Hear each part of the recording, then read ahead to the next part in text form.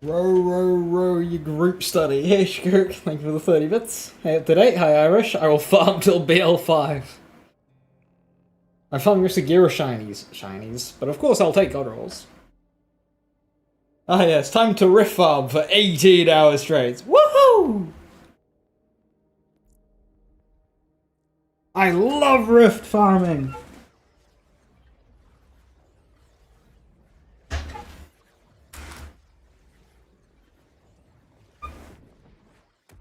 Save crit, drive, shoot, save crit, drive, shoot, save crit, drive. It's what Borderlands 2 players wanted.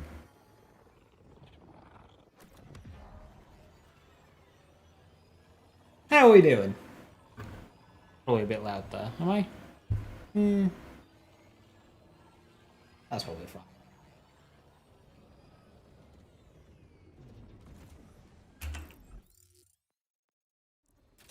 Why so far away? What is this?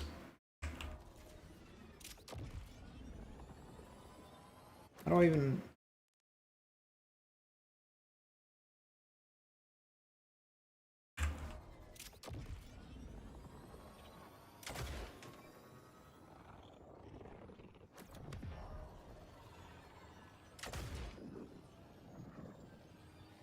I did get a pretty decent bleb. Why does it have to have that name? Yeah, that one. It's got movement speed on it.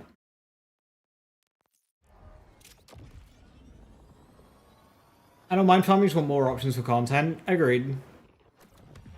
I prefer if it was less set up as like a thing that happens and more set up as an activity to do.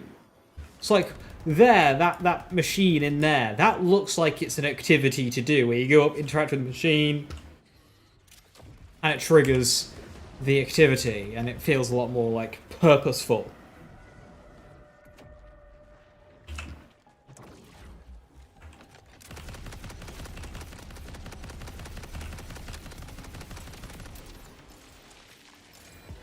You flapped your last.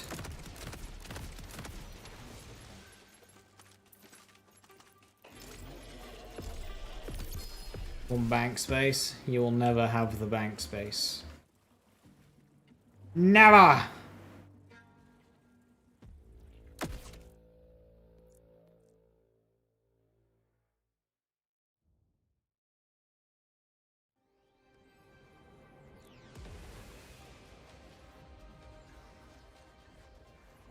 Welcome back, Jack. You've been suspended for administering meds without signing the sheet. What the fuck?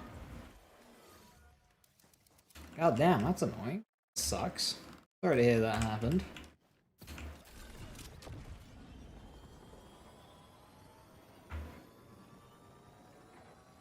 How dare you assist somebody without writing it on a piece of paper first?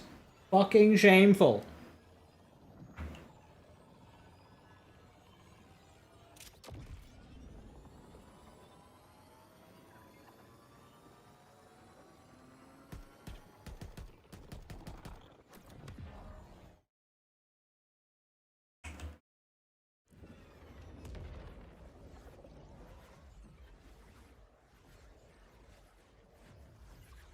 Four weeks paid with suspension bonus. Wait, so you get paid more?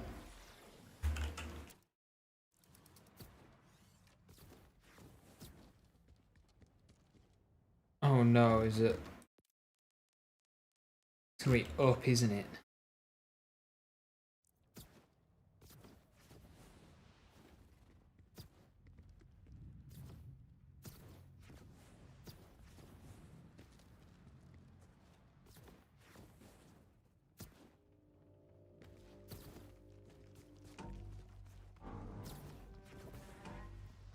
Annual 3% more because you're spending more time at home. Does that not just simply mean that living is cheaper, or why do you get more?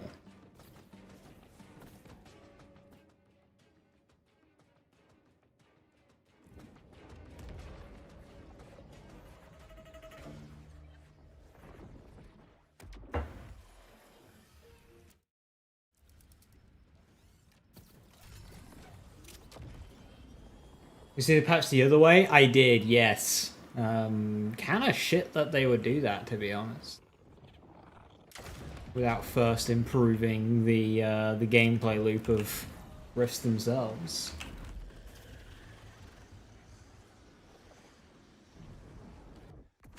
Expect bills to go. I mean, that's at least good of them. I guess that's like a case of, hey, we understand that it was a simple mistake, not punish you too much.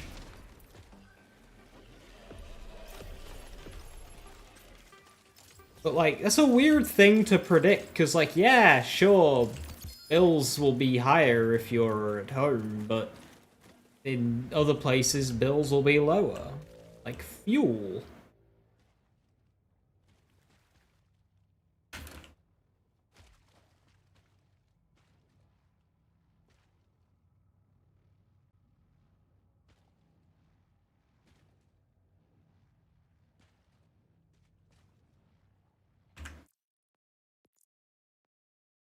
Hey, kitty, good to see you. Hiya, hiya. What ordnance is that? It's an Utka, a purple Vladov. It's, double barrel explosive.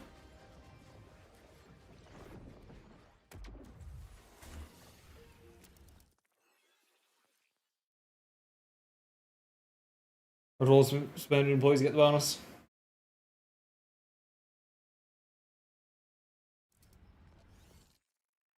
I mean, hell, just like normal pay is.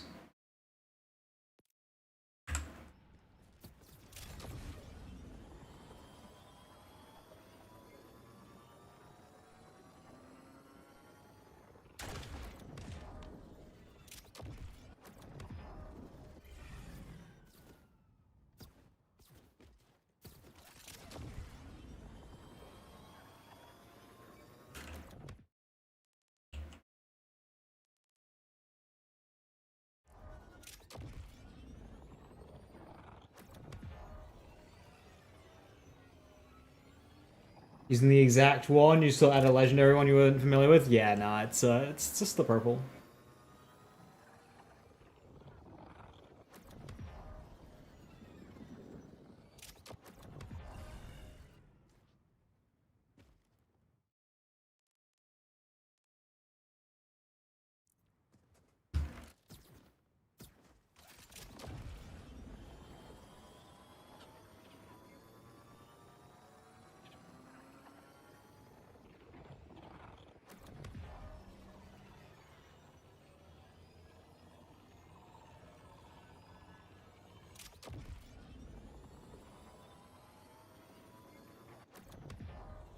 I don't think there is a legendary slow firing.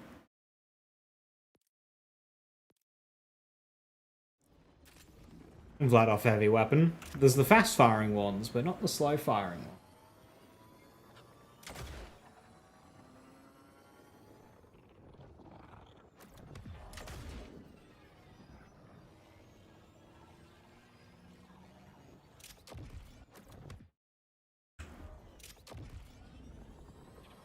Yeah, Inkling's fast firing.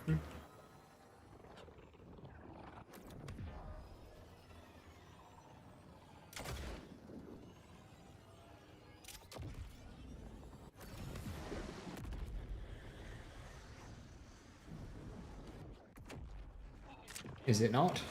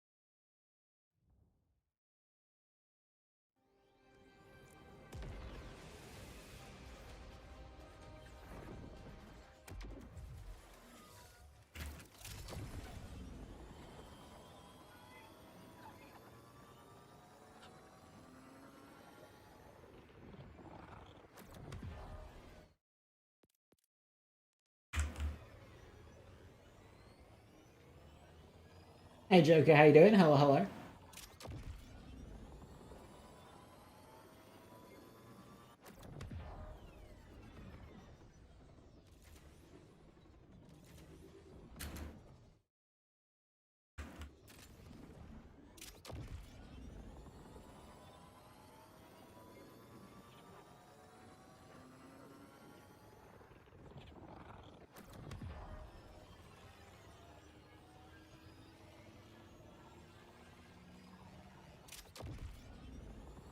See, doing the rift farming now is great because it just gets the practice in, you know, for Forza Horizon 6 next week.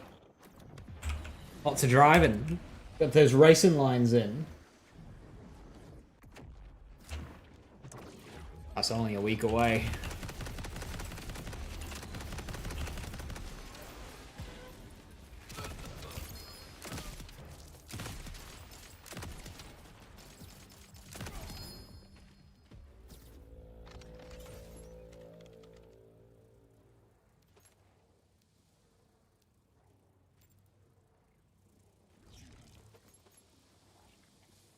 $9,000 damage Fear Stalker. Ugh. A week, says the 18th.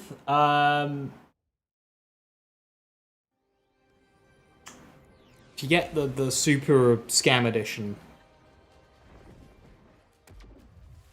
next Friday.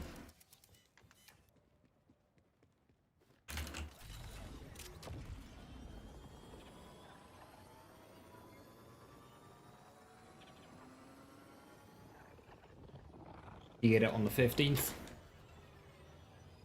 I believe. Is there an efficient way to get the Nightmare Wrist to spawn? Yeah, so what I'm doing right now, you fast travel, so you drive to this checkpoint, save quit to get a fresh instance, drive down to where I'm driving now, and you'll get a rift spawn either here or here.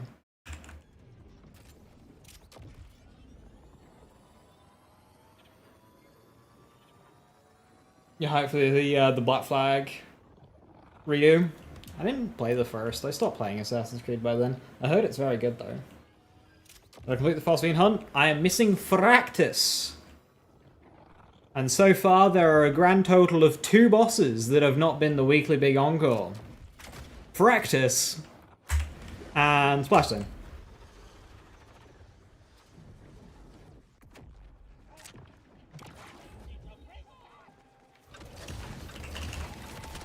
And UVH6, you get 100 to 150 Iridium, and 12 to 15k per run of airship, which is the longest world event. Insane.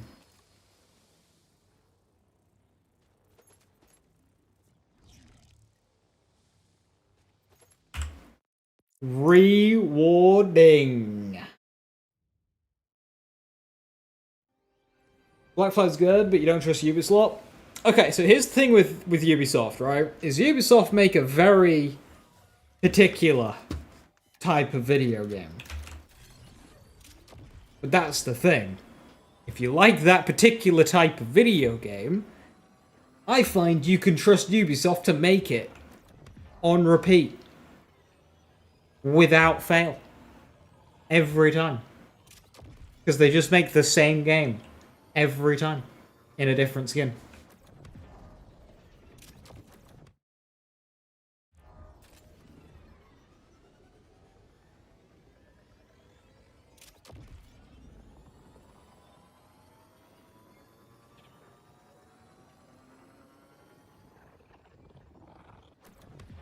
Where are the extra points? I filled out Green Tree.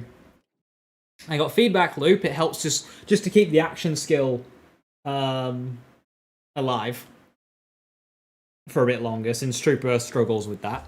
And it was the only action skill duration-y type of skill that we can really realistically reach. And then maxed out Meltdown as well, because Meltdown is good damage now. It contributes to critical funding. It's source inheriting, so it gets gun damage. Yeah, we like Meltdown. I do plan on farming Drill a Hole to try and get a Jacob's COV Katagawa's Revenge, and that might allow me to drop Mass Function and go for Neutron Decay instead. Now that I have Meltdown, I might be able to benefit from Neutron Decay. So that'll happen once I get a COV roll on my Katagawa's Revenge. And then I should be in a pretty good spot. So I use a Meltdown Trooper for bossing, and then a Refraction Trooper for mobbing. My 2 points in blue are just kind of like make extraordinary points. They... floating. You can do what you want with them. Refraction, if you want. That's probably the only place they would go, is Refraction. So, yeah, you can move them to Refraction. Why COV? I would never need to reload it, because I don't need to shoot it that much in one go. I just need to shoot it enough to get my skills back, which only takes a couple of shots, especially with one runway reaction. So then by the time I've used my heavy weapon, it's cooled down, and it means I never have to reload. Whereas without COV, I'm constantly running through the ammo just a little bit, even with critical funding. Sometimes I do have to reload it. So with COV, I haven't tested it, but presumably I'll never have to reload the thing. And that will just mean I'll never have to reload on this character at all.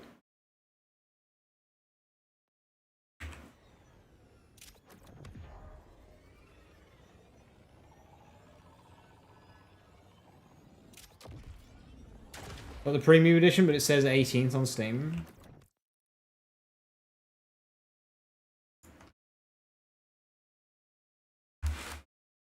FH6 release date.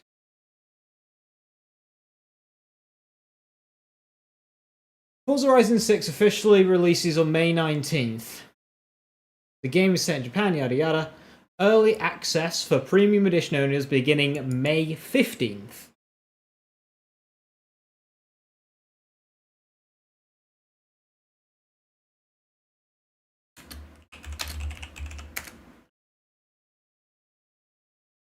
Premium edition players get early access 4 days earlier on May 15th.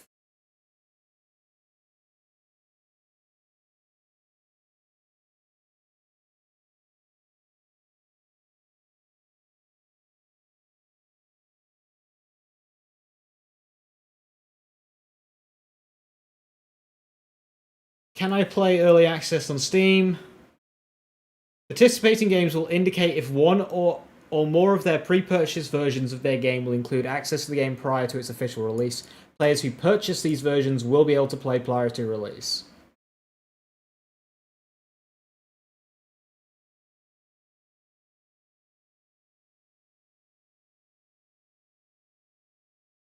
It doesn't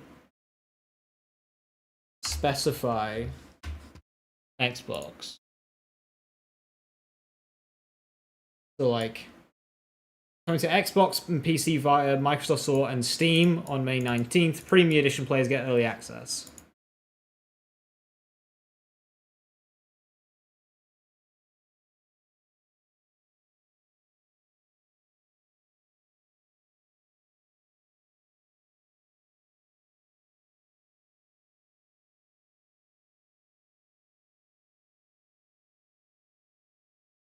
Premium, yeah, the scam edition.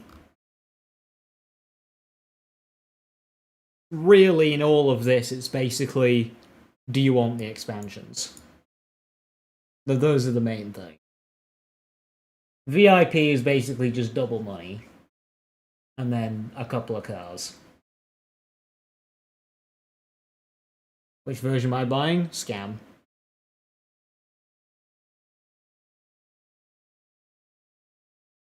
Buying the scam edition.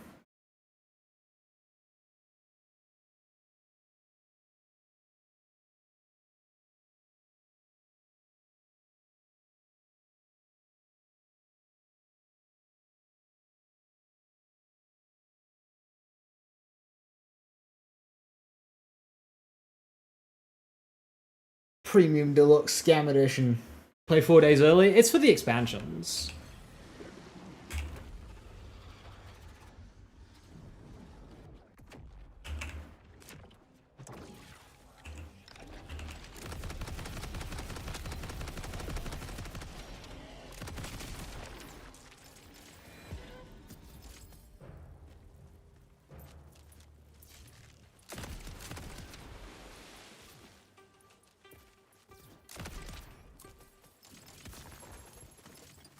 Yeah, Fluid, I'll be playing Forza over too long a time span for Games Pass to be worth it.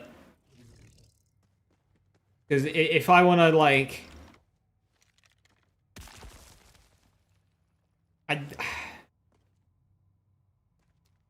Games Pass means you gotta spend money basically every time you play it. Which, for the first few months, works out cheaper, but eventually will be more expensive.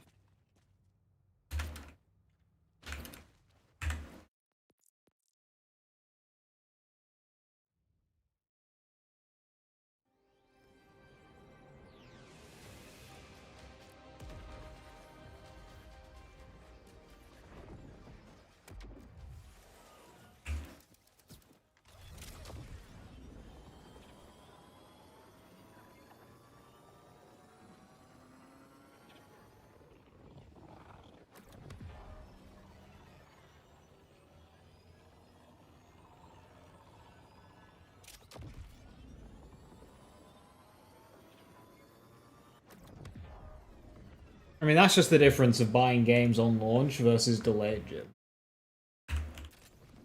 Doesn't matter if it's a heightened version or not. You buy a game on launch, you pay full price. If you wait a year, you get it cheaper. That's just how games work. Some games I'm okay to wait, and some games I'd like to play now. For Forza Horizon 6, I would like to play next week, please.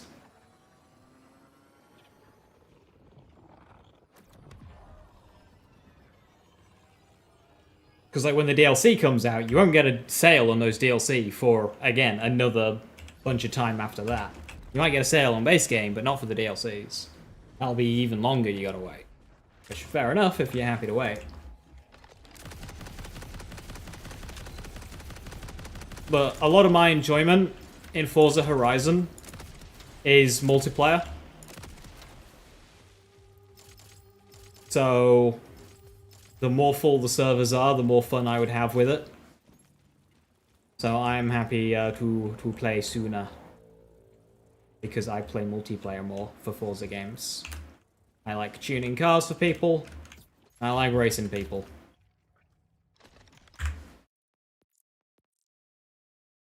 Yeah, Games Pass would be base.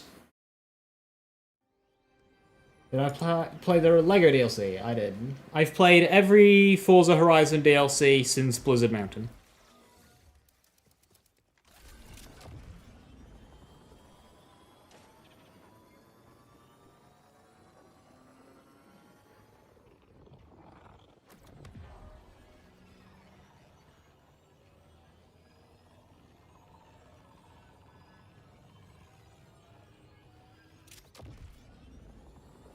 Forza Horizon 3 Hot Wheels was my favorite.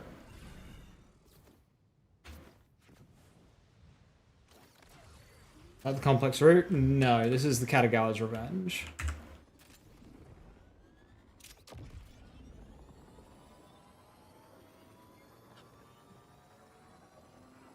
Fortune Island was underrated. I'd say it's probably my second favorite Forza expansion.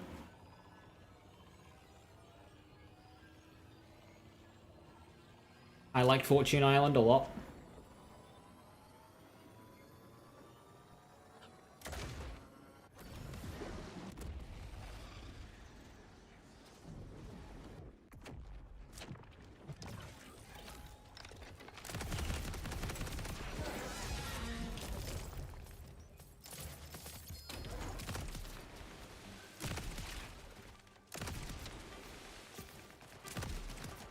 Horizon 2 was a very good game. Multiplayer was whack though. Horizon Open. Definitely in its infancy stages. Jesus Christ. You didn't just have racing. You couldn't just queue for online racing. Because everything was mixed. Every adventure was like, you'd have one race, you'd have a cross-country race, and then you'd have like an infection game, and you had to pick one car to cover the three. Also, you didn't get scored based on position. You got scored based on like how fancy you were driving. It was whack.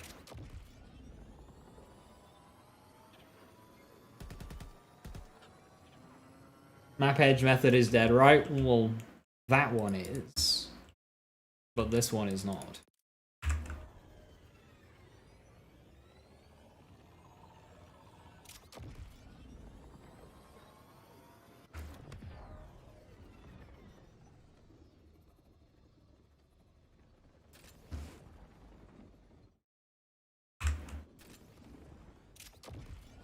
Other games do I play? Do I play? I've done a Cyberpunk run. That was a fantastic game.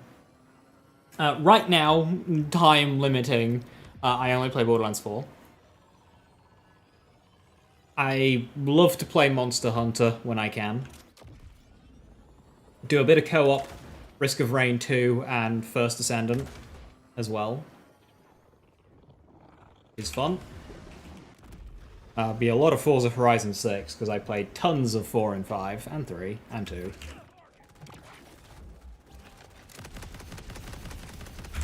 One moment.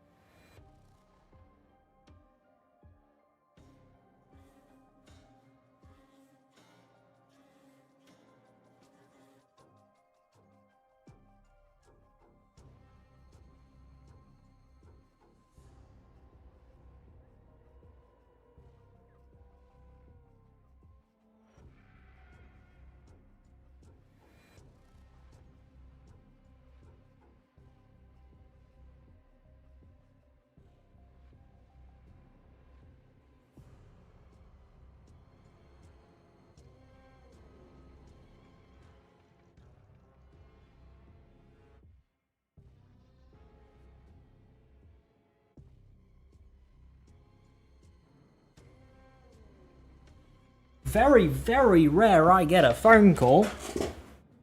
But it was an important one. It is taken care of. The scary people are gone.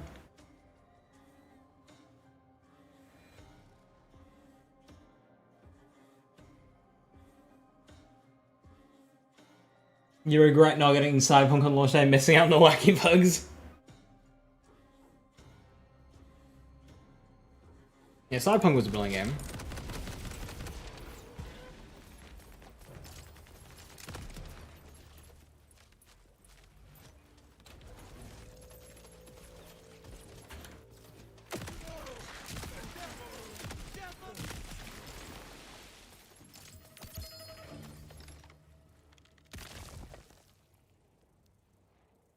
Critical hit, but no tender hearts.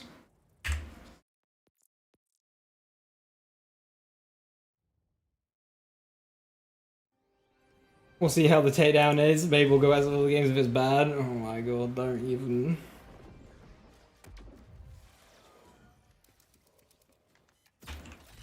What am I farming for? Shiny rift items.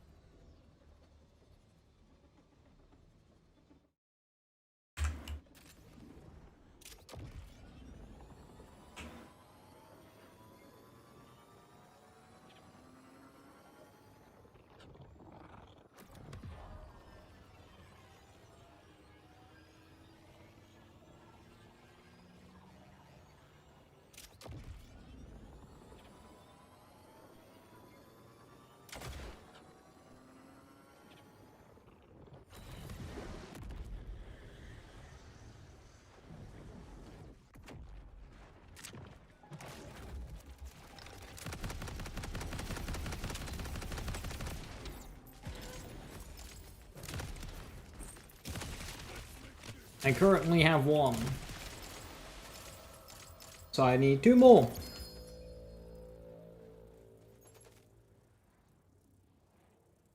Movement speed.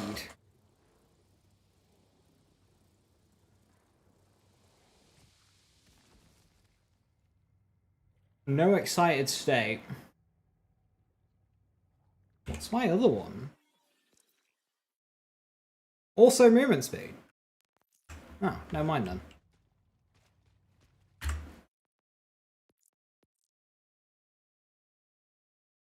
If the takedown certs, will it even matter? Abso-fucking-lutely. It's the only actual proper mobbing activity that's on their roadmap. If the takedown sucks, then well, the fuck.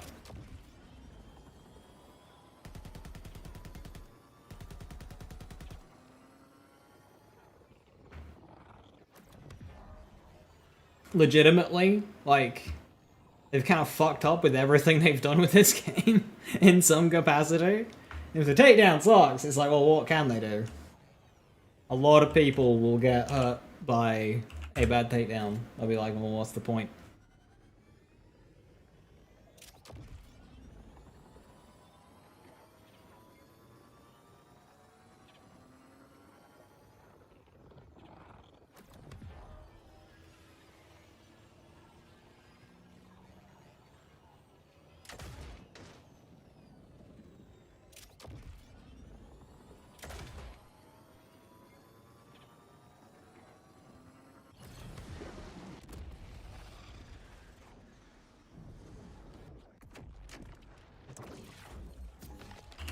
That's my primary AI tool.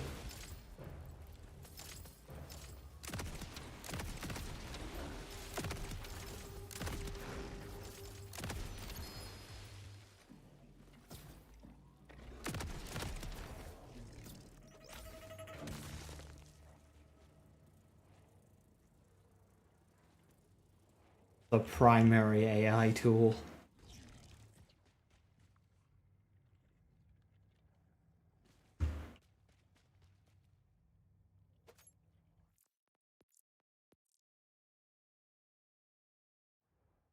Unlike a lot of people let down by the first story DLC, they were.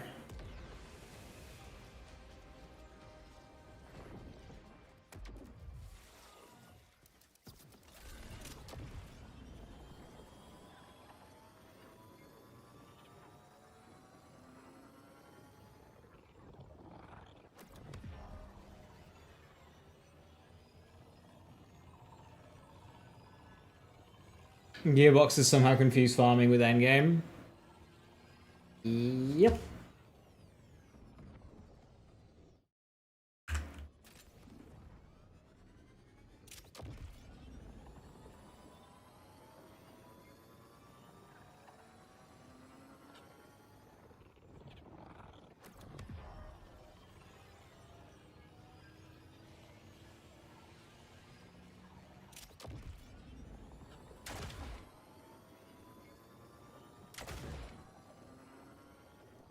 A 45-minute takedown. If there's no padding in that, I'd be down, but I feel like a lot of people, that'd be too much for them.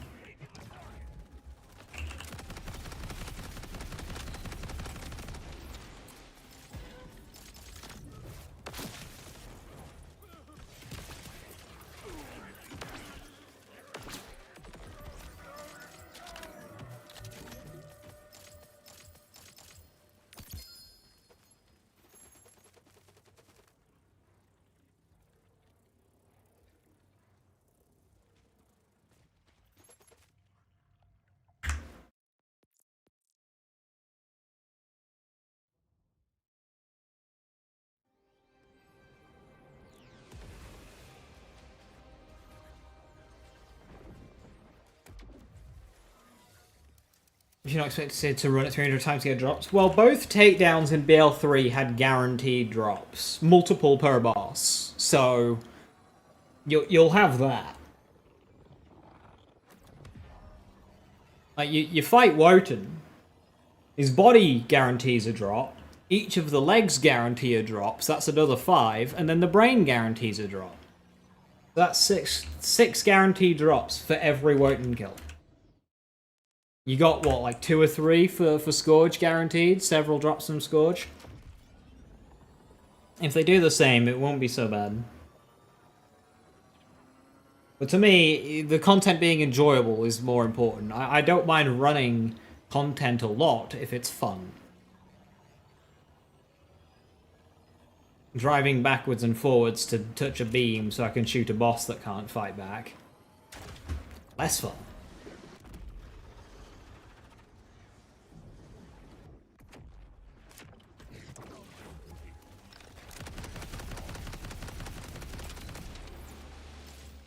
Were they guaranteed from the get-go, or was that a change? Pretty sure... Ooh, I can't remember. My first ever Takedown completion is on my channel.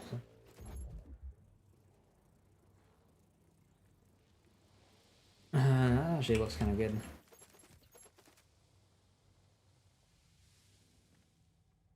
Skill crap.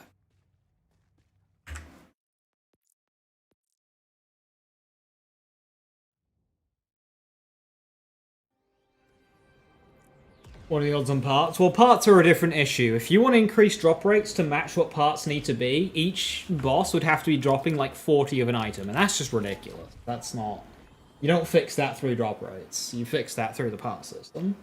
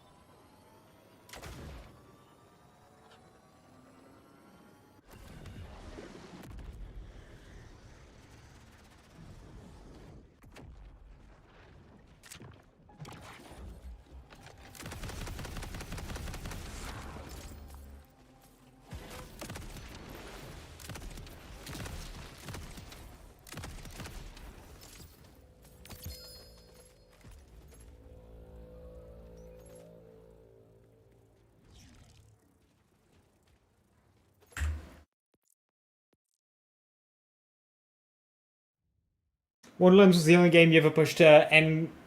It's the only game you ever endgame pushed all characters legitimately. Yeah, I totally believe that. Farming a build, like a coherent build, that you would see on YouTube and stuff in Wonderlands was incredibly realistic to do.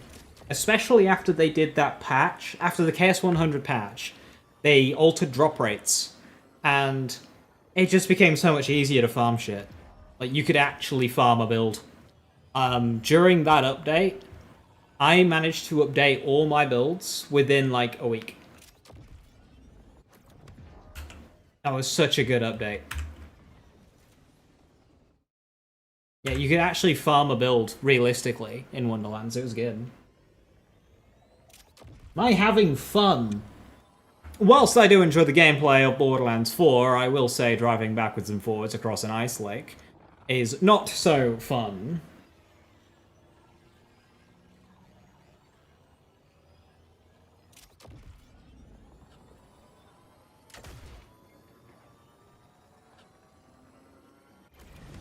However, I would like my shiny. Getting them would be fun.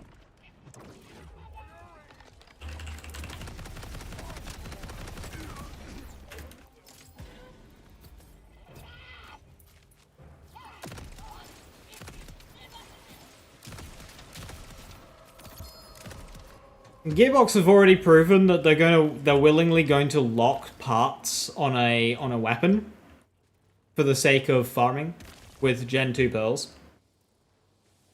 Which, whilst a lot of people have stated that they did it the wrong way, you can't deny that it hasn't helped.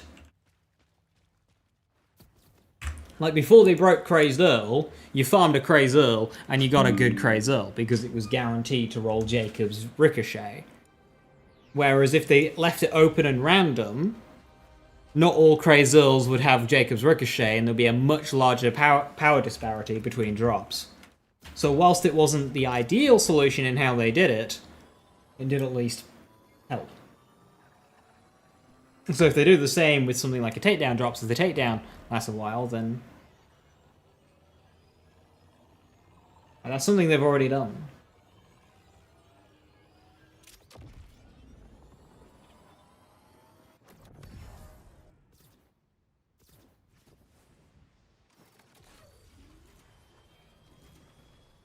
Yeah, Jim, there's Pearl Fire Rate, Pearl Damage, Pearl Mag, and Pearl Accuracy. I mean, Pearl Reload Speed as well. There's a lot.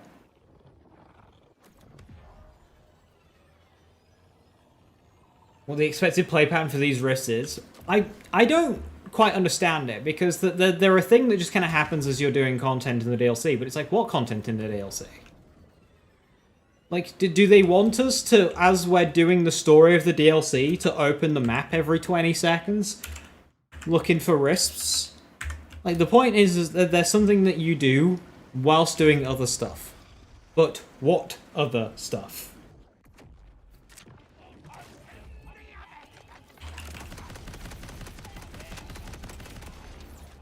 That's crazy. Even with Elemental Eater, you don't even get, like, a resist pop-up on the element.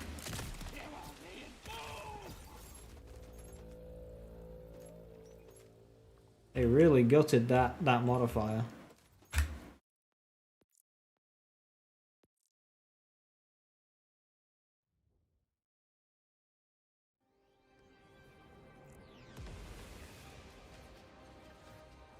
Number 3. Pretty sure it was 5, now reduced to 4.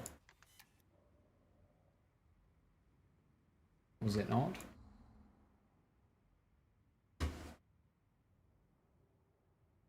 Hold on.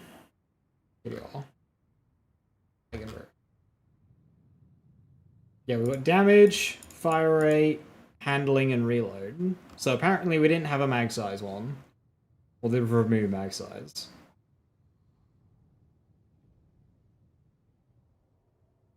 What about for Argento? Assault rifle, order, exhaust.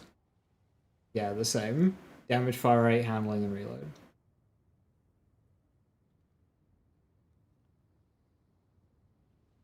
Yeah, Ordinite processors, whilst not very enticing,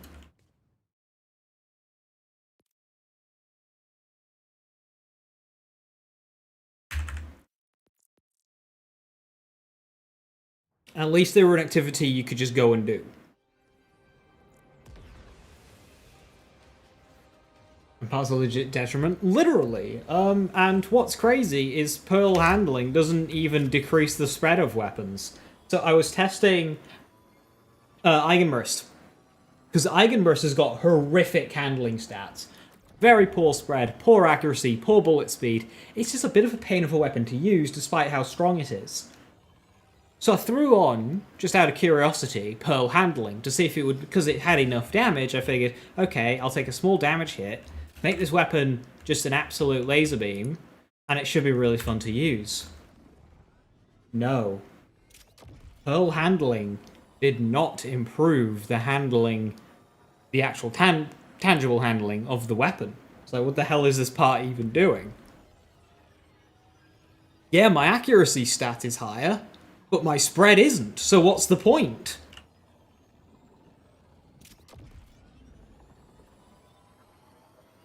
My bullets are still going to Narnia and taking a damn long time to get there. What's the point of that part?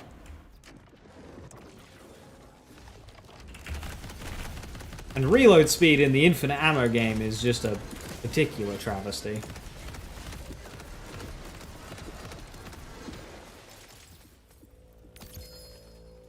To buff that part, they should make it magazine size and reload speed, or to delete the part entirely.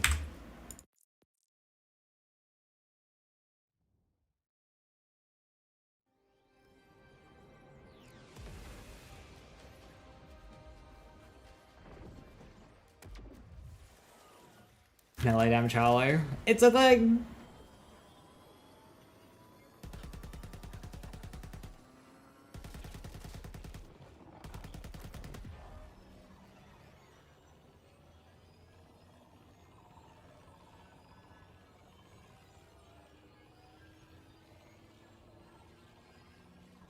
Mag might work with stickies. Well, mag lowers sticky damage. Stickies you're often pairing with infinite ammo.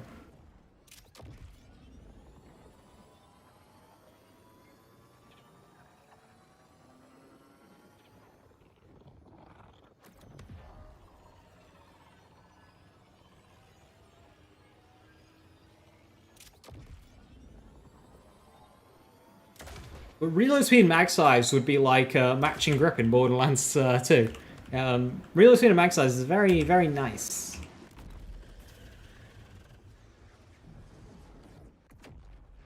But then again, those aren't really problems any of the pearls currently actually have, minus maybe Pro-Sourced.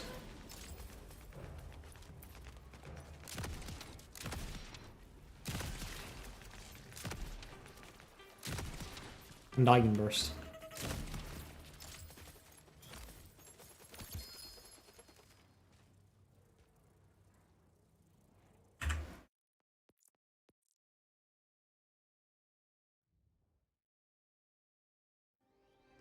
Zerl definitely doesn't have any problems with it.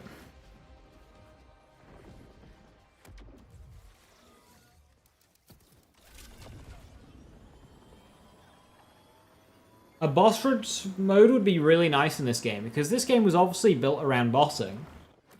The very core of this game is bossing, so an actual dedicated boss rush mode would be excellent.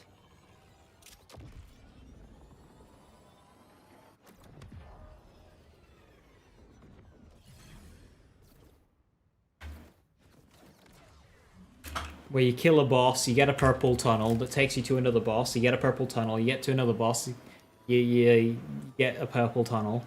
You could have layers to it. You could have, like, the big encore boss rush. So you get, like, a difficult one. But, of course, boosted drop rates throughout. But, of course, you're not choosing your bosses. You're just getting random bosses.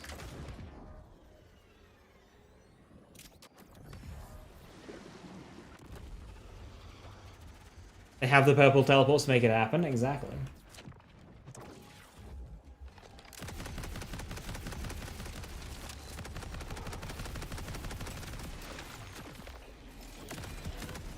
Level 99!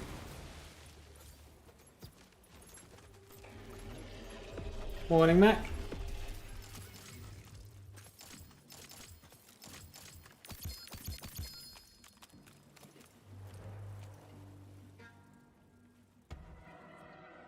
We really just kind of got one of everything, didn't we?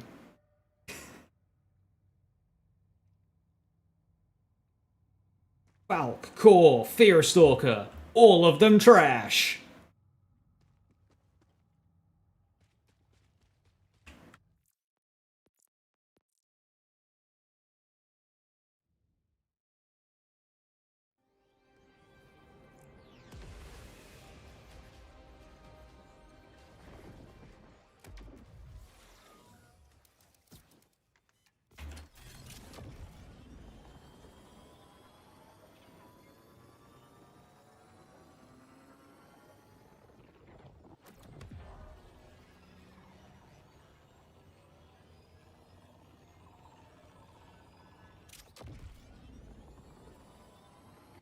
Any good roll for Fearstalker is just worse than the truck. It's just worse than the truck. The Fearstalker's entire perk is to shoot gun to get more damage. It doesn't do anything unique. That entire brick of text, its entire purpose is to increase the damage of the weapon.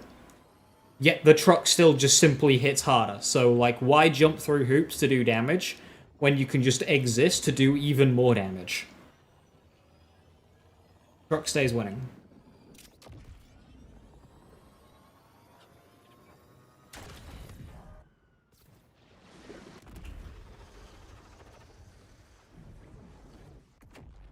I don't even think Fearstalker has more accuracy.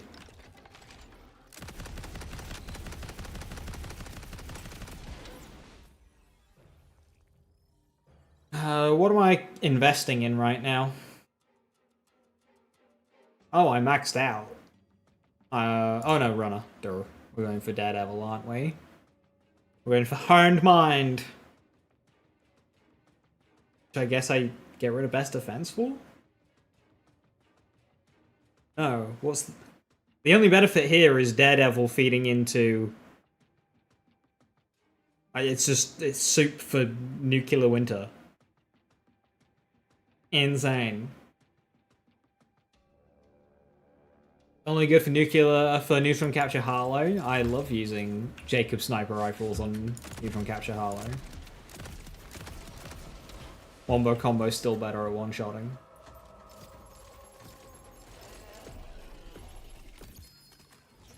But at least it's something.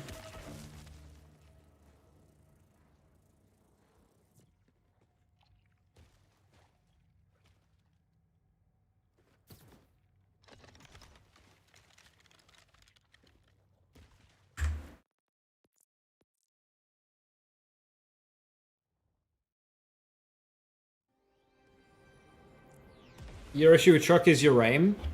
Introducing Torg and Torg Airburst. You don't need aim. Just point it in the general direction. I'll go truck so I can say you've been hit by, you've been killed by truck.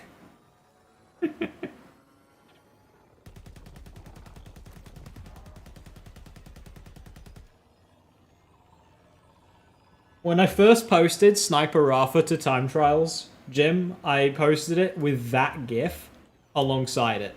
You've been hit by, you've been struck by truck, as I world record each of the vaults. It was like, hey, enjoy your new meta. Suffer.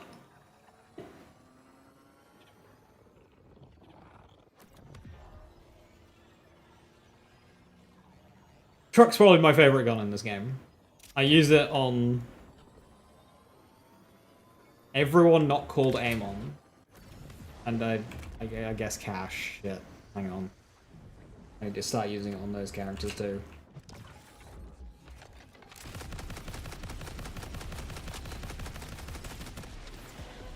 My primary weapon for Bloodshot Vex. My primary weapon on Rafa. I use it on Harlow, but I also use TKs on Harlow.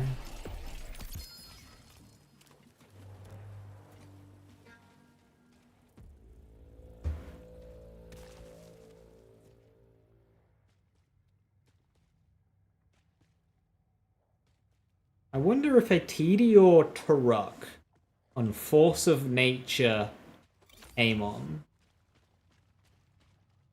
is crime.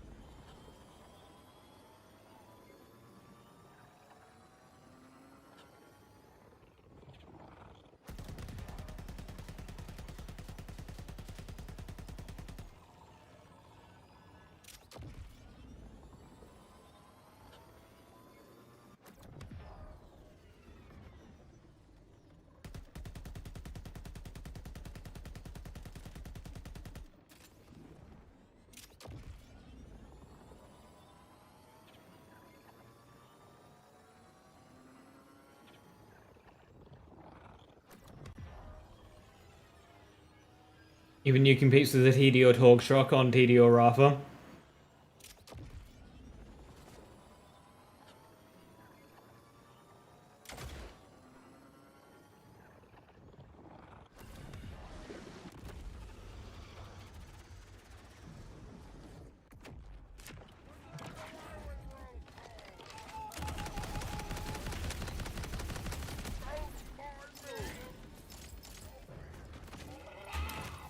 Yeah, Maverick, because the mag has its own base stats. So, like, Torg mag gives you a 12 mag on Jacob sniper rifles. And magazine size affects your throw damage.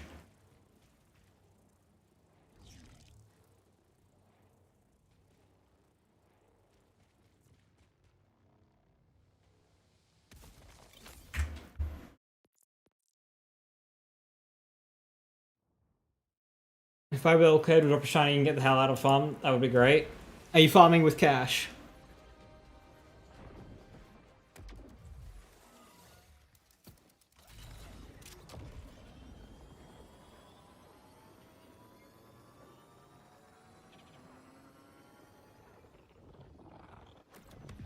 I don't know what gun I was using, but the chuck was actually killing things. Oh, it was Eigenburst. I was using Eigenburst on KSVB, and when I threw it, when the gun shot an enemy, it would just kind of kill them. On TDO shooting. Like, not the throw itself, but the bullets that came out of the throw.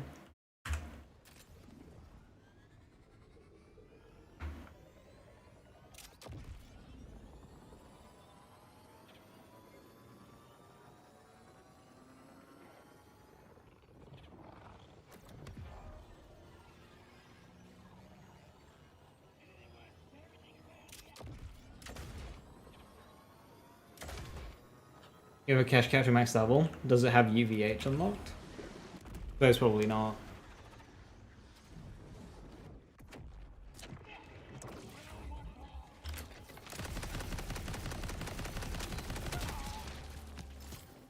Are these enemies not...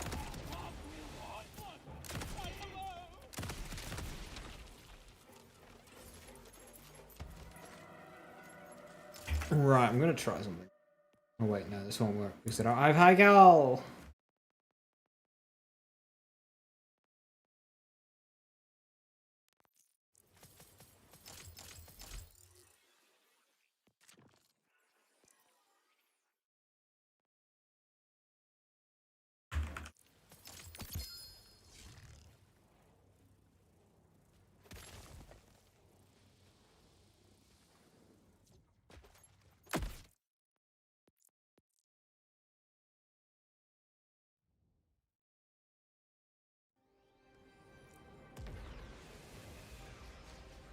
I hope tomorrow we get Fractus Big Encore.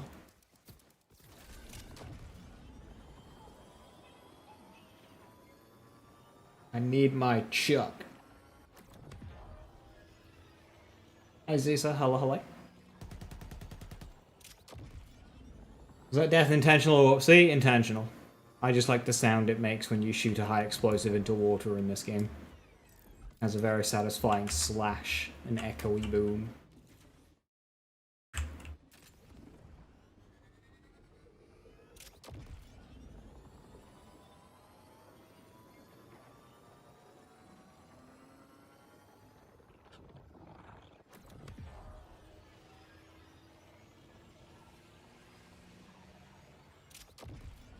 How goes the rift farming?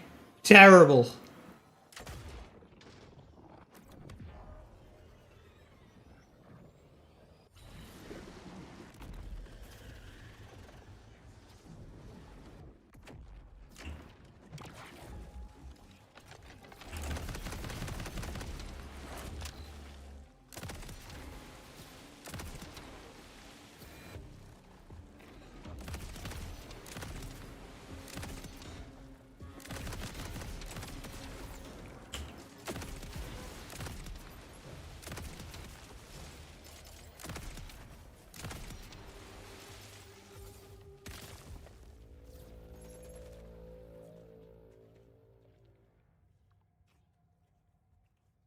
Ooh.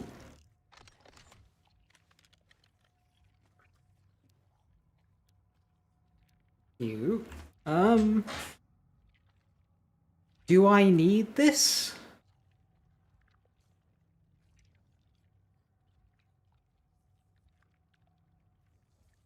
Doesn't have Tug on it.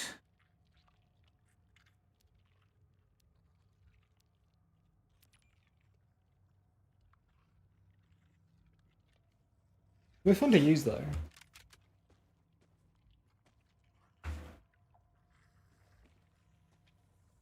Nice thing about Group of Grax is they're far weaker than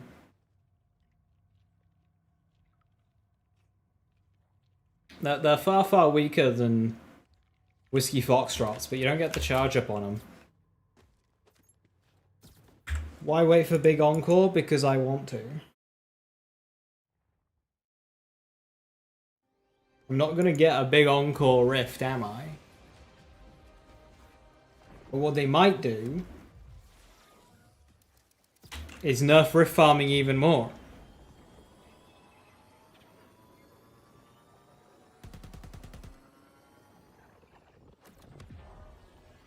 No idea, Zusa. It should say in the description what you get with it.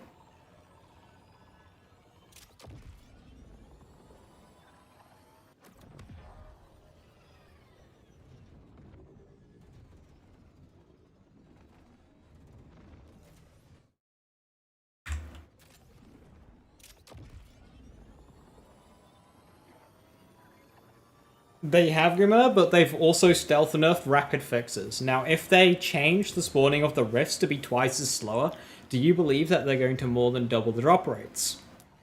Question. Do we trust Gearbox? Answer. No.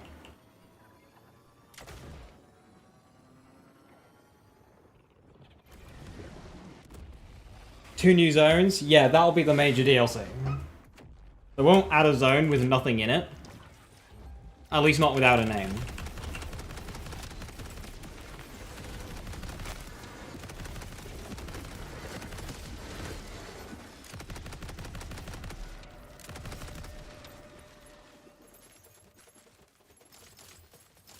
Two new zones will be the other DLC, yes.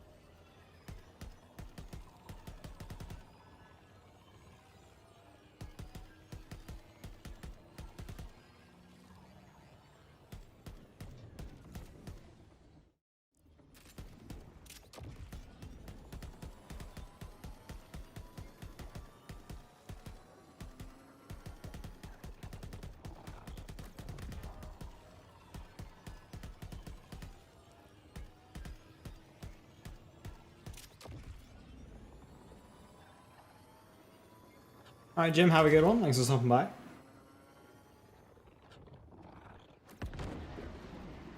Hey, do you remember when the patch note said that we could enter rifts in vehicles? I remember.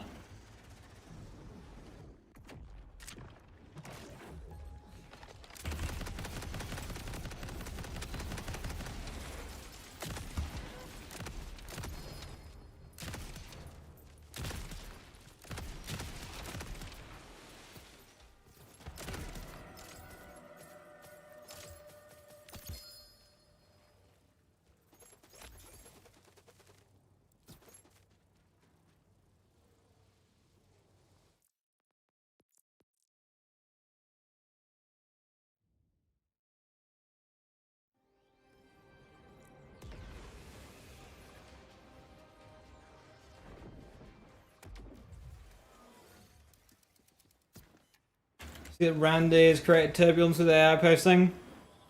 Yeah, somebody at 2K seemed to have given Randy his phone back, and it didn't take him long to, like, fuck it up.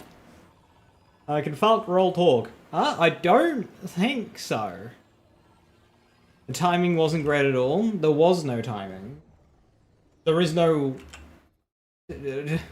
There is never a time to post that post.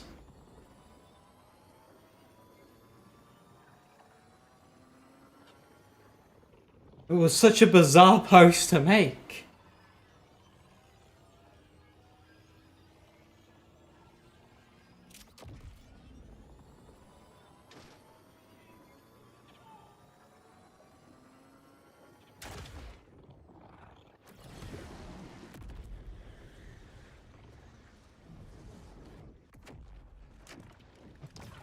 I'm gonna be honest, I don't think Randy was aware of the patch note controversy in the slightest.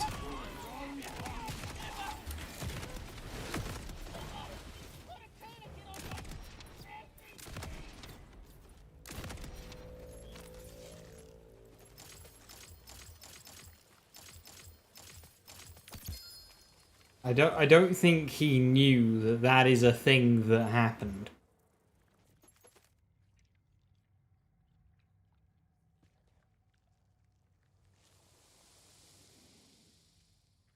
Skillcraft.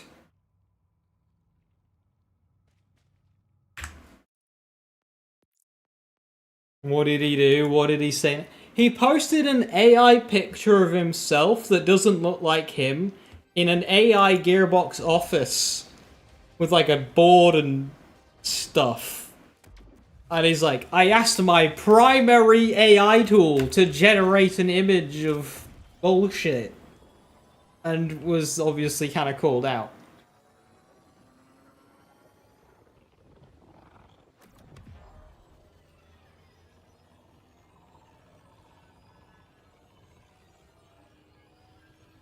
And of course, on the whiteboard behind him, it's got like, you know, various things you might, you know, expect to see on a whiteboard in a dev studio.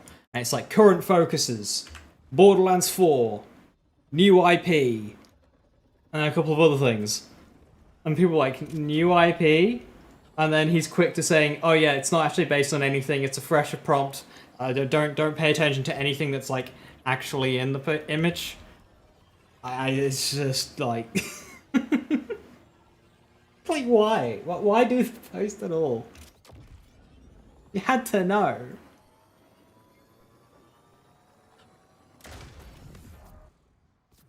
Oh yeah, he started fighting.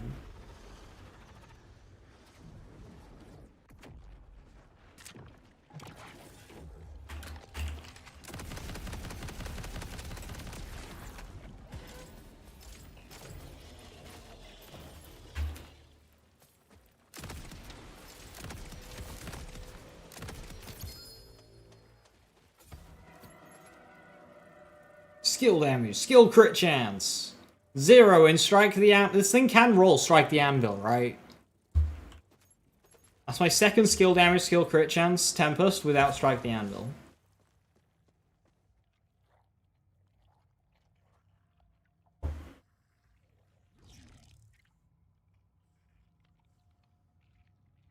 France is looking to remove all Microsoft usage in its public sector. Microsoft are also, rumors are circulating that they're making a version of Windows marketed at gaming that is stripped down and lighter on AI features, as well as claims that AI features are being toned down regarding Xbox, that they had planned to do some and are now abandoning it. So it seems as if Microsoft are a bit... I think they're realizing it's not as profitable as they had hoped.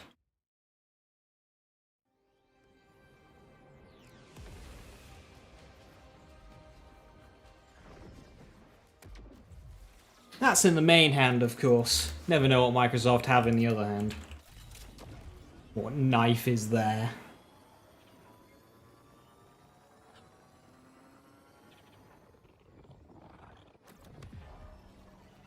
He seemed to say that people weren't finding joy in AI when people across the industry are losing jobs rapidly. It seems like every month. Yeah, and like everything that AI seems to produce just seems just creatively bankrupt and actively depressing.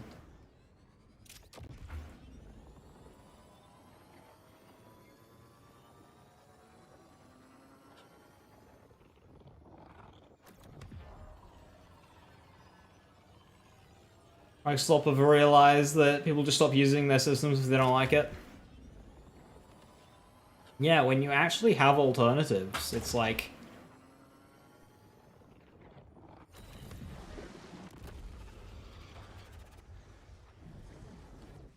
I particularly dislike the term AI slop. Good.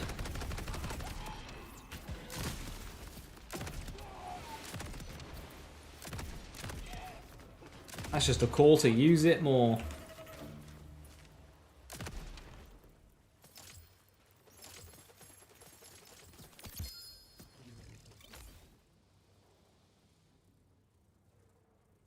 See, that would be cool if SMG dots were cool, but they're not. They're shit.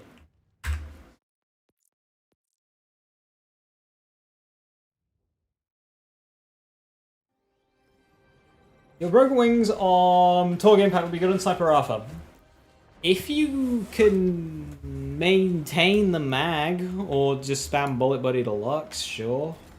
My personal issue with Broken Wings under Sustained Fire is it's got a fire rate slowdown, which drags its DPS down to a level that's just a bit shit. You kind of gotta burst fire it. So I like builds that mag dump really quick. Yeah, the anti-spool.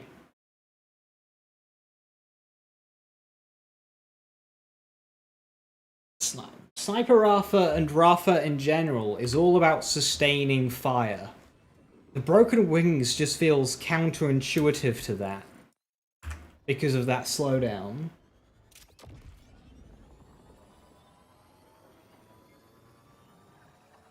I mean, at that point, why not just use a Flash Cyclone?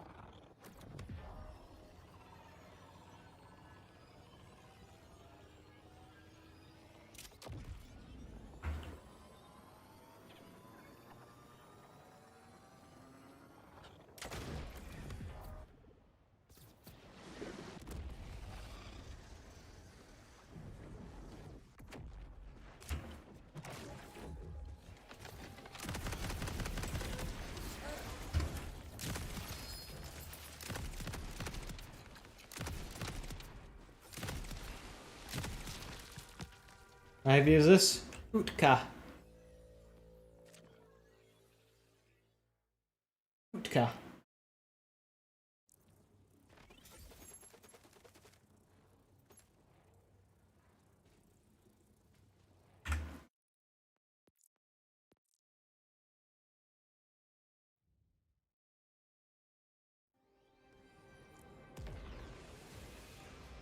What changes am I expecting in the next big update?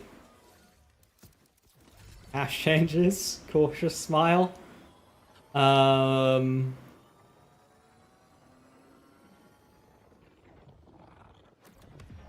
Dead progression toggle? Please? Opium? Opium?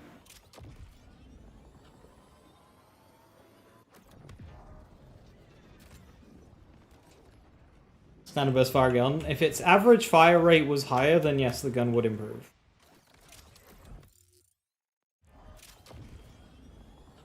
Well, depends. Because you can, if you mag dump it quickly, and then reload, you're not really suffering the slowdown, so depends how you use it.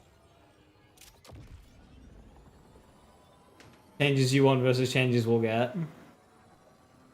Changes we'll get is that they'll make this area of the map out of bounds to stop this farm. They'll fix some bug that you've never heard of. They'll change the wording on extend a friend TDO throwing. Complete random shit.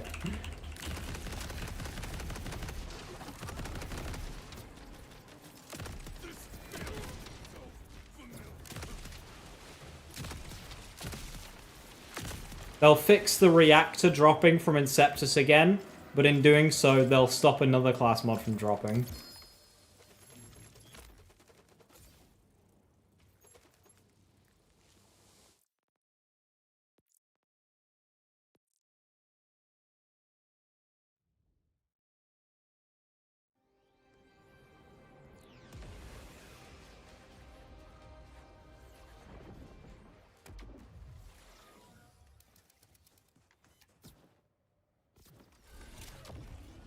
Gary Dixon, thank you so very much for the 5 gifted.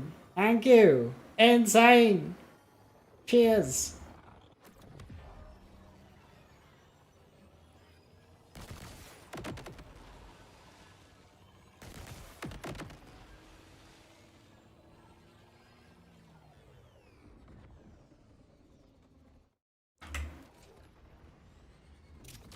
Nice, Skitza, thank you for the 8 months. Much appreciated. Thank you, thank you.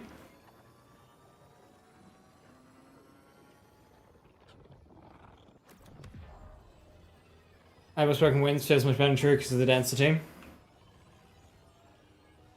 Tell you what, using a daedalus shotgun broken wings is a fun time.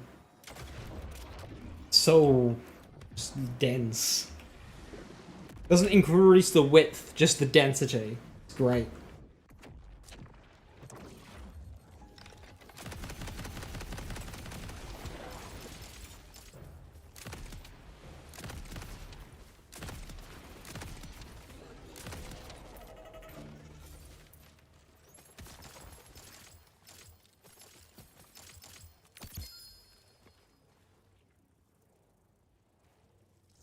And crit gun, reload gun mag.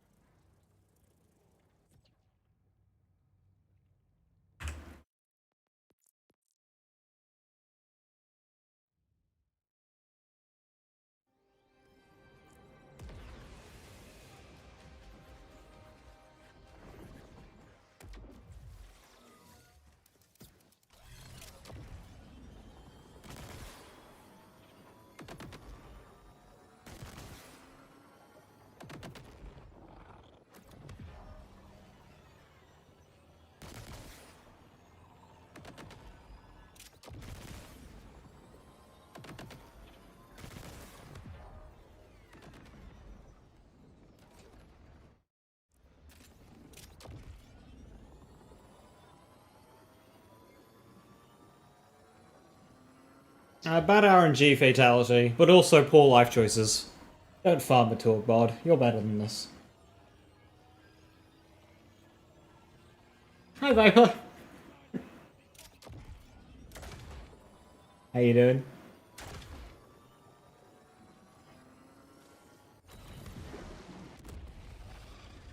You have the solution to rift farming? Is it to not do it?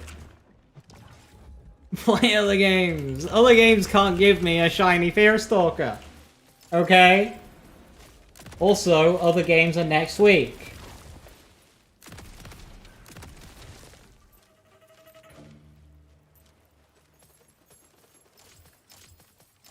I control the buttons I press? No, I don't. You think I, as a player, control what I'm doing? No, it's all in the game. Don't you understand?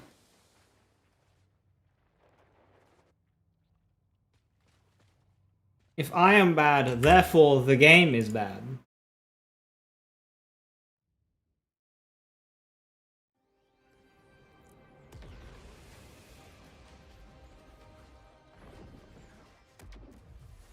Will Zero Look get my shiny? Hell yeah. Which is asking for ID to verify you're over 18. Fuck that.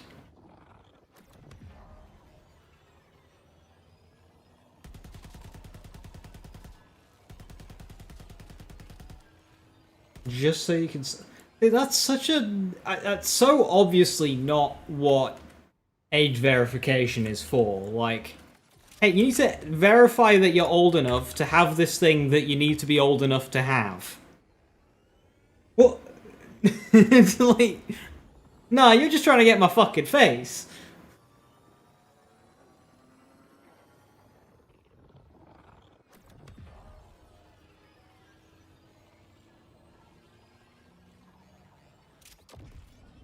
Hey, Viper gifting us up to Jack. Much appreciated. Thank you very, very much.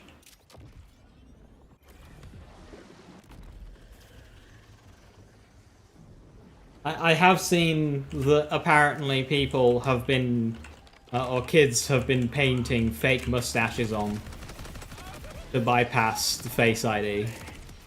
And that it's been working. Which is quite funny. I also love the two-step to it. So like, okay, so they fixed that exploit. So they just start painting a fake beard on and it starts working again. Like they reserve that.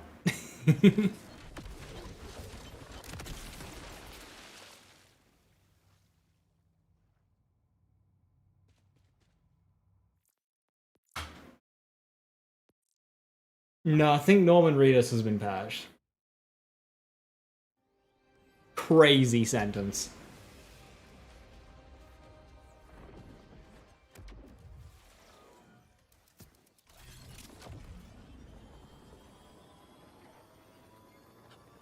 I can't wait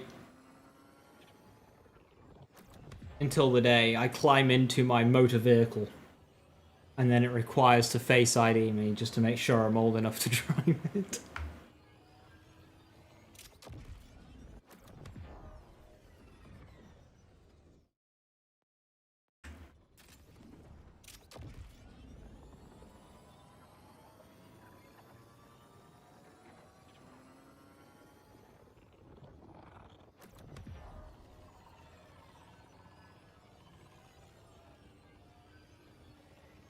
Plan on striking in London against the digital ID pushed by Labour. Fucking do it! Hell, the streets!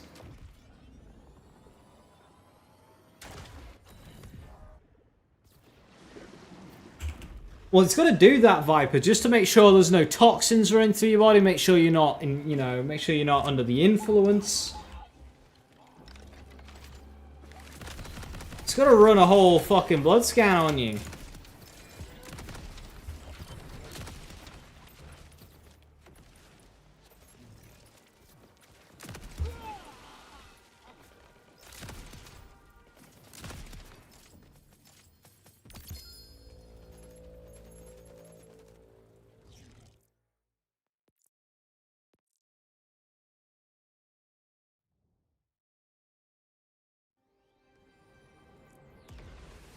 Randy's kind of nearly shut down on her on the highway because it couldn't see her eyes. What the fuck?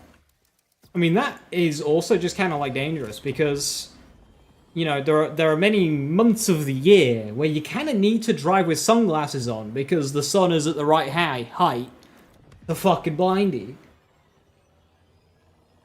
Like if it's bouncing off the road, if it's wet or snowy, you know, like you gotta.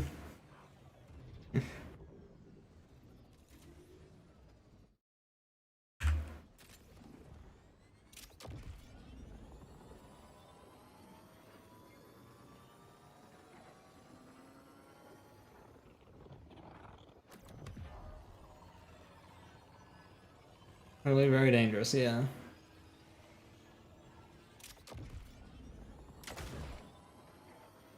God forbid I try and wear a crash helmet for doing my day-to-day shopping. I mean, I'm trying to be safe here.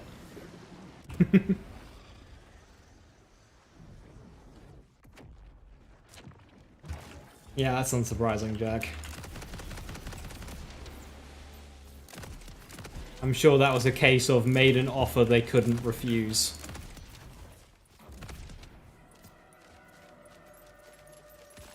What am I farming for? Tiny. Tiny rift guns. I'll take god rolls as I find them. I would like a Jacob's Daedalus Shotgun Falk.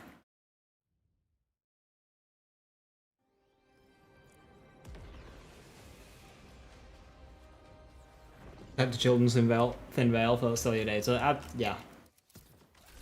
Hey, we see you've had this account for 14 years, but like, we're gonna need some age verification, buddy.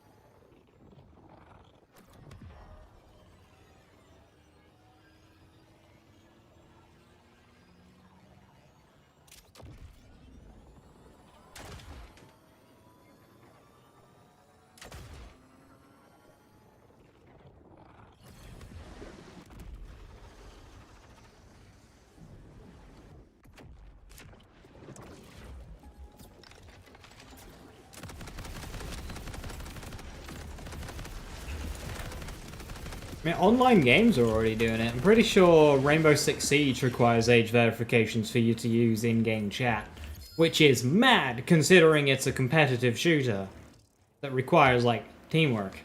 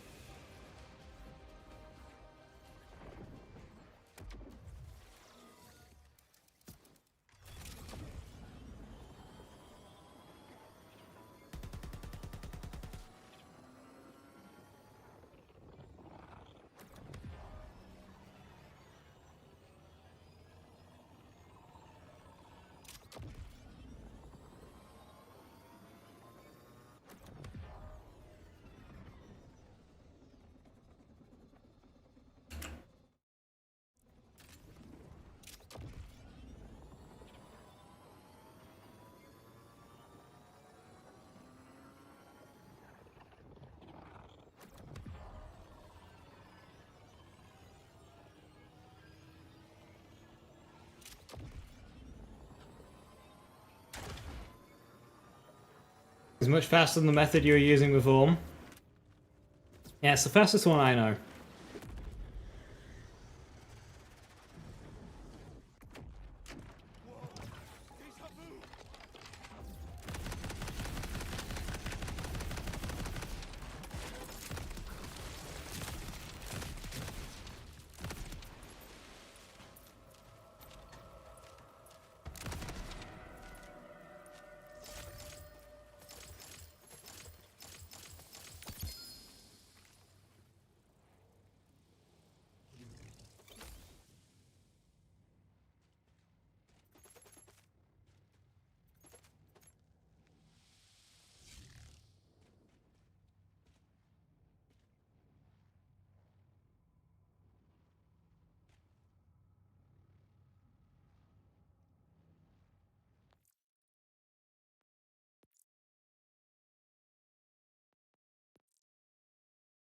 Is there a good reason to slow down this farm? Nope.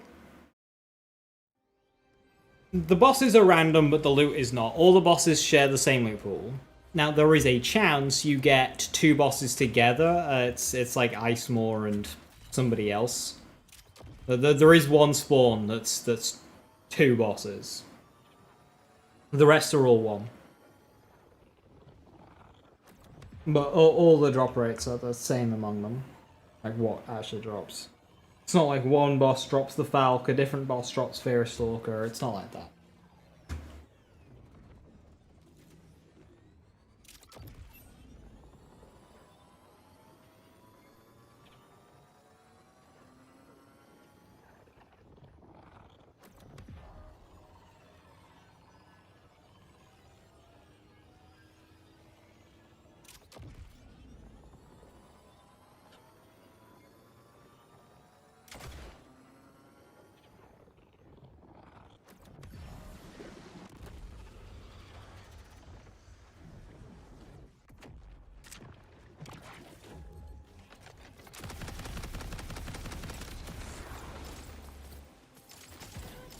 Drops again since last patch.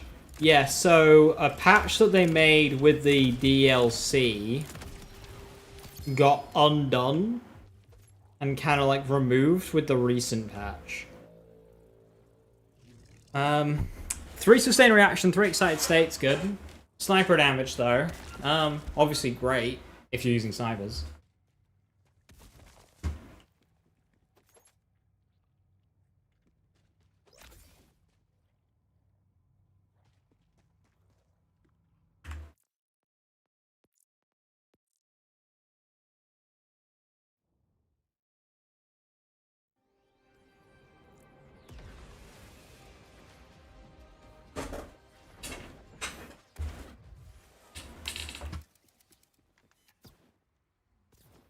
Stray is indeed a sniper rifle.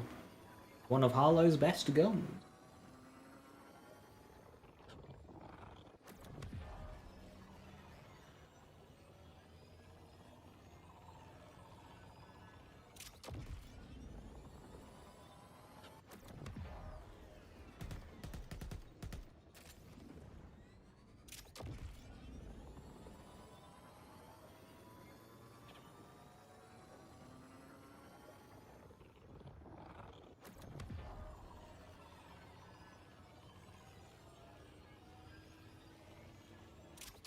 Is increasing your shader cache to 100 GB actually work? I don't know, because I've not done that.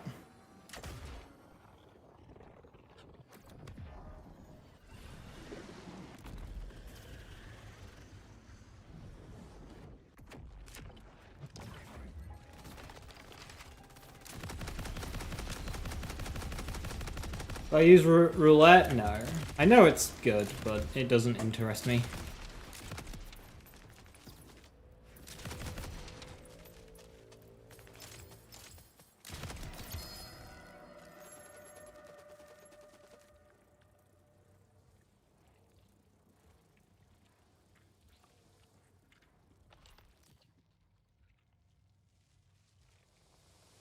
Another Tempest without Strike the Anvil. Tried Sunspot yet? Not properly. I don't have a good one. Gang, what settings do you run? So for me, I found turning these off. So volumetric cloud and fog. And then these ones, I turned all of these off. But then I have everything else maxed.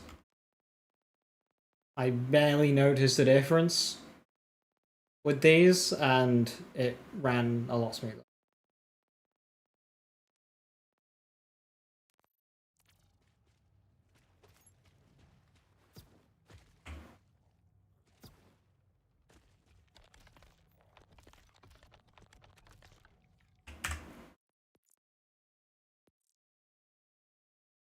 Whilst maintaining the actual look of the game with like textures and stuff high.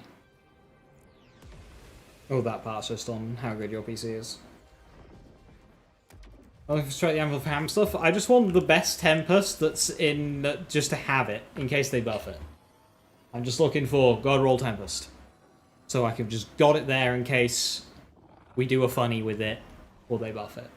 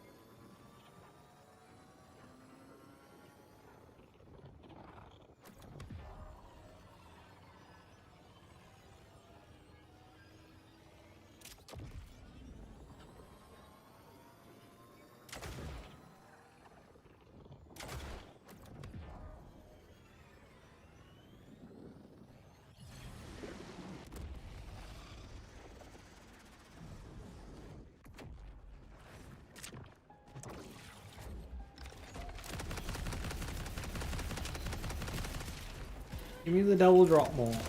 of the double spawn.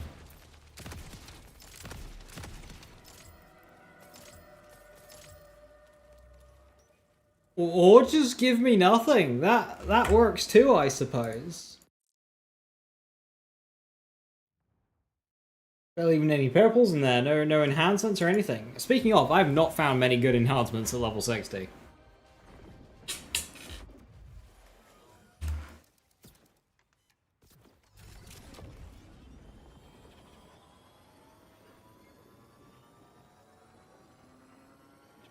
I mean, the same as referring this with a video title. I mean, this is just a stream. I just throw random titles on there, especially if I'm farming across multiple streams.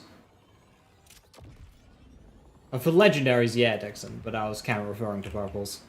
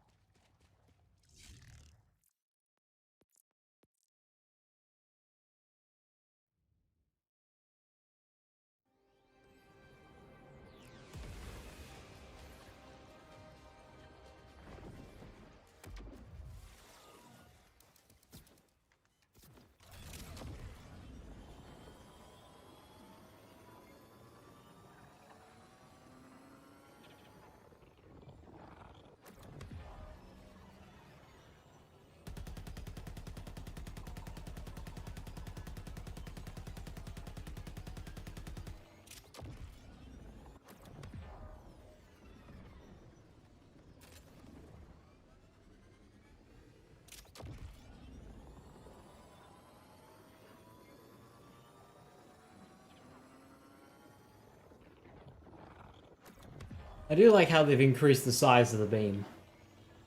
Still think it should look cooler, but at least you can see the beam of the rifts from a bit further away.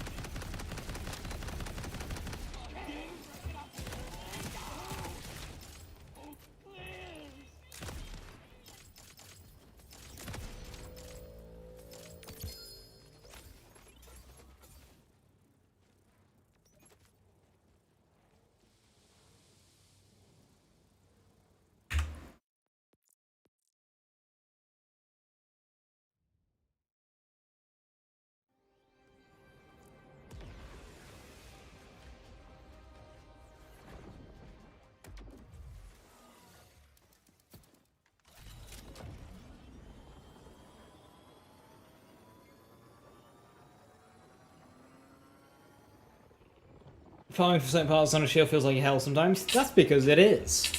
Especially if you're trying to get two of the same part. That one is the worst.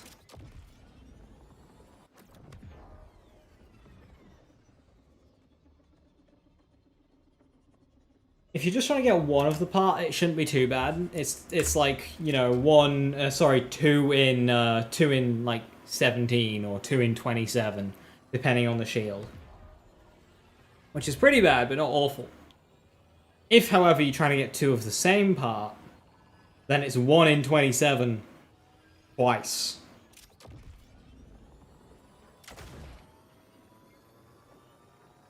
It's very not good.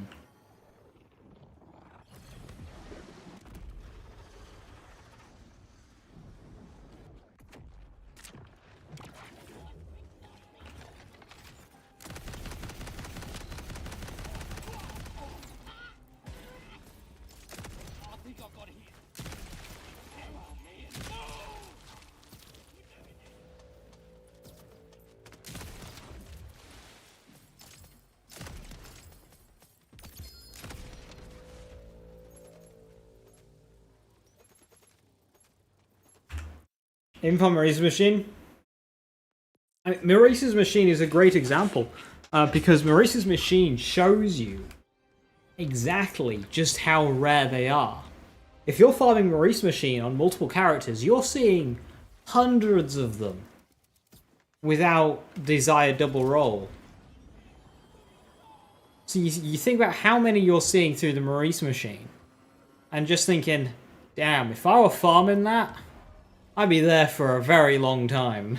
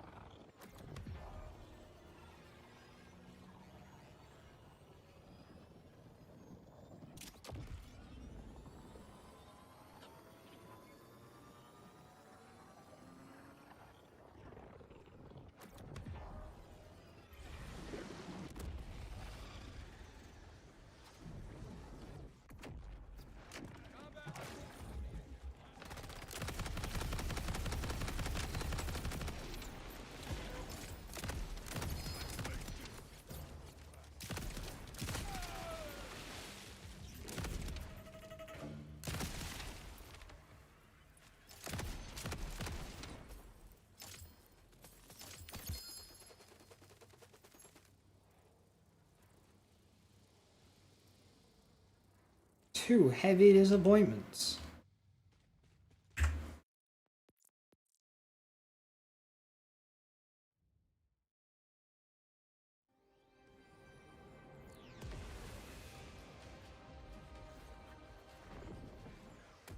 Yeah, AMP 150 is the exact thing. Like, that's 1 in 27 twice. So you need to roll the 27, and then you need to roll it again.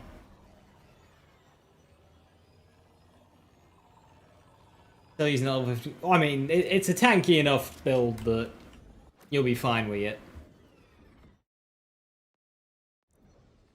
It's not like the damage goes up with level.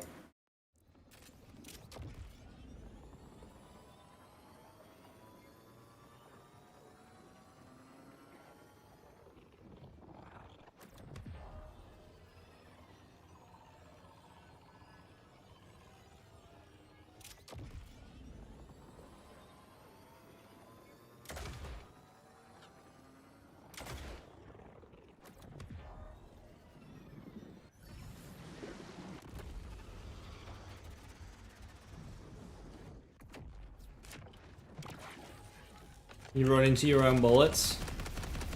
Yeah, level 61's not going to save you from that. If you're blowing yourself up, then yeah, it's not gonna save you.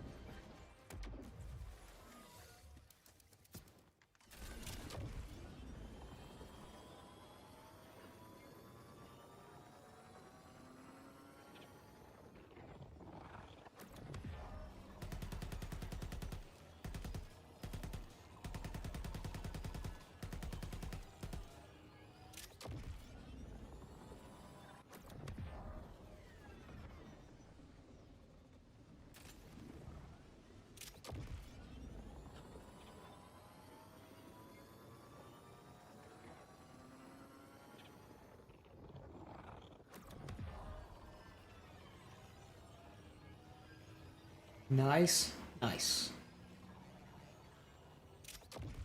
During the Falk though, it's maybe best mobbing on best right now for you personally anyway. It's fun, this Falk.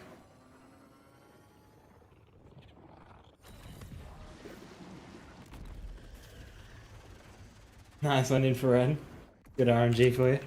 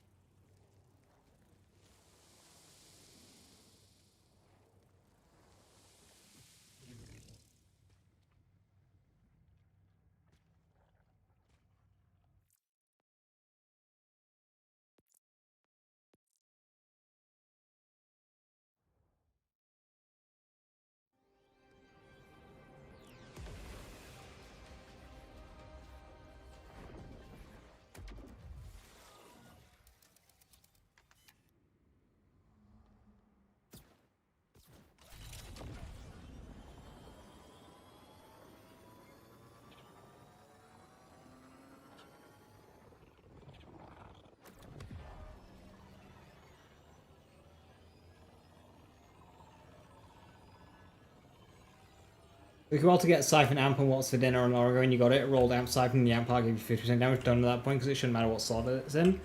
Well, it does, because you've got a weaker slot and you've got a stronger slot. So, if it had rolled the stronger Amp part, your Siphon part would then be weaker. You can't have two strong parts.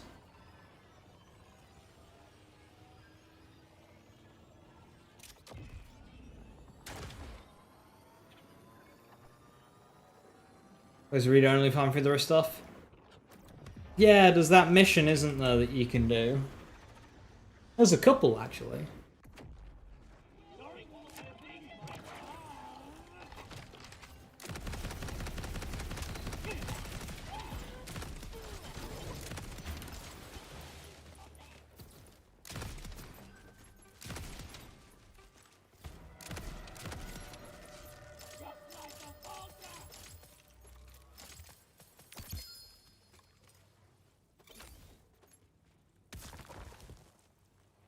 I feel like I'm getting the drops at a decent enough rate, it's just...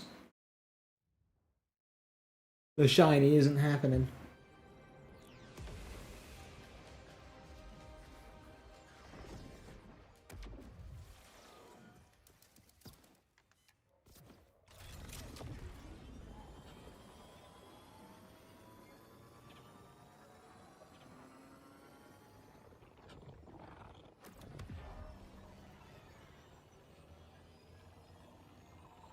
You can kill Story Ice Maw without killing the other mobs and save quit normal. I'd have to have a character who hasn't done the DLC to do that.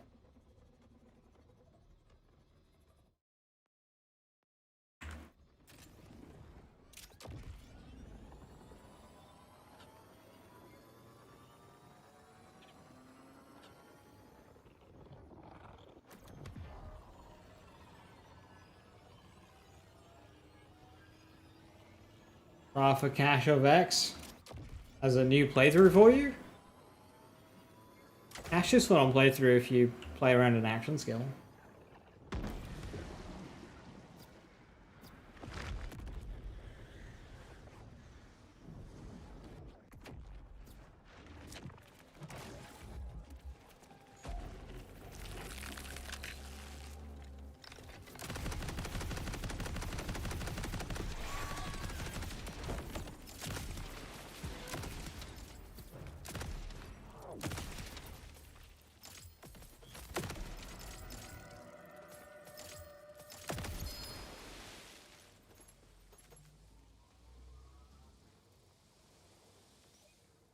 Three sustained reaction, 3 excited state, and splash damage. I don't like the passive.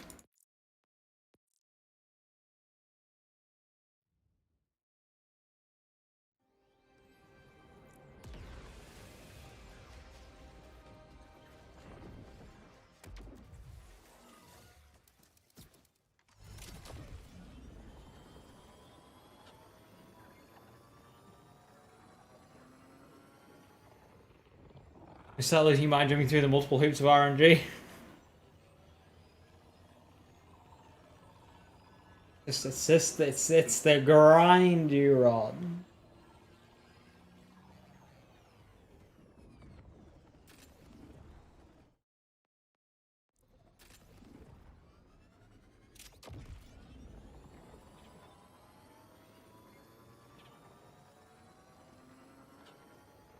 It's all part of the grind.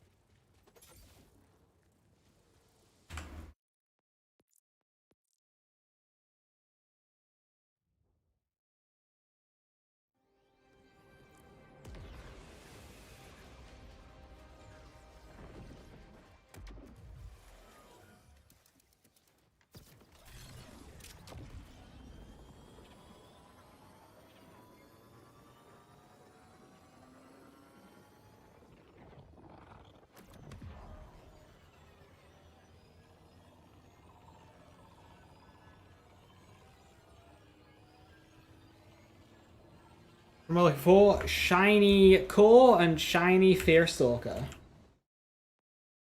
I will also happily take a Daedalus Shotgun Jacob's Ricochet Falk.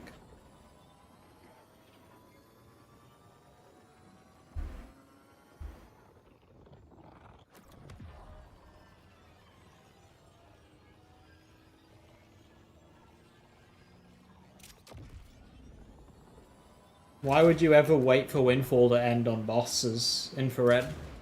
If you're boss farming, just go for it. Just do your damage while you got Windfall up. Windfall increases your damage. Why would you wait for it to end?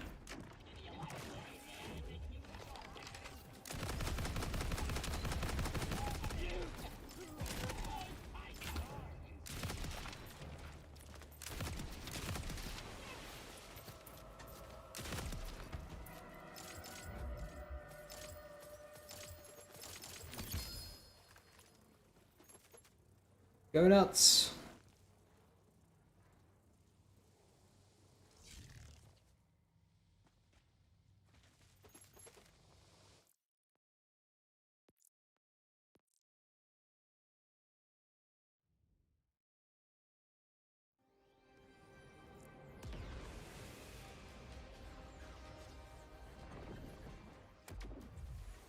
Did I find Tannish Easter egg yet? No, I haven't bothered.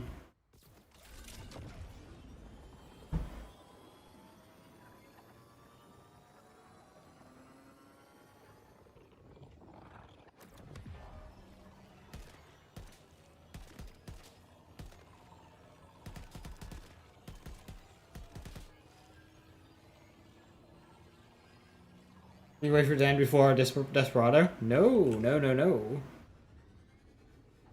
You wait for it to trigger before you Desperado, and then once it's triggered, you enter your action skill, and then you go nuts. Because you got all this damage there lined up. Use it, use it, use it. You can't cycle Bleed the Bad until Windfall ends. But whilst you're waiting for Windfall to end, you may as well be spamming away and doing damage whilst you've got it. Desperado doesn't have a cooldown. You can spam that as much as you want.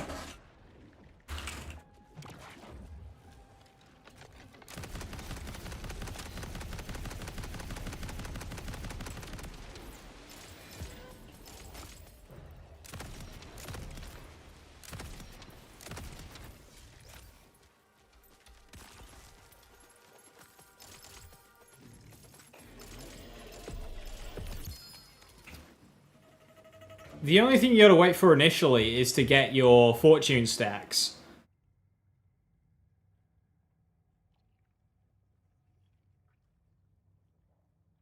I wonder if status effect chance applies that increases the chance of getting hemorrhage procs. It does with bleed.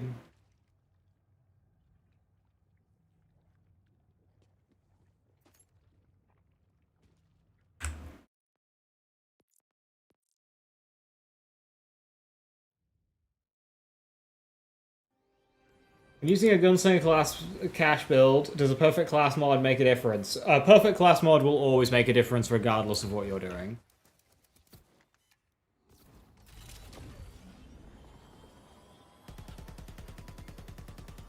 There's no escaping that. Class mods make a difference.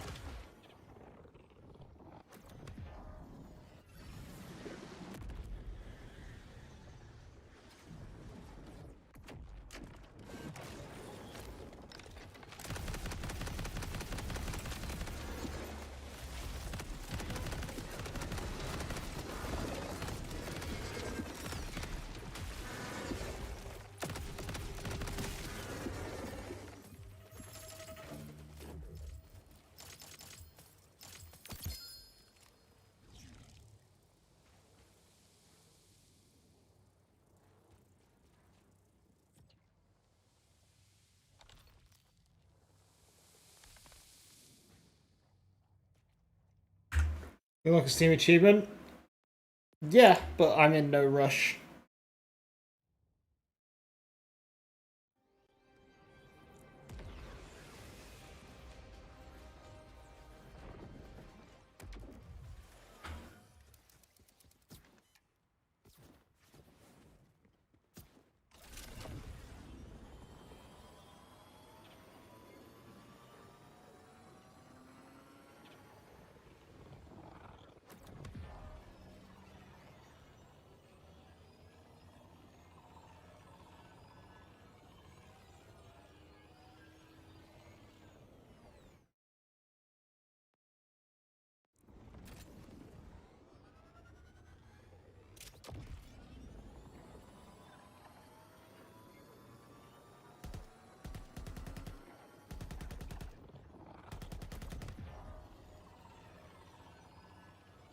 I'm probably on 45 out of 46. I'm not.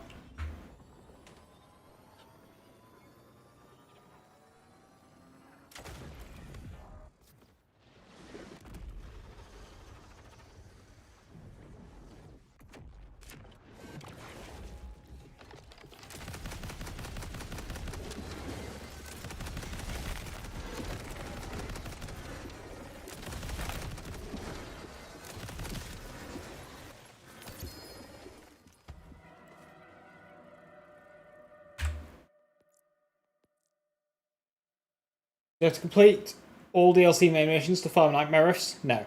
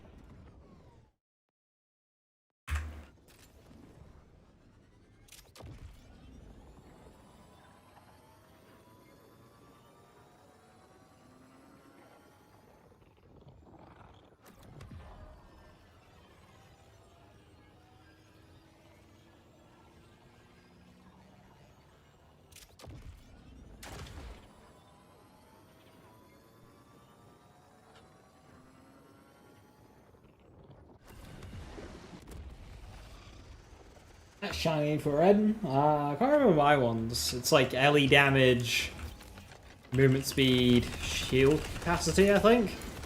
Not great, but it's 5 brimstone.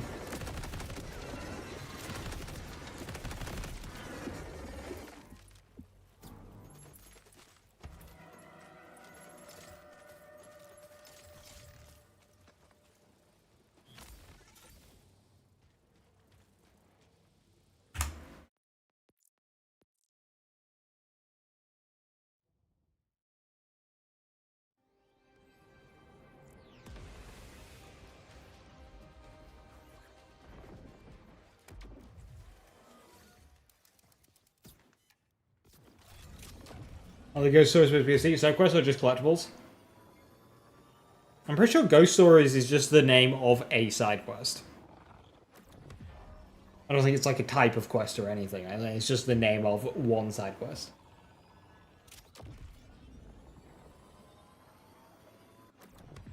Pistoliers don't drop, I think. I've seen 4. Well, quite obviously they do drop, don't they?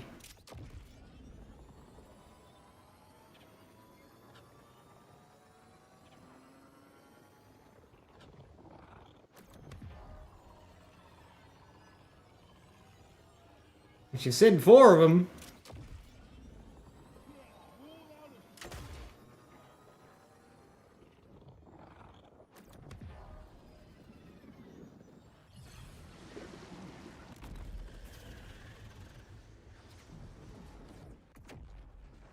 This is part of a challenge to unlock a skin. Ah. Never mind. But I sworn there was a side mission called Ghost Stories.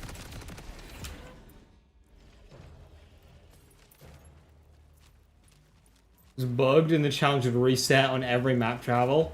Hilarious. Did they fix the bug?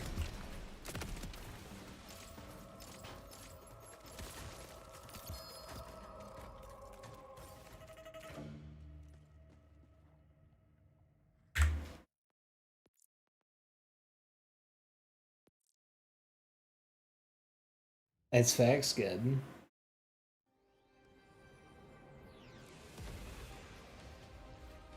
So yeah, to answer your question, Josh, they're a collectible to unlock a skin. But yeah, there is a side mission called Ghost Stories. So that's what confused me. You go to challenges, Vault of the Damned.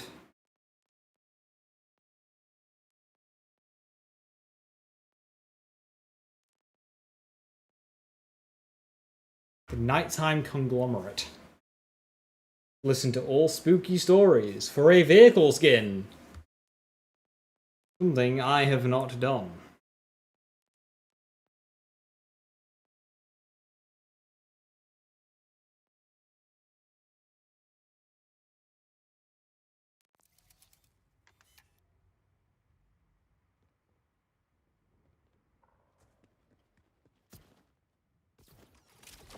Matt, are you talking about a Pistolier class mod? It's a purple, so you kind of just can't. You just have to get lucky.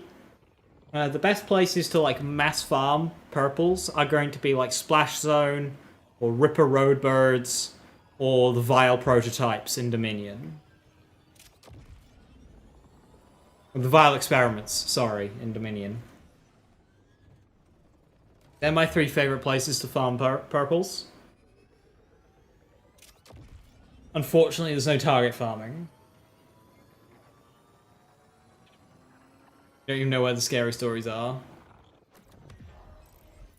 It's one of those very hidden ones.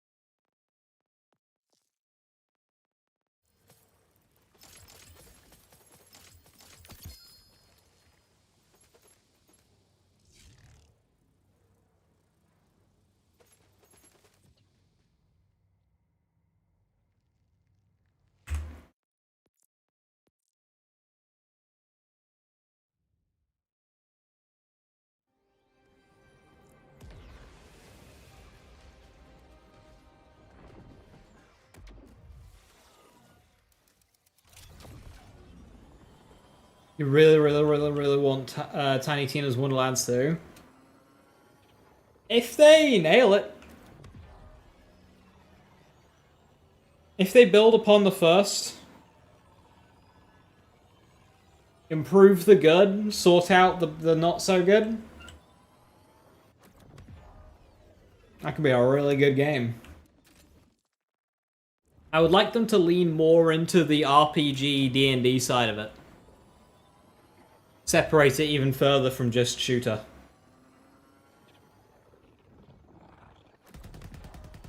Because the gunplay was definitely the weakest part of that game, but all the spells and melee and action skills, they were cool. They just needed better support.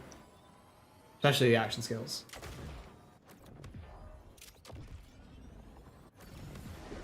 Like a Lands game with proper emphasis on skills to kill rather than skills to support guns to kill. We got Borderlands with that.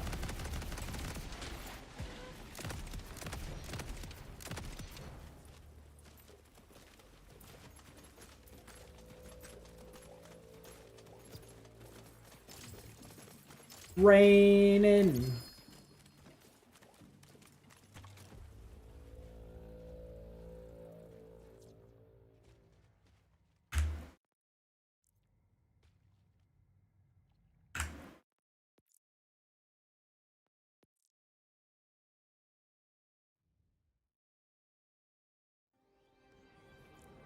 Can shoot, I guess, and maybe you find a crazed earl. Maybe you find a crazed earl. Good gun when they fix it.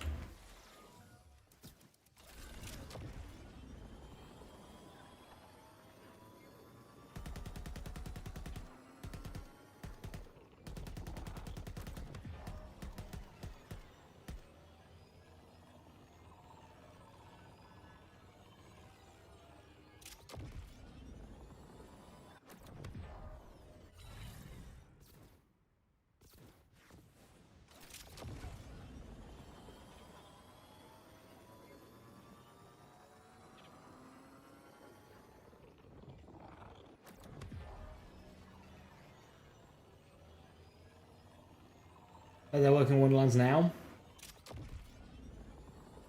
I think if it's a thing that's going to happen, they absolutely are. I mean, Matt Cox was the lead guy on Wonderlands 1, and I don't remember what he did with BL4. I certainly don't think he's particularly involved in BL4 post-launch, at least he's not said anything personally on accounts. He's just working away, whatever he's doing. He could be working on DLCs, I don't know. If he's heading up Wonderlands 2, makes sense on the radio silence. Not that devs are ever obliged to talk about what they're doing on socials, but sometimes they do.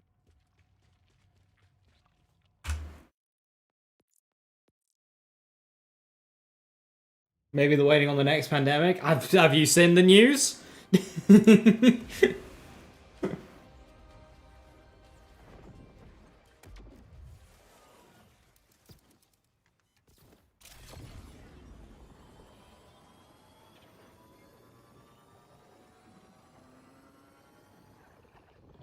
We can only hope for this hantavirus to become pandemic. Maybe we don't hope for that.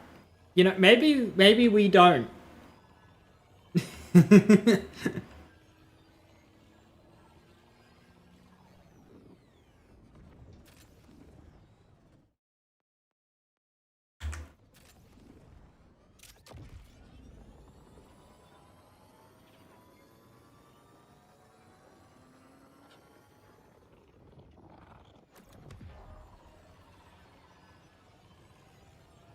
Oh, horrific, Dixon.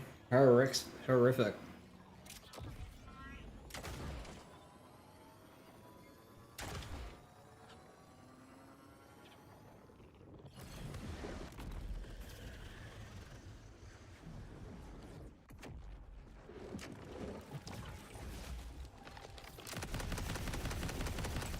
Locked in fucking limbo.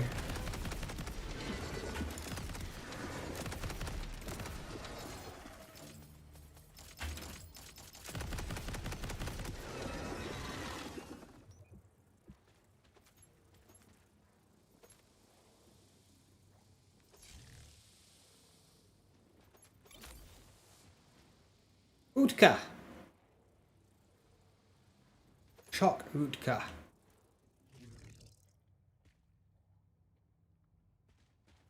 Thought they cancelled, or was that misinformation? So basically, Wonderlands 2 was being worked on by an external studio. That studio closed down, so the news from their perspective is Wonderlands 2 cancelled. But at that stage, when that studio closed down,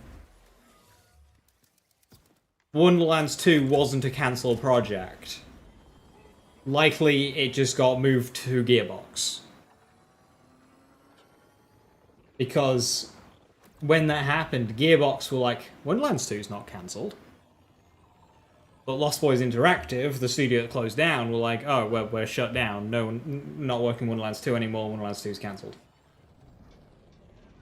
So that's where the confusion came from. So as far as we're aware, that studio got shut down, but Wonderlands 2 is still in development. Probably had to restart development, mind, so a bit of a delay there, but...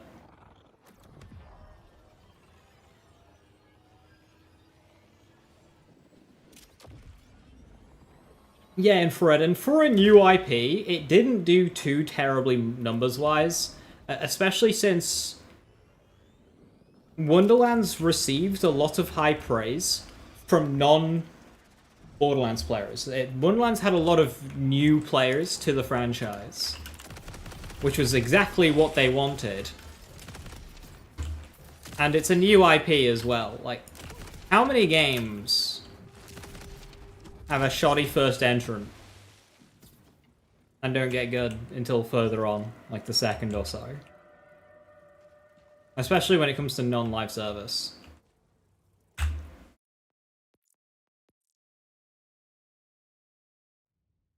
So yeah, I'd love for like a proper go at Wonderlands with lessons learned from the first.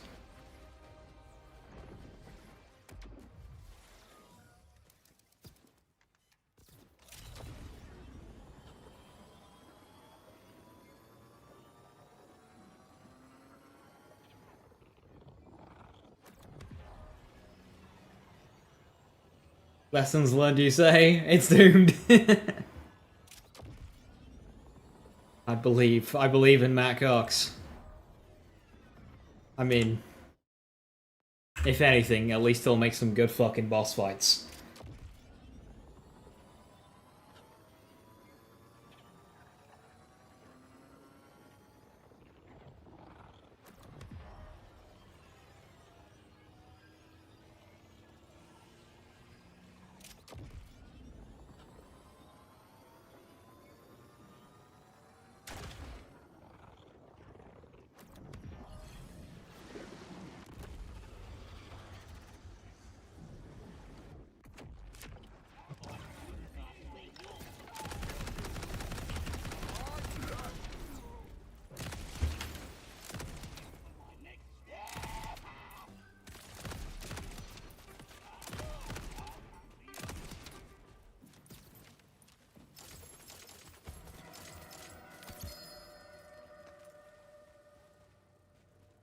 Configuration. Blasted Fiends. Why Ordnance? This class mod's got 2 Ordnance skills on it. Why?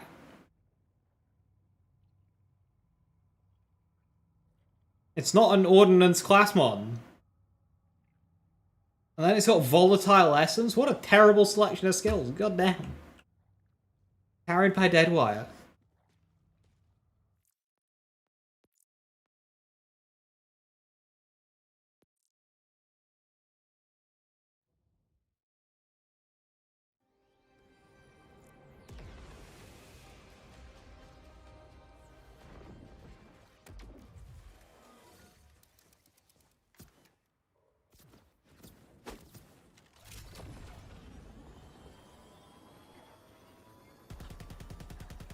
Well, Teddy, they didn't have a system to refarm bosses on the spot, so that would have just been making save quit gameplay, which is dated.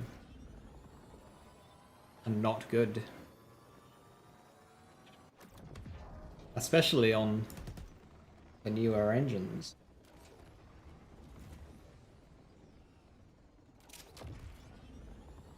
Attempting to innovate on the new IP. Instead of just doing the thing that they did 11 years prior.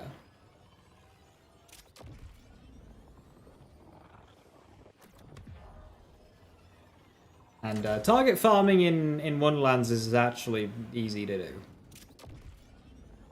Like, you can make a build very efficiently.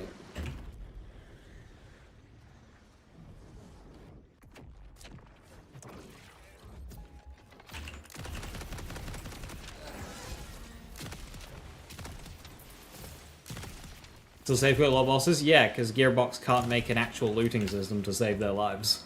Other games have got it sorted.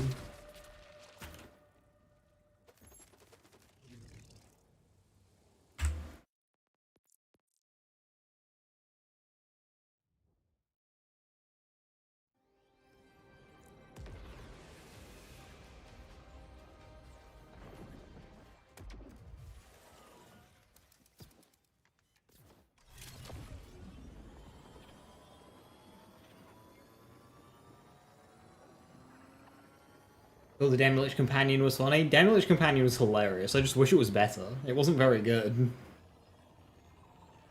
Gearbox have this hatred towards companions, and I think for Wonderlands 2, they need to let that hatred go. It's cool to have a minion build.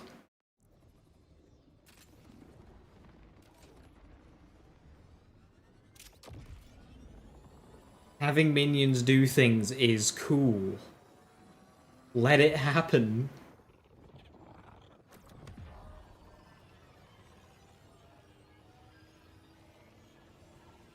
Paul's companion, Dr. Flap Flap.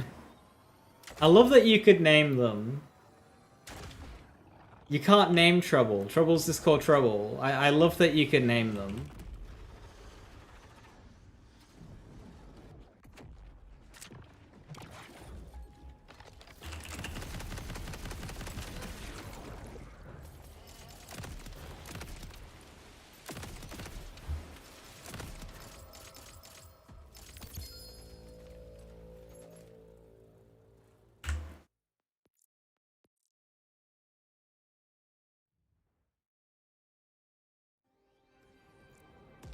I tried making a whole build around like ASA, companion damage and stuff around the Wyvern for Clawbringer, and it just wasn't good.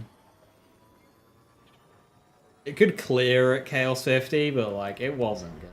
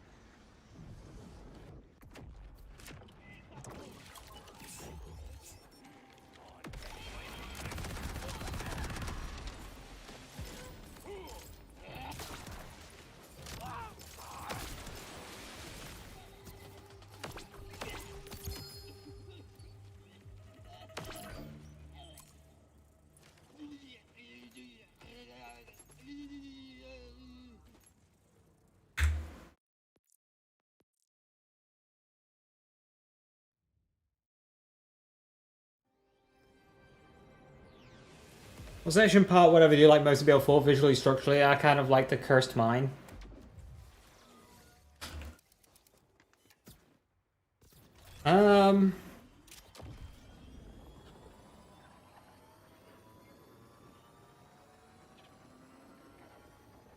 I really like Carcadia. Especially if you go, like...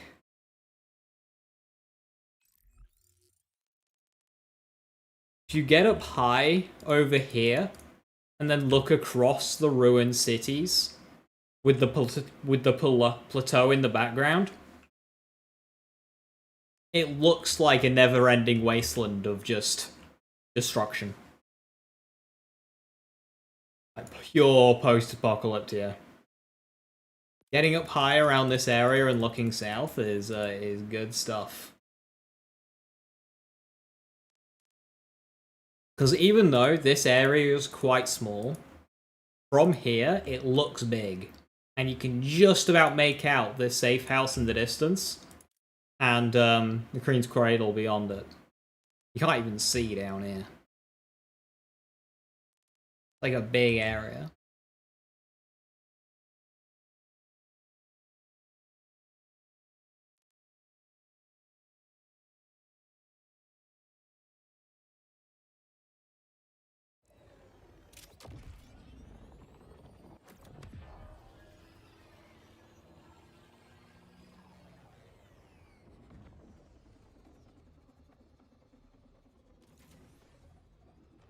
Find it endearing with Claptrap's little names for the characters. What's the next one gonna be?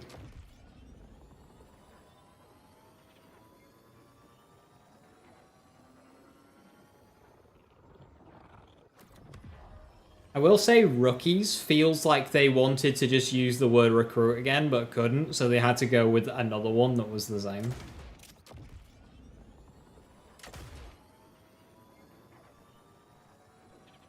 Which is kinda because Claptrap has the same role. This kind of pseudo-general of the Crimson Raiders in both games.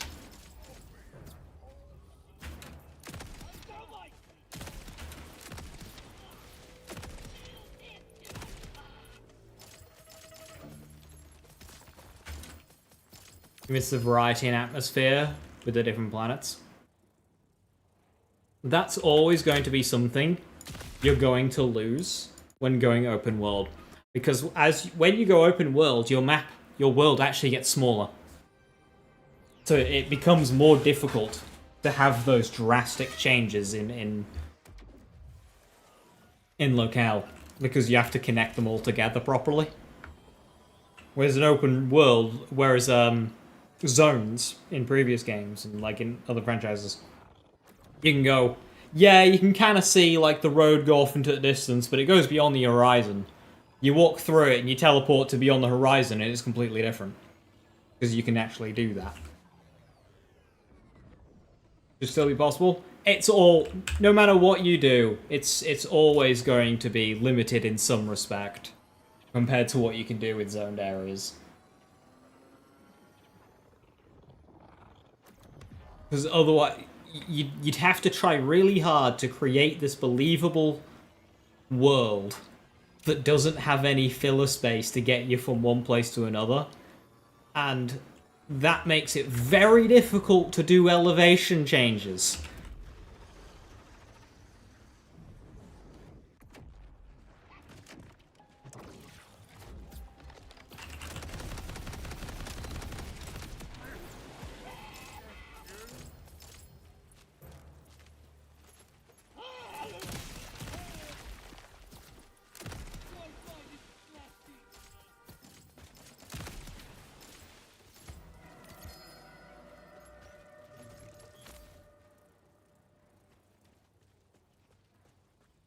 Like, if you want to do something on the side of a mountain, in open world, you have to make the whole mountain. Whereas if you had sectioned off areas with zones, you could do a zone at the base of the mountain, a zone halfway up the mountain, and then a zone at the top of the mountain, and you can actually just have a much bigger mountain that's much taller. Whereas if you played the entire incline, to make the game still fun and not take you 2 days to climb the thing, it's not really a mountain anymore, it just becomes a large hill.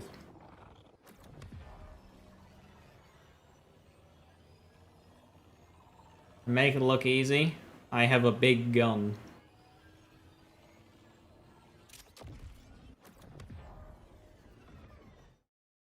Unfortunately, DLC bosses in this game just don't really have a lot of health.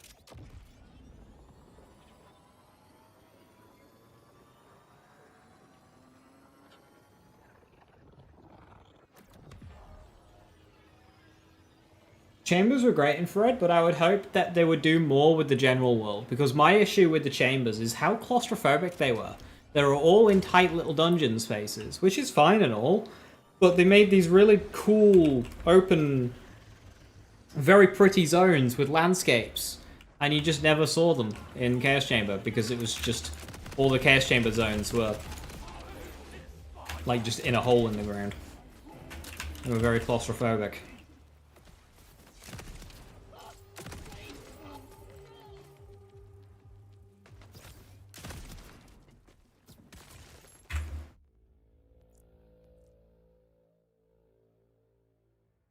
I mean, the music was definitely a downgrade between this game and 3. Wonderlands was a downgrade too. 3 music peaked.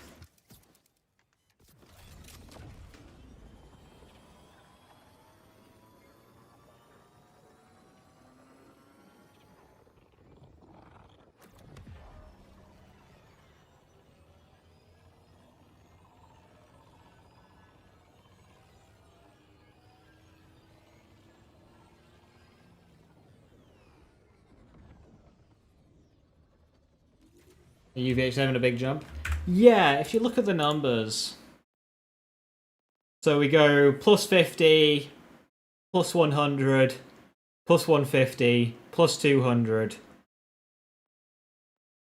plus 250, to plus 400. So they were in 50 increments until 6, which was a 150 increment. So if 6 to 7 is a 250 increment, so like plus 6, yeah, plus 650. That'd be good. The reason why the numbers here are weird compared to what I'm saying compared to what's on screen is because it's not actually plus 150, it's 150 of. It's plus 50. I don't know why they say plus 150. Gearbox maths. In the patch notes, they said they adjusted the maths, but they still haven't quite got it right.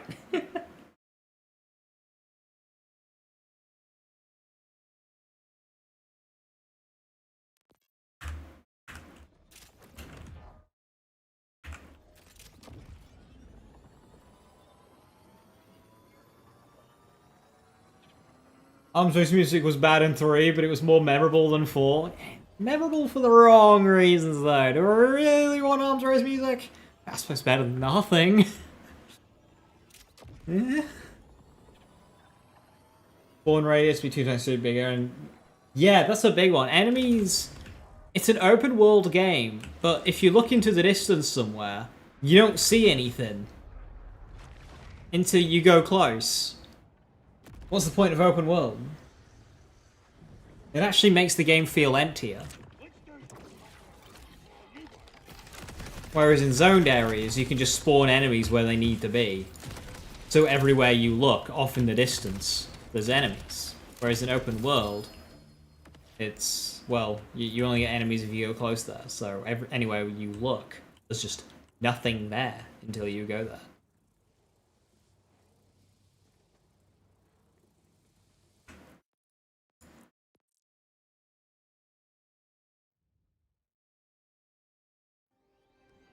Though I do like the roaming patrols and when they run into each other, finding like a group of riders just fighting a group of tanks gets very chaotic. I do enjoy when stuff like that happens.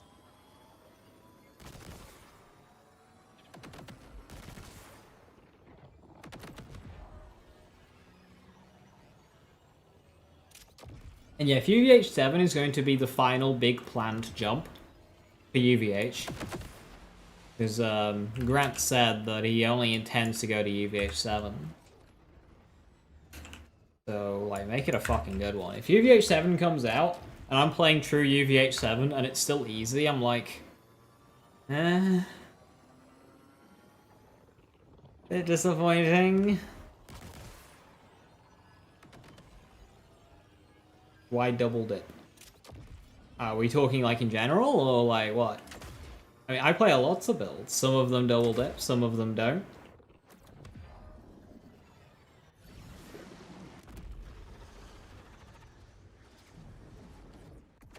This one does, but not in single target damage.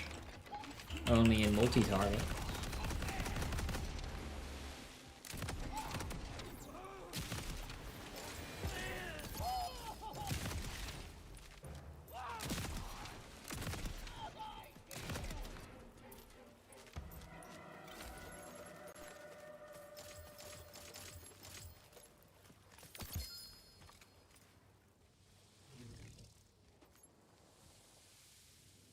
Action skill duration.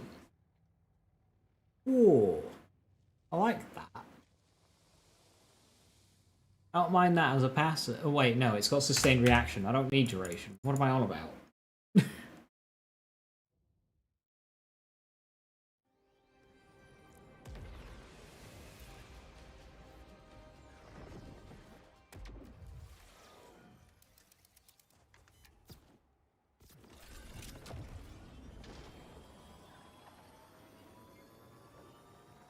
All damage is the best for doubles, but it entirely depends on your loadout damage formula and what you have. That's just a... Yeah, no, there's not going to be a blanket response to that one.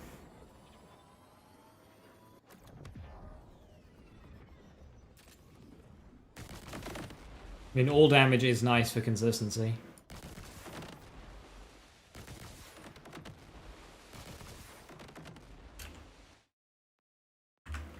Like, okay, take, That's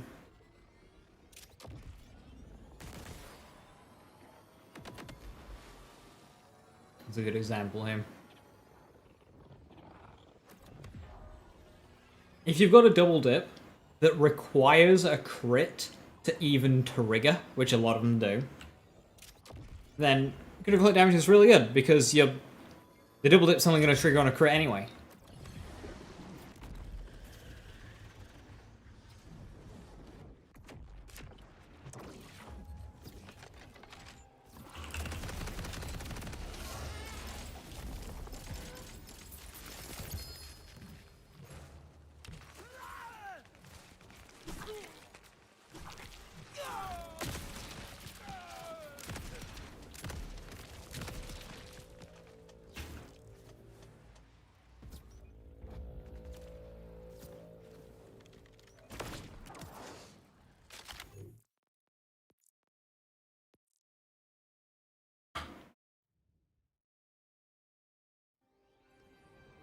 What shinies do I still need? Chuck, Fearstalker, and 4. If we get Fractus tomorrow, we get Chuck tomorrow.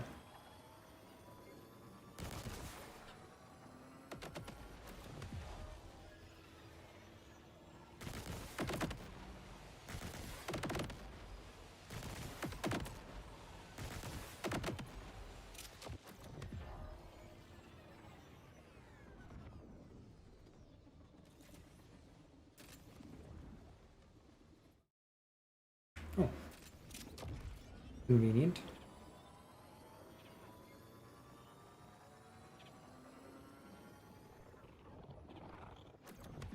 you think they're gonna save Splash Zone till last, and then they're gonna do like a super Splash Zone?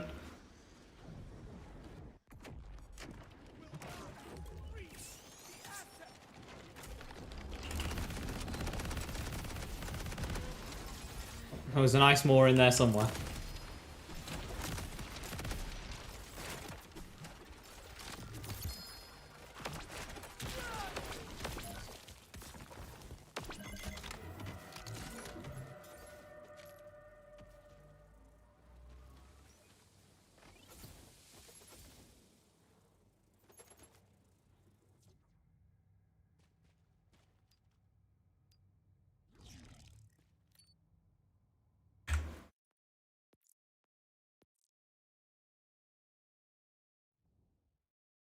What if Foundry Freaks is tomorrow? Oh, they fixed it, right? They didn't fix it when it first came around, but it's fixed now, I think. So that would do it as well. Be a bit rude to Fractus, mind. Fractus hasn't been a big encore yet, and Foundry Freaks have, but yeah, I mean, that would do it as well.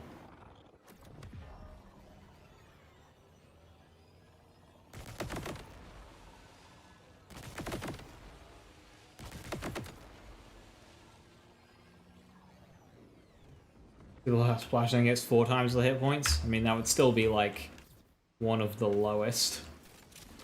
Splash zone's at what? 1.5, 1.6 mil? Not a lot. 4x that. Most bosses are like 10 plus.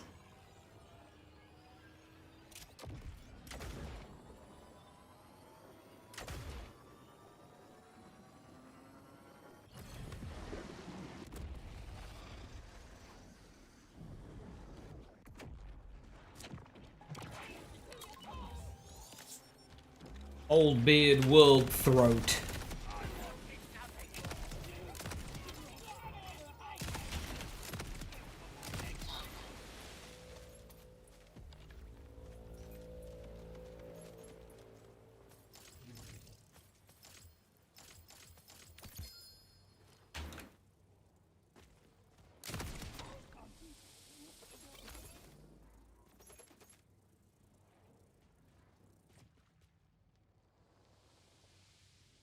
Shotgun damage, gunfire rate, gun equip speed. On a daedalus fire rate.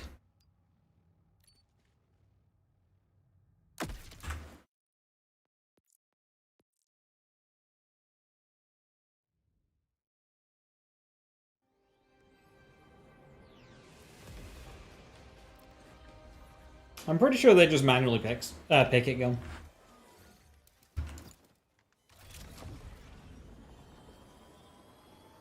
Joker, out of curiosity, did you get your Fearstalker shiny from a rift or from a mission enemy?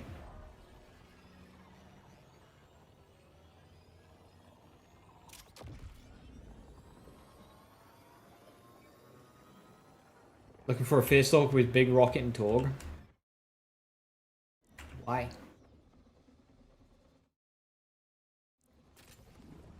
Rift? Cool. Thank you. Just suppressing the schizo thoughts.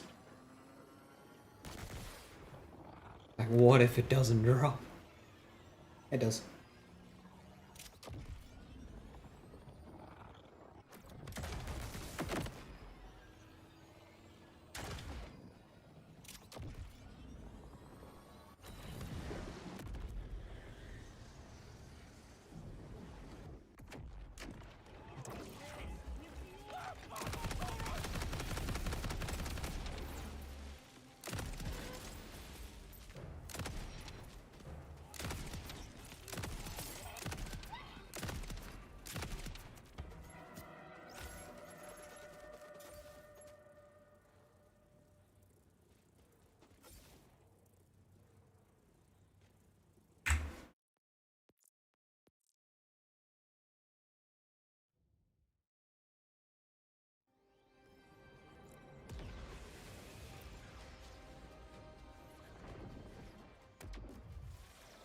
What number do Fearstalker stacks cap at?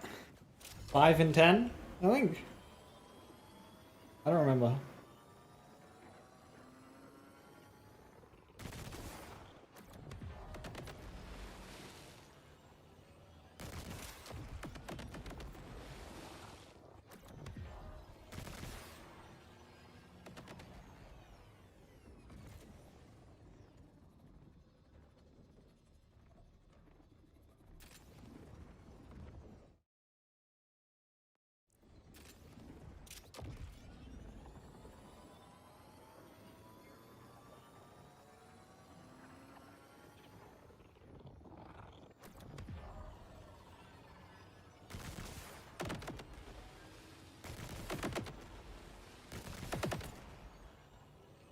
Fearstalker is a weapon to soup max.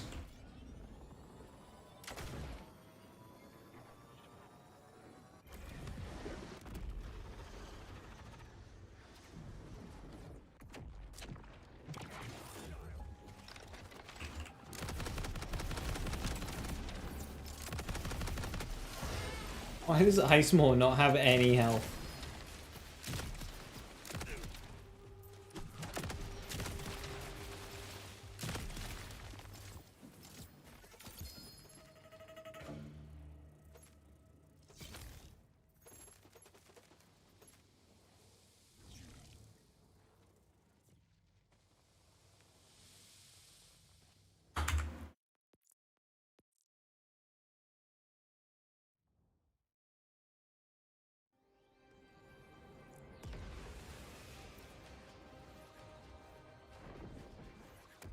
What song is it? No idea.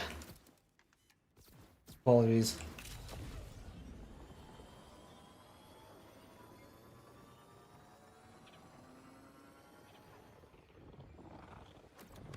Yeah, I wouldn't know that.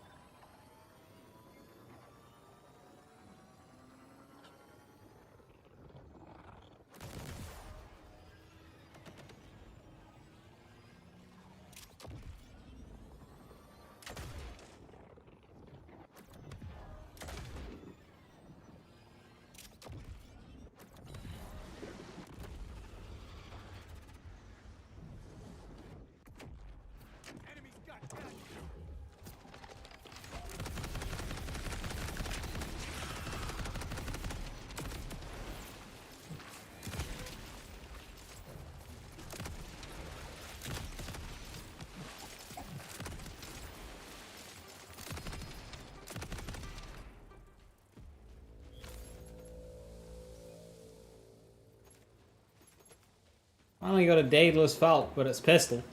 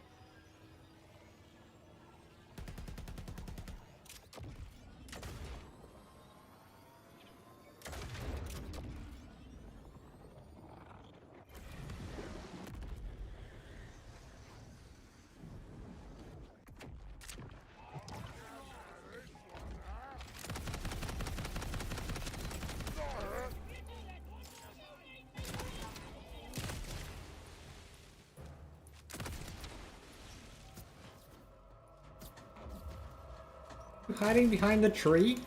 Coward!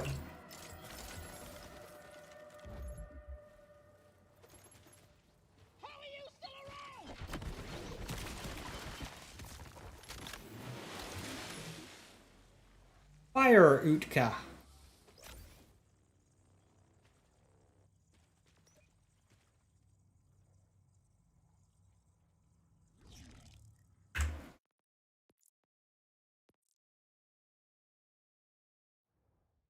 Hey Pirate, how you doing?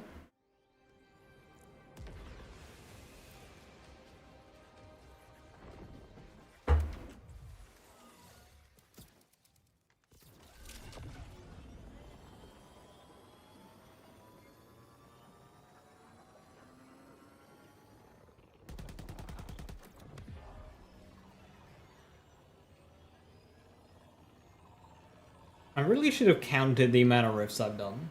That's something I probably should have done. Is done a counter.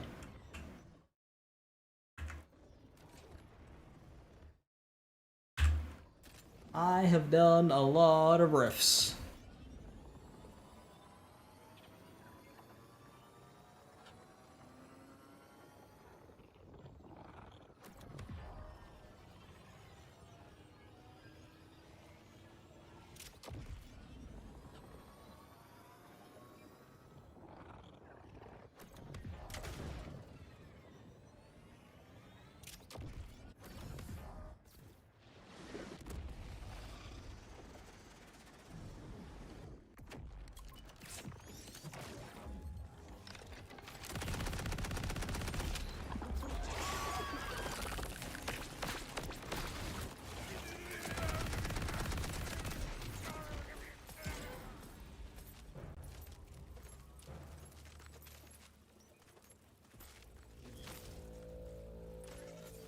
Refuses a grift. So I've been killing the boss too quickly. That actually killed all of the ads when I killed that guy.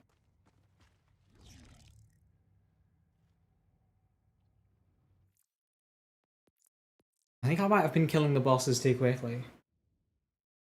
That's why I've had to kill all the ads every time.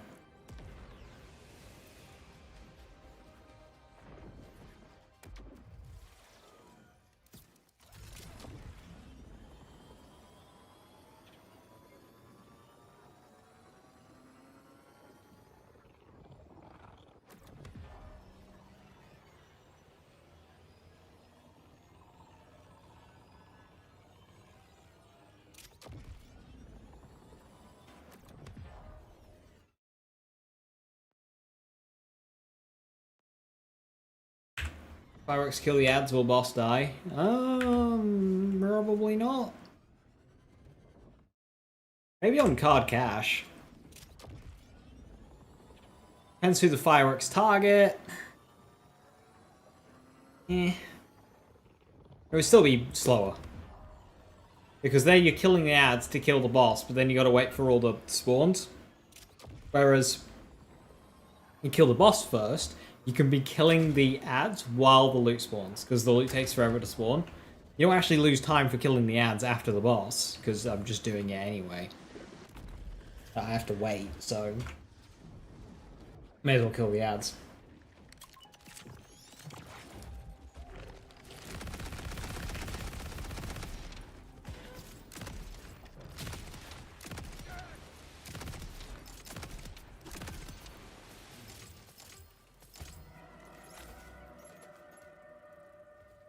+5 to blackout. Kinetic damage, splash damage, status effect damage.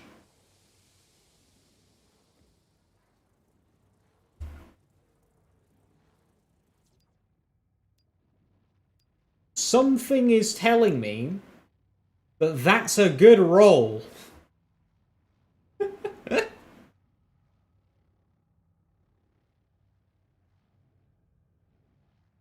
I don't know what it is, but I've just got this inkling, this feeling that that's a good grenadier.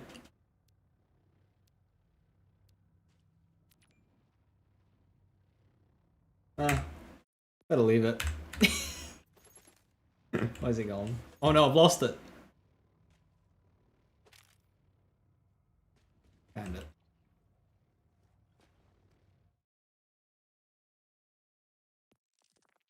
Give it to me, I'll trash it for you. Duck. Chrome, are you attempting to guilt trip me into giving you this class mod because you got me a silly duck game? Is that what this is? You extorting me?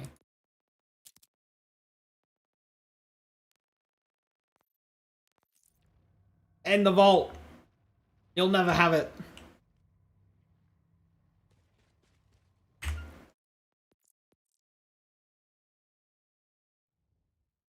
How you doing, Grim?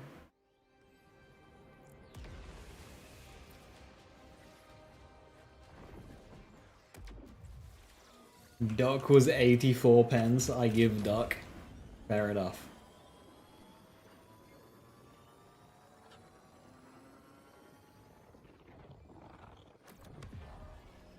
Also, I'm pretty sure you sent it like 5 days ago, based on the dates, but like it popped up in the middle of a CS game yesterday. I was like, what the fuck?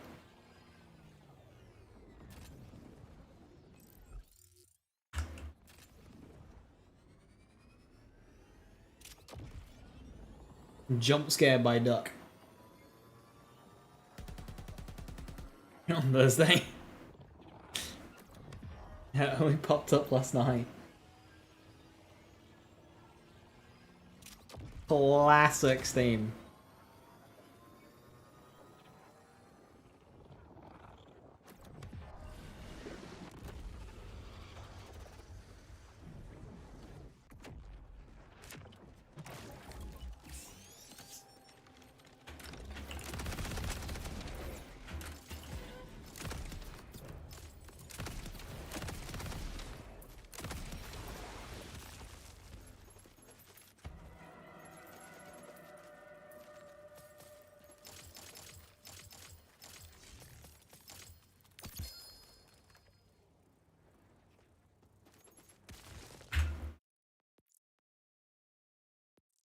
Supposed to escape me on Thursday? Well, task failed successfully.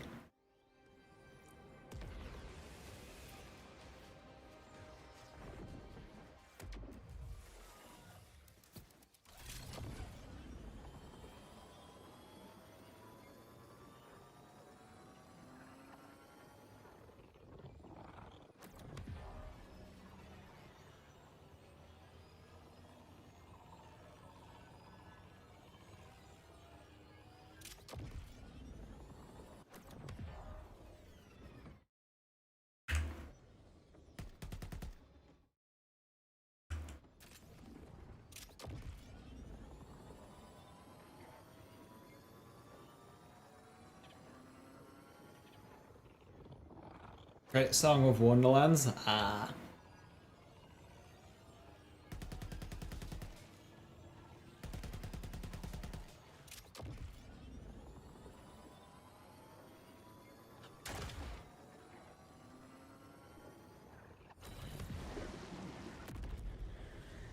How could I not remember? I tend to skip credit songs on stream just because, you know, copyright.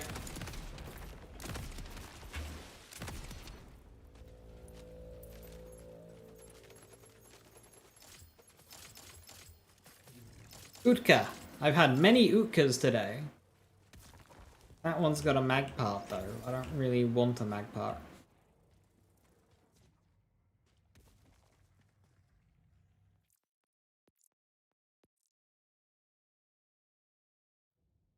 Will I do the same for Duck?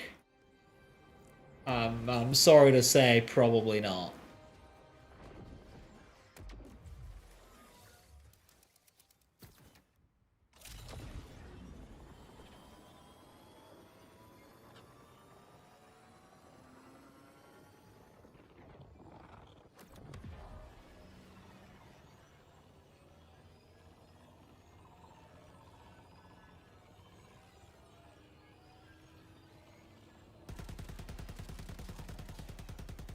Same took it. I know, terrible friend, not playing gifted game for hundreds of hours.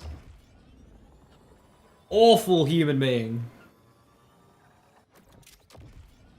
I don't even know what the game is. All I saw was Duck. For context, Chrome bought me a silly Duck game. I forgot the fucking name of it. On Steam. It was like 80p.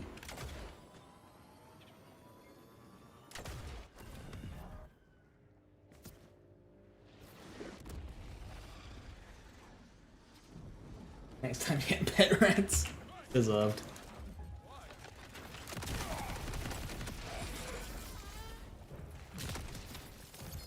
I'm one Thresher kill away from getting 300 XP from a challenge.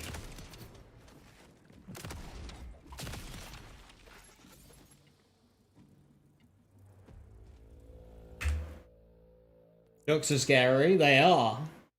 Vicious creatures.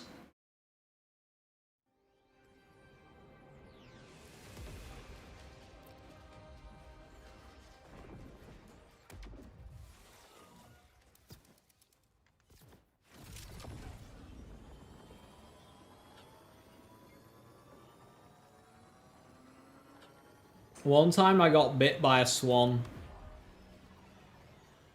Child me was not happy about being bit by a swan.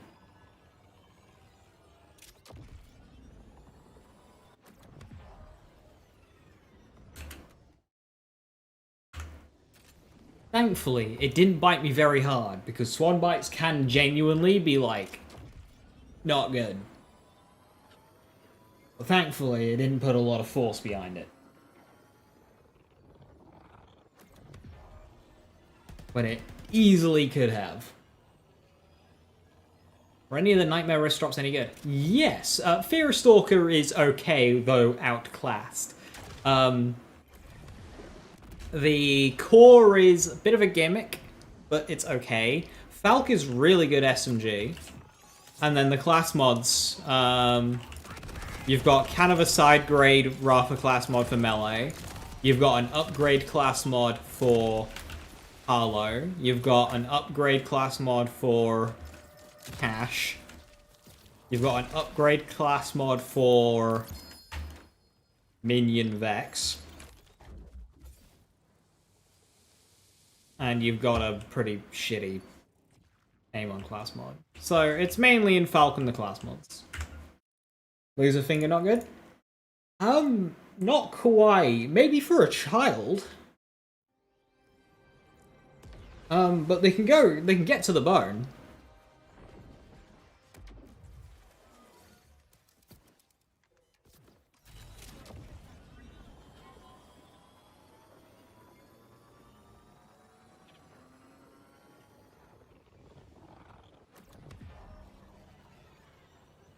Kayaka suffered a broken arm and puncture wounds from a territorial swarm defending its nesting area along the River Thames in England. Yeah?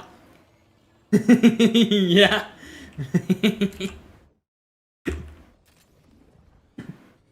Yeah, thankfully it wasn't going aggro on me.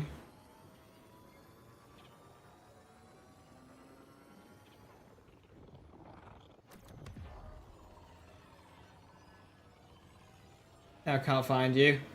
Yeah, Jack, that's a hit that anyone will have to take whenever they rebrand. It's just something. If a rebrand is something you want to do, it's something that it's better done just sooner than later. So if that's something that you wanted to do, then it's better to do it now than in the future. But yeah, any kind of rebrand is always gonna hurt that.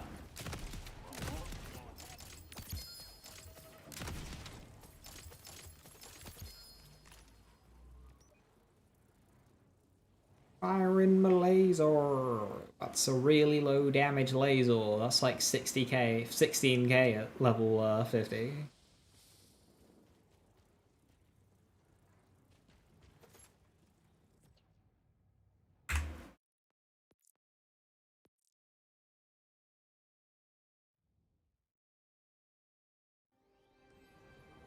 Yeah, I mean, if it's something that's needed to happen, Jack, better get it done, yeah. Jacob's crit. The only shotgun falc with Jacob's crit you have is radiation. Ah, that's cool. I mean, my shotgun Jacob's crit falc is, you know, it could be anything if I had one.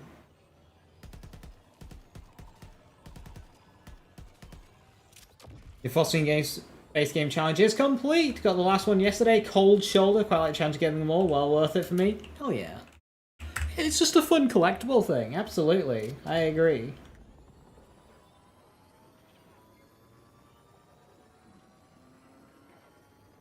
I can have it. What's the card DPS? Because I can just open the forbidden site.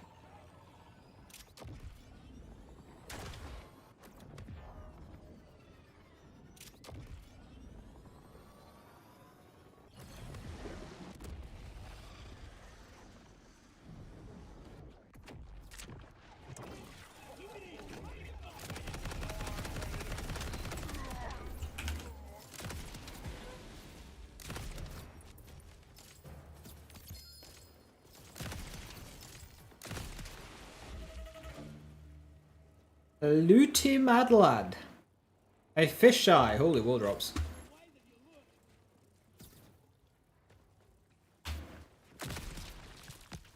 Oh, he did.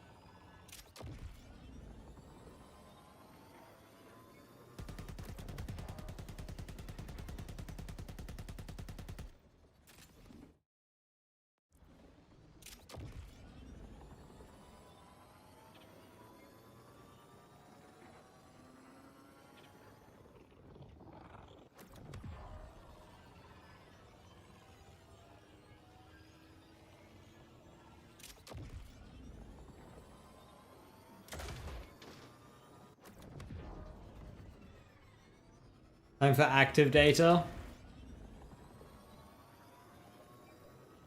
Made that my second channel. A lot of people do second channels just for like random uploads that don't hurt the main channel. I totally get it. Maybe I should do that.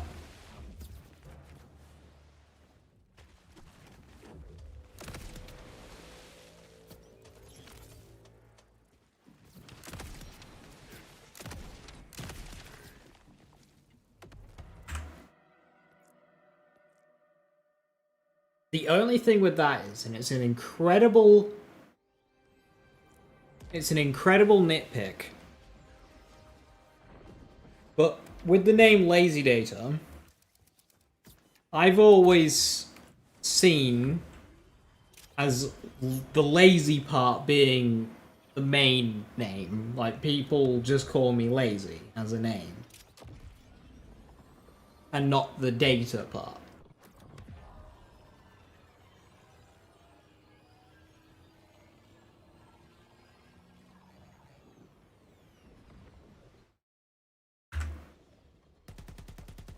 Even though, you know, lazy data or active data just makes a whole lot of sense. Data is from Star Trek. Data is also just a word used to describe literal just data. Like, processed information.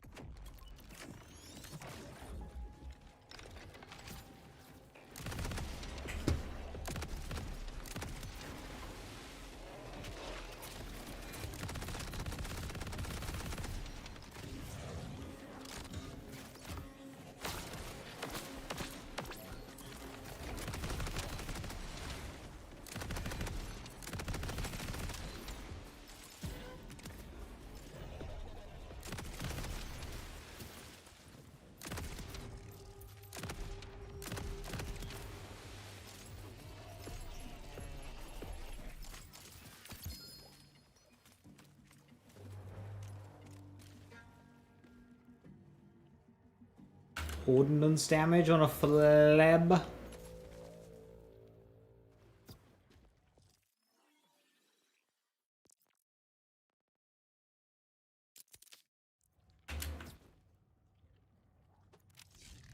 Let's try the fleb in bossing compared to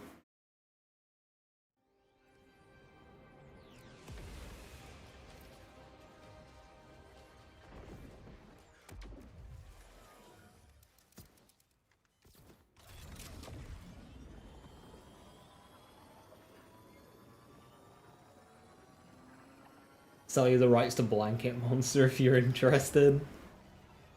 Ah, I couldn't possibly take such a name away from you. Thank you for the offer, though.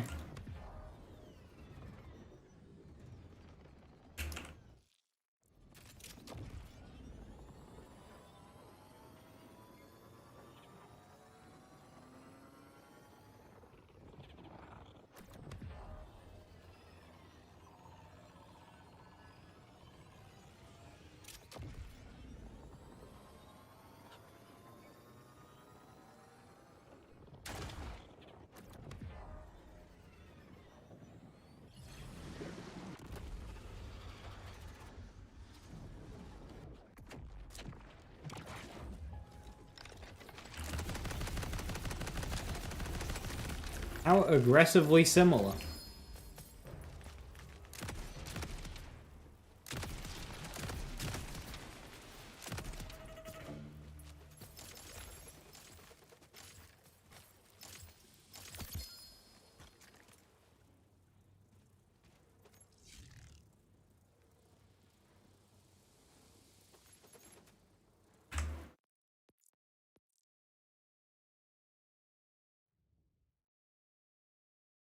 He becomes humble rich and starts hiring editors. Oh, I'm a long, long, long way off that. I don't think I'm reaching that that level, I'm afraid.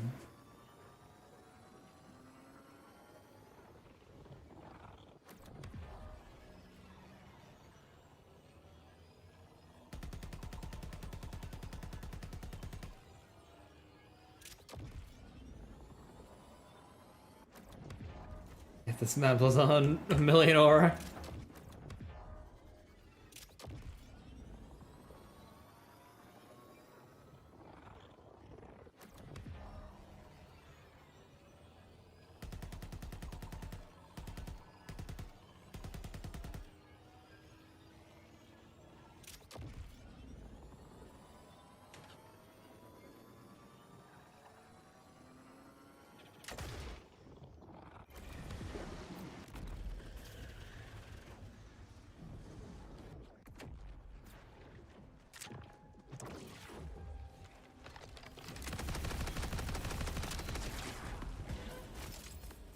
You can definitely tell when the hemorrhages trigger. It is good damage. Big rocket.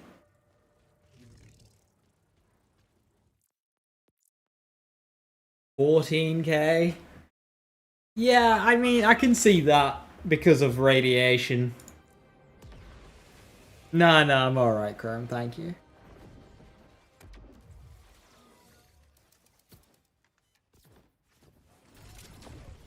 Those who have suffered swan bites often describe the pain as excruciating. The birds tend to grab on tight and shake their heads vigorously while biting, ripping the flesh and tearing muscle fibers. Yeah, I wasn't kidding when swan bites suck. I wasn't kidding when I said that. Thankfully, when I was bit, it wasn't a I'm trying to hurt you bite. I got lucky. Child me got to keep his fingers.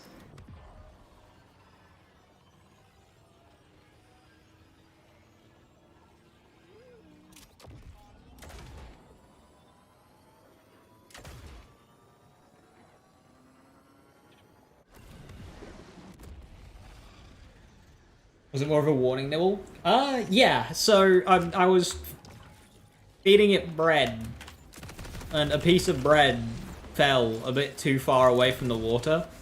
So I went to kind of just like nudge it in, like pick it up and throw it in. But the swan had different ideas and lunged for it. And kind of met in the middle.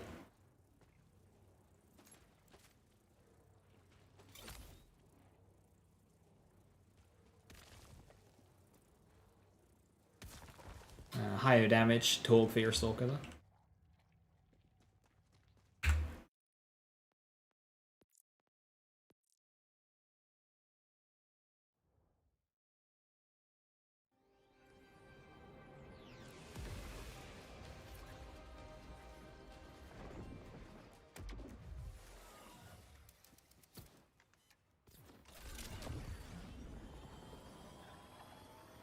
Got attacked by a goose once because you accidentally went too close to her eggs. Oh, you silly goose. Sorry.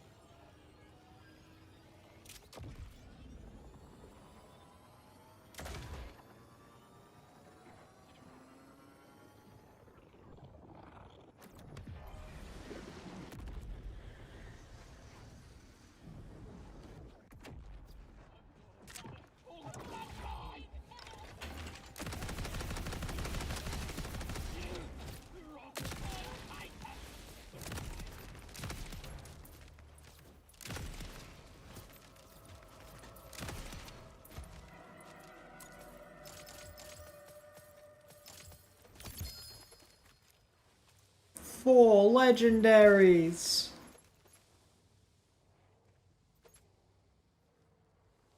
Um. Oh. 3 sustained reaction, 2 isotope, 2 excited state, and a gun damage passive.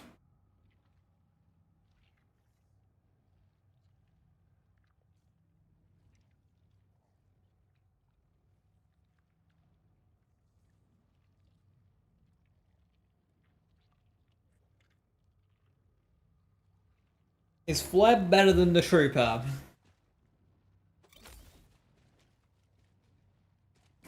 For Green Tree Gun, it is more damage.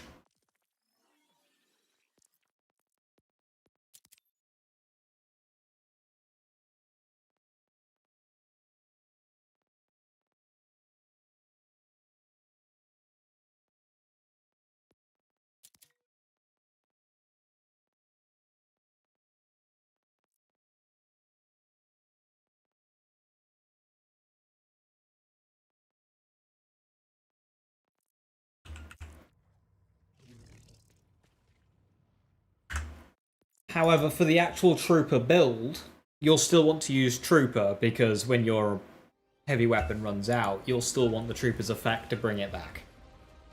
I'm just playing around with it right now, but it's going to my other Harlow. It's not staying on this heavy Trooper one.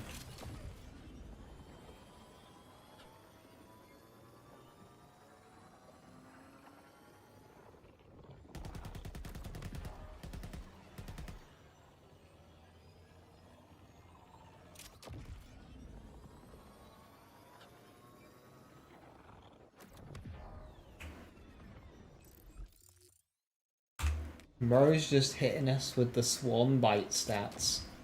30 pounds per square inch, up to 2 inches, 2 to 6 week healing time if severe.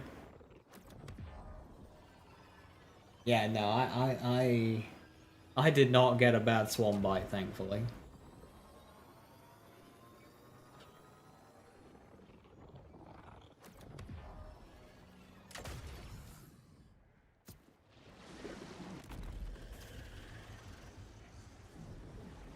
And 2 inches, that takes the finger off.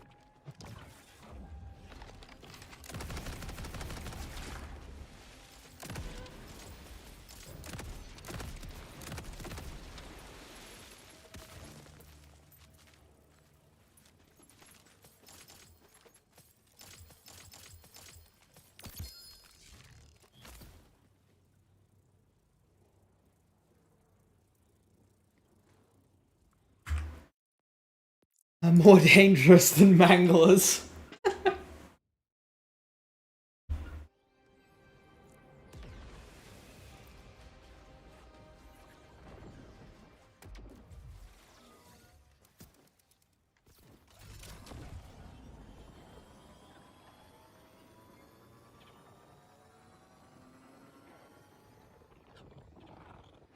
Don't mess with the swans.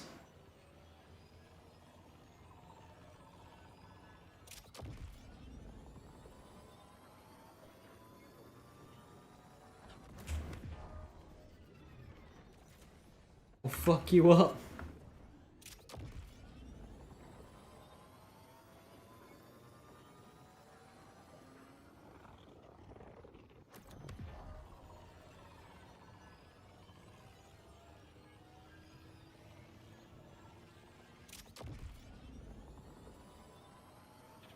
Swan builds for Vex.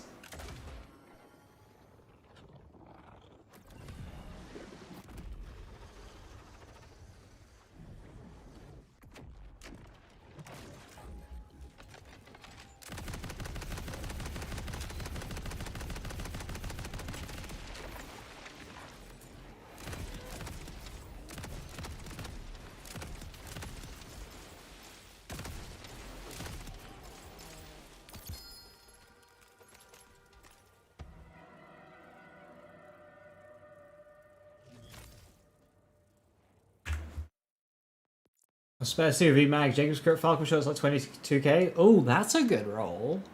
COV mag's juicy for Cash and Ratha.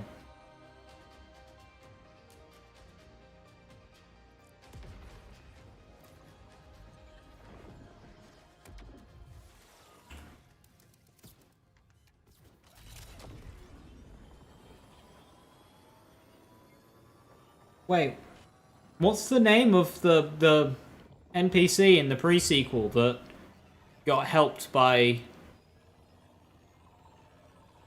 the Watcher? The Emily Swan?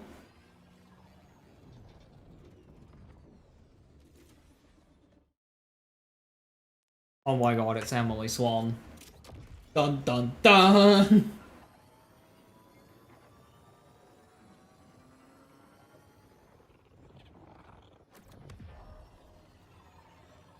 You prefer the one with the actual mag? Oh, I'll take that COV one then if you don't want it.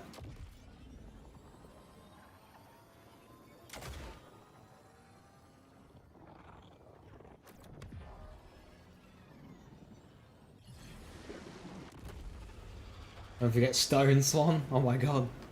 The swans. Sirens are swans. Swans are sirens.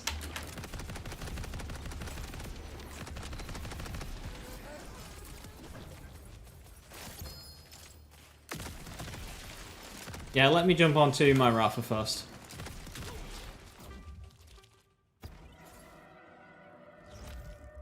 Leb.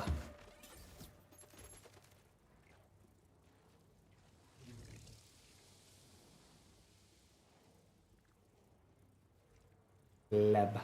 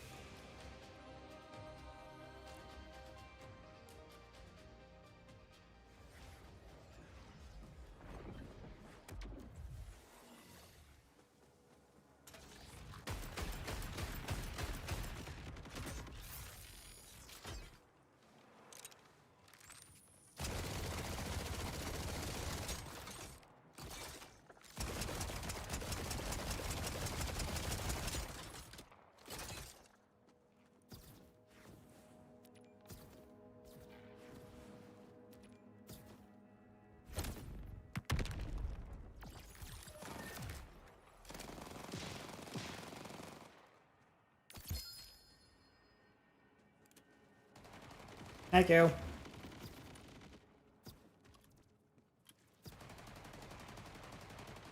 Ah, scoot.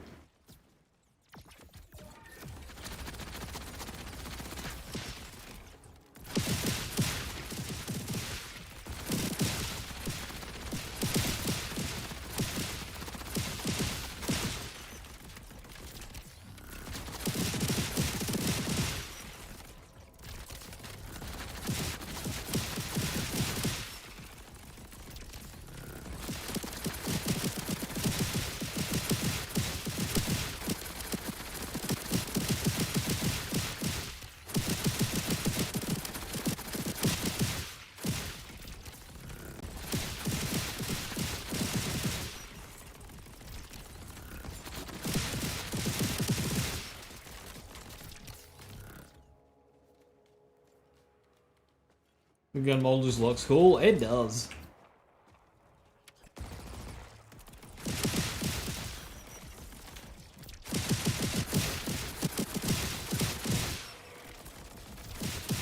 A lot of Jacobs, a lot of damage. It's not an insane amount of damage to be honest. That was only like 1,000,000 DPS, which is not good. I mean, good enough for Borderlands 4, but in terms of what's possible in Borderlands 4, it's not good. That's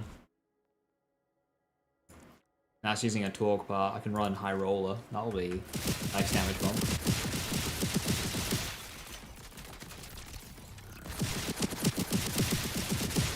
Yeah, that's more damage.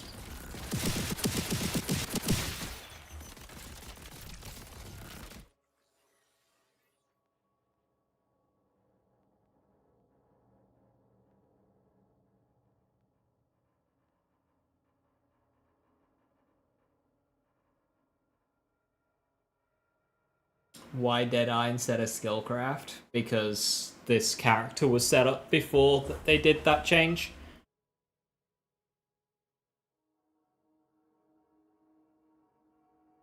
So I need to swap it over. Skillcrafts aren't that common to come across, to be honest.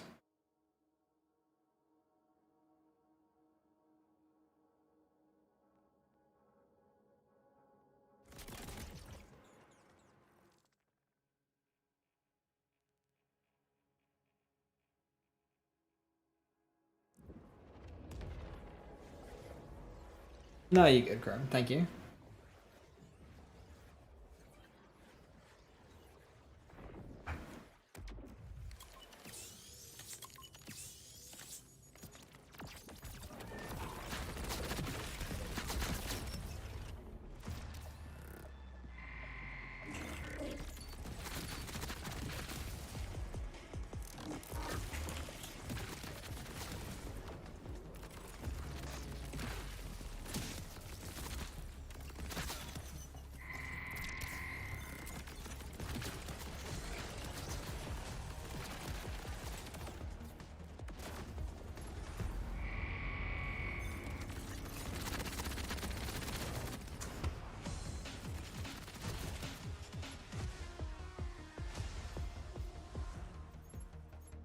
Always thought Skillcraft was better for action-based builds. Well, this is a gun build. This is not an action skill-based build. This build was infinite ammo bullet spam.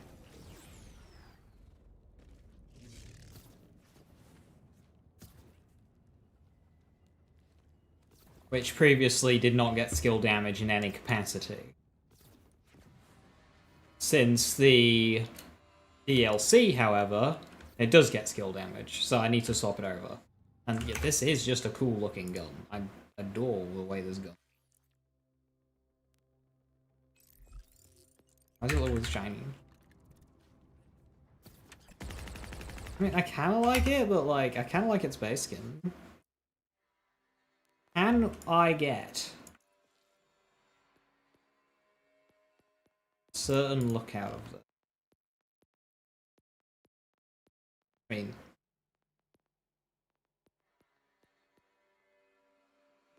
I do quite like the red. This needs to be like a dark colored skin. They're all so bright. I mean, that one's okay, but it's a bit purpley.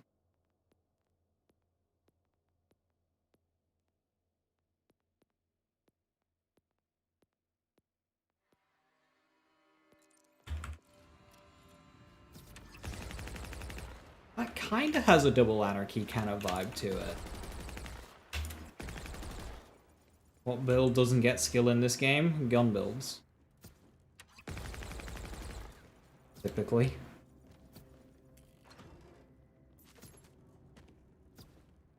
It's only more recently that gun builds care about skill damage.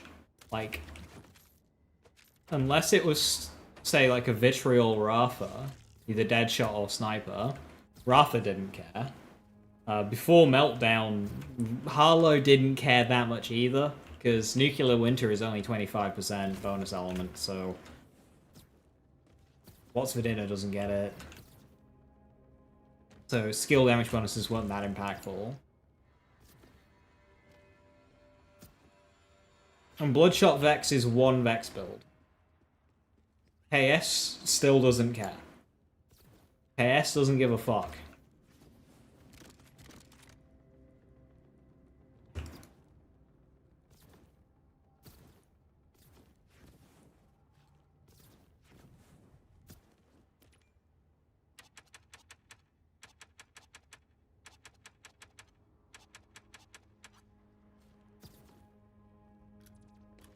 KS we just build different. Nuclear Winter Harlow. She doesn't really care. It's 25%.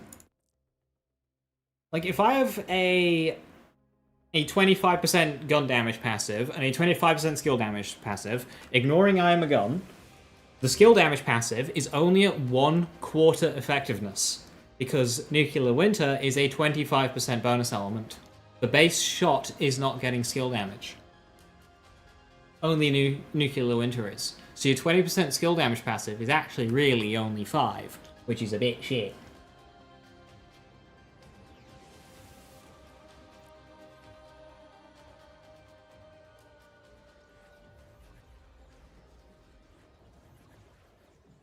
And if you use generators to pump that up, well, generators just so.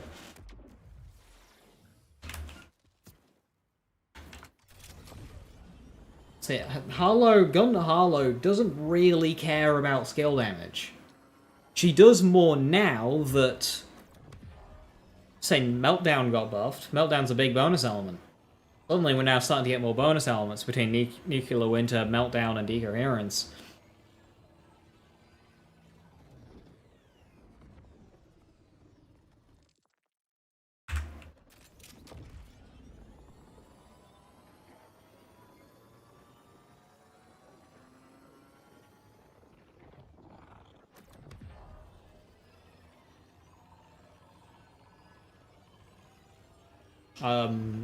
I'm not quite sure what you're referring to there, Irish.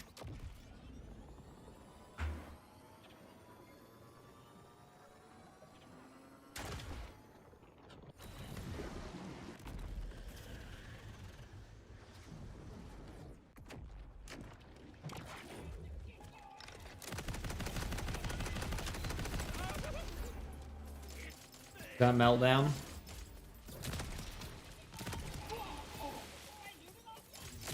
Meltdown was skill damage, yeah, but Meltdown wasn't a great skill to take before. Because it was only skill. It didn't source inherit. We took other skills. But since they fixed it, it's now a much better skill, so we can take it and actually benefit from the skill damage that will apply to it.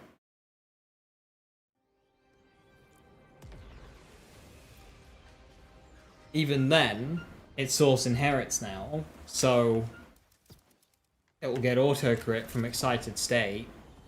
So we may as well just run Deadeye for more damage.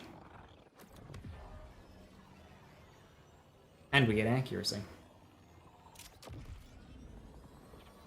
So Harlow's case for Skillcraft for just general gun still isn't fully there on Green Tree.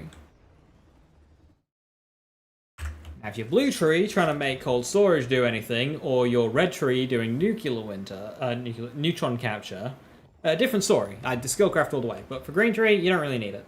Deadeye is just far simpler and just better.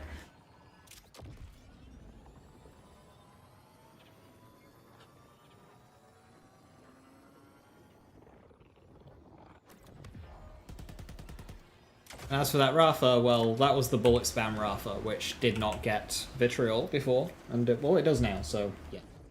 Worth doing the swap, but the swap is still pretty minor.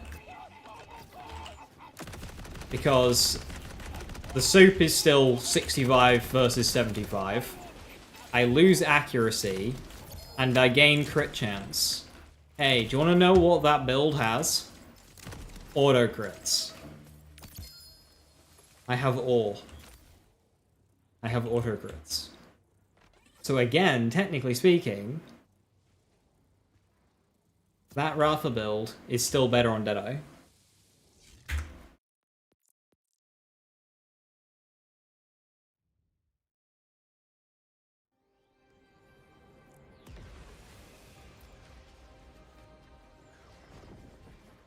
No more interaction video.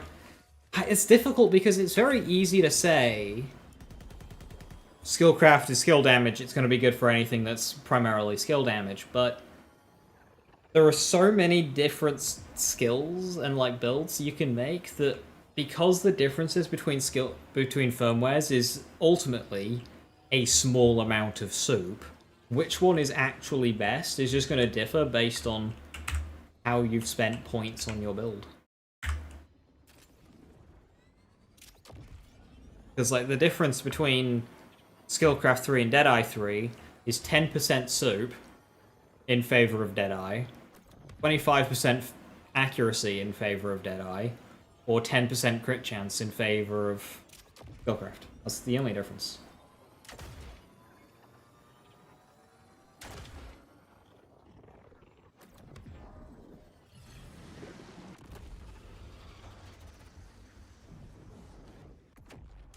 For grenades, is Get Thrown 1 enough? You absolutely want Get Thrown 1, yeah.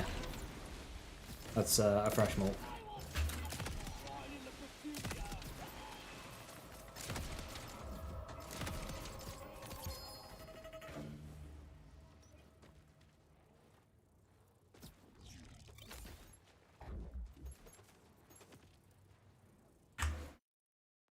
Small.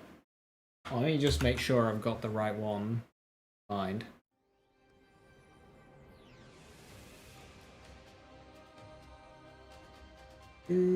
Get throwing.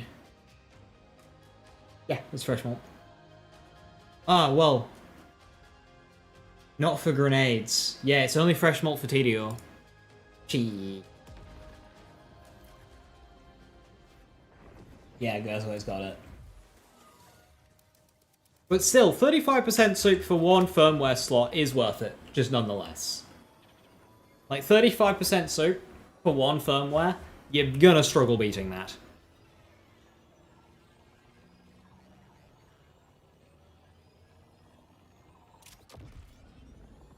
It shouldn't be that difficult to find now, Dixon. Every time I've looked at my map, Gordello's been there, so similar should be the case for the ship. Good soup. It is good. It is. One would say it's enough soup to fill a mug, and a mug of soup is a good. That's good. We like a mug of soup. It's not a whole bowl, but it is a nice, tasty mug. The mug's not edible.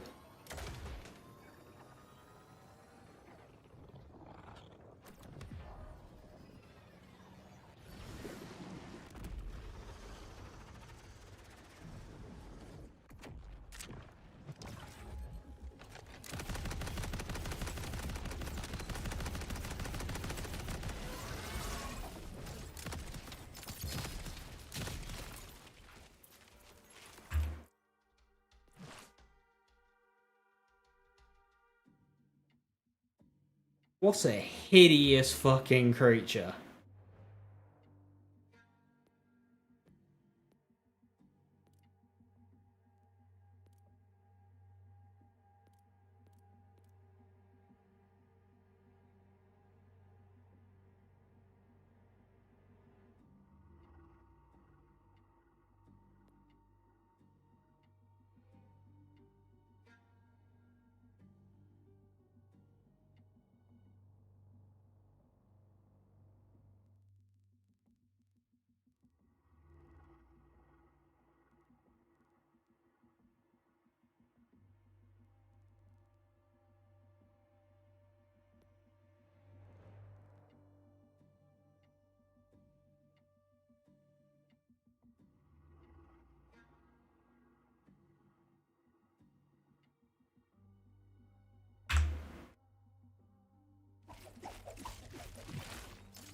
Fuck is that attack?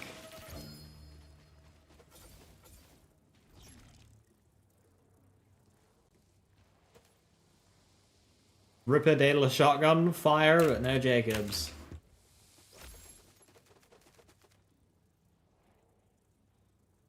Ripper Jacobs, but sniper ammo. Tragic.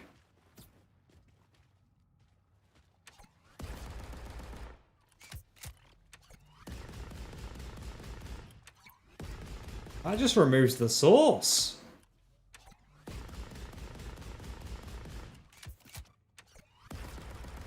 Don't want to spread anyway.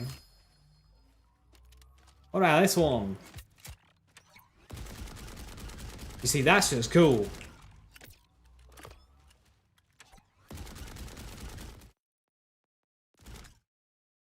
Why does the game play when you activate photo mode?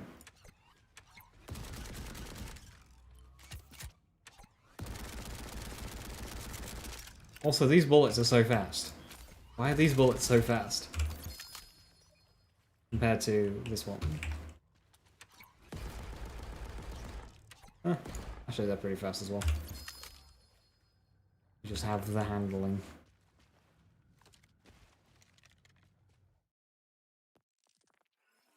What was here before? Was it a dollar hand?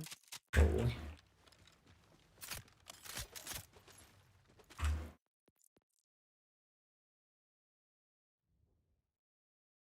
Handling? Which of my handling bonus is activated?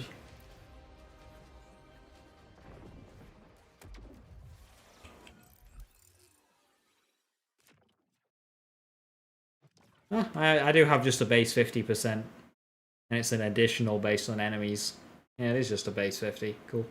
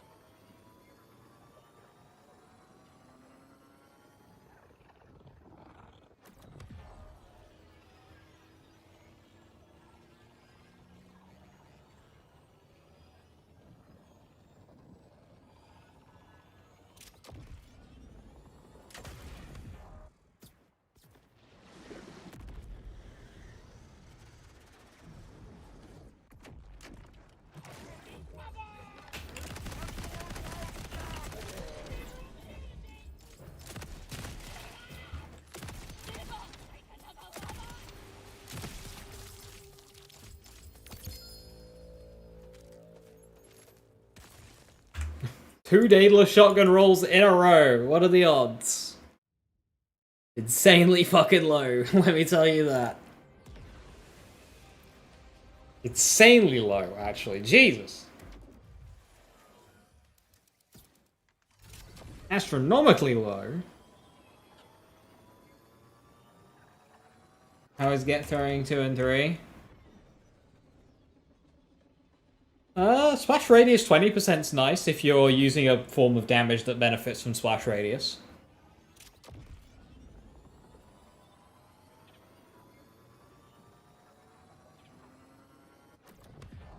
I wouldn't go for 3 though. Tier 3 I'd skip.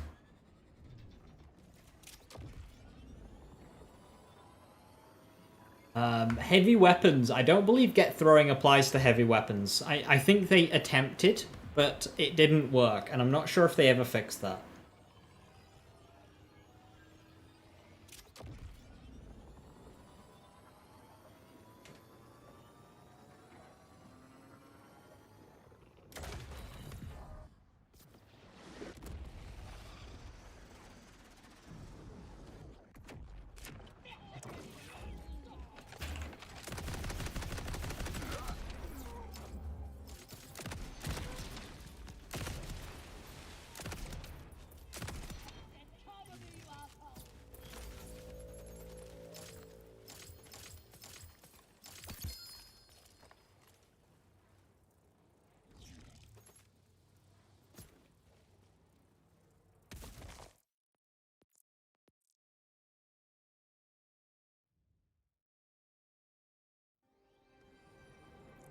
Fixing things? No, we only break them further. I'm wondering if I should swap character.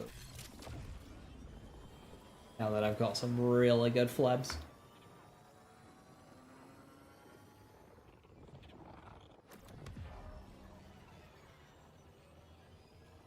Four compounding afflictions.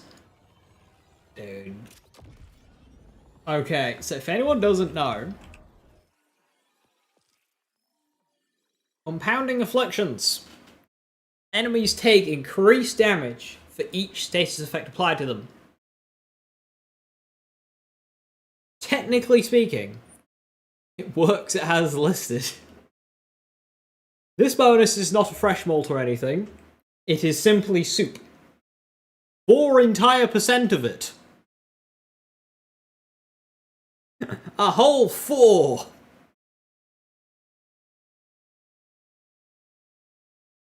You get 8 of these, you can surpass a single best offense. If you get 13 of them, you can surpass a honed mind. Or a riddle you this. And if you get, I don't know, like 40 of them, you might be able to beat Fragmentation Payload. Good luck.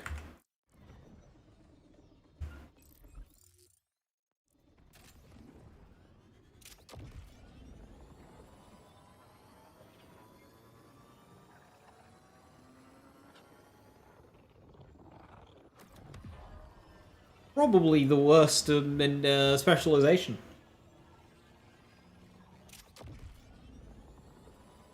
Like, even the gimmicky ones, like sturdy, like the sturdy one, is probably just better.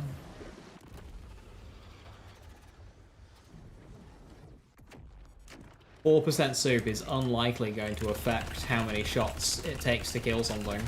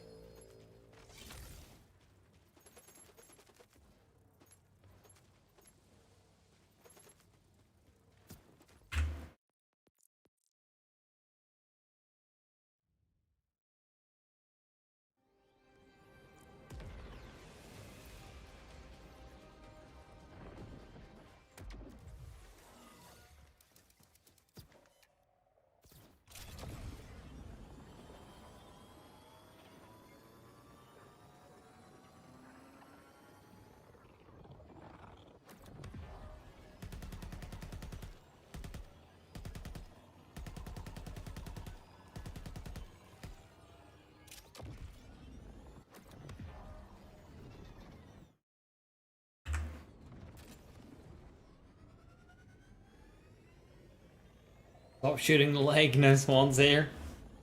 How can we be sure?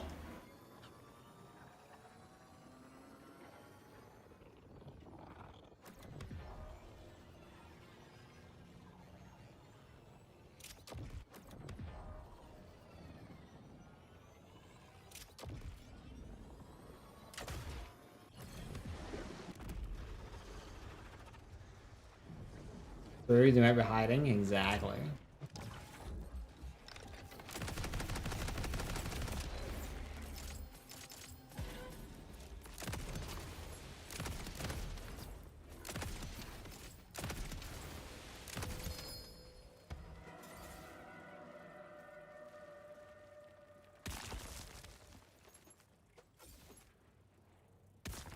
You know, it's a miracle I still have that finger.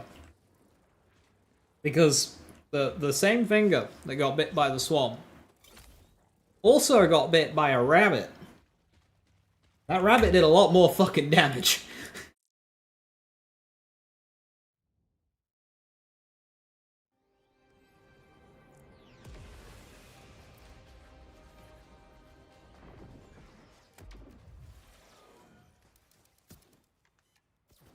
Those front teeth on a rabbit? They're made for chomping. You keep giving animals the finger and they're trying to bite you. Swan and rabbit both bit my fingers. What is wrong with the community? Violent.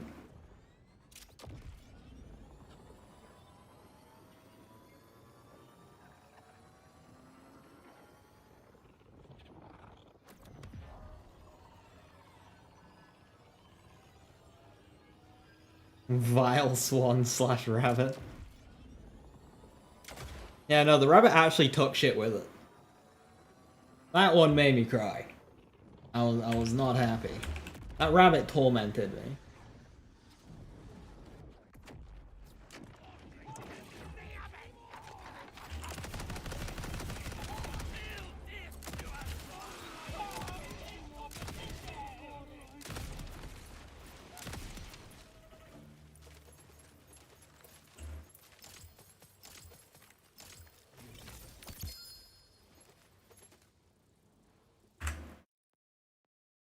Do I have to euthanize the rabbit? No, no. He lived on. We had 2 rabbits, and the bastard was the one that lived the longest.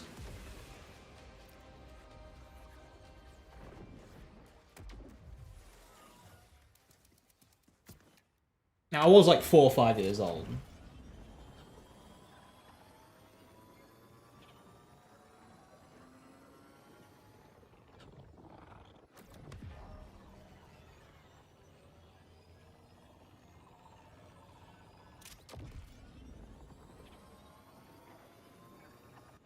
One time we had them in the living room. They were just chilling, they were running around. And they like kind of scuttled and like hid behind the TV. And I was just sat, eating my toast. This bastard, same rabbit, stole a slice of toast and dragged it behind the TV. And then the two rabbits just started licking the jam off of it. A thief!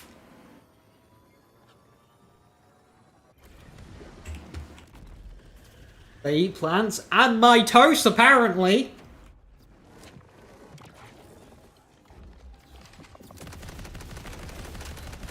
And my finger, apparently!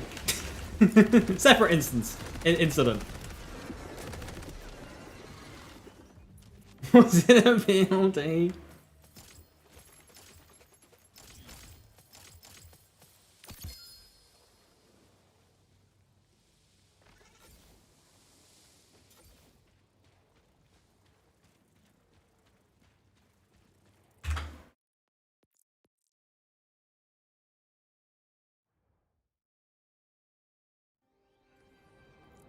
I was tormented.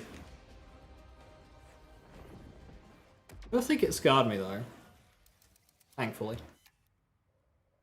Any other animals that attack you? Well, I mean, there was always like a period of time. Whenever we got a new pet, the pet would just terrorize me for a bit until I became their best friend. That was just like a trend. That just happened with every pet. I wasn't doing anything wrong, they would just terrorize me for a bit.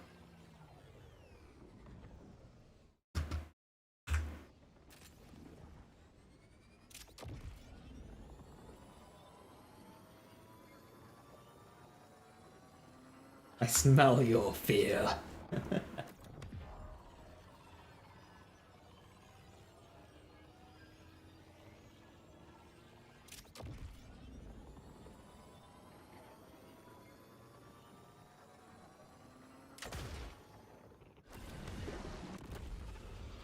I'm trying to think. I don't think I've been bit or attacked by anything else.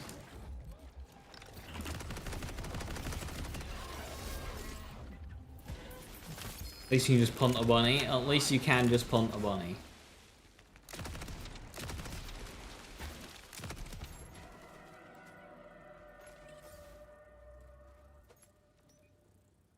Free sustained reaction with ordnance now. That's the exact same roll. Wait, that's just the exact same class mod. 3 sustained reaction, 3 cyclotron, 1 excited state, and ordnance damage. I'm sorry, it's different. It's 3 cyclotron and 3 sustained reaction, not 3 sustained reaction and 3 cyclotron. Sorry. Don't know about swan? Well, the swan, when they bite down, they grip on. So you can't just, like, shake a swan off, because they're gripped on.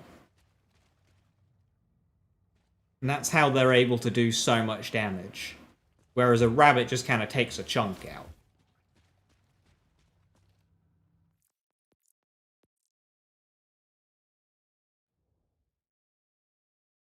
Get to the puzzle in the blood-stained hollow area. Let me remind myself where that is. Is that this one? Yeah, so are you referring to this one? So ignore whatever the hell Echo 4 is trying to tell you to do. Don't do this. Go up here and follow that route, but backwards. So go to here. So you'll go to this fast travel, work your way around, up the snow slope, and you see this jaggedy bit here? That's a broken bit of spaceship. You go into the spaceship, it's underwater, and you need to swim to this door. And that's the entrance.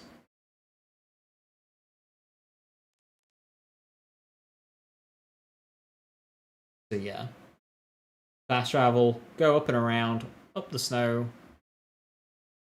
It's just there. Search for so long. Yeah, I don't know what Echo's trying to do. This is not a route. This doesn't work. We new sphere of swans thanks to me. Excellent.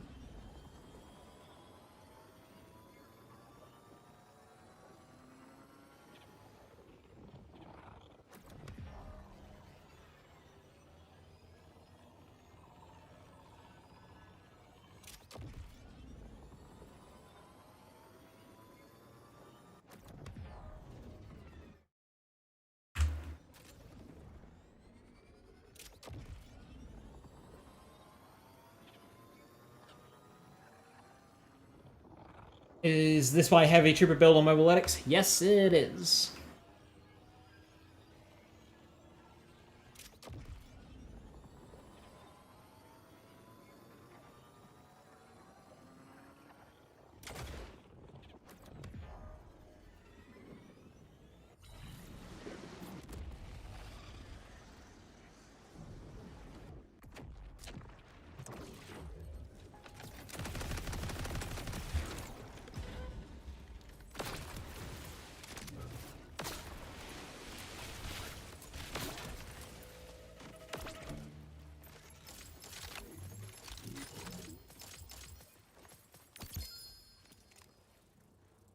Thunderous Strike the Anvil does not roll in this class mod. I swear to God.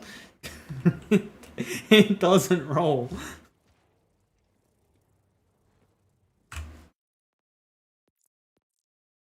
Two questions I'm going to answer. What are those rifts and what happened to Siren and Pickle? I think Siren and Pickle was just a joke. That's not a thing.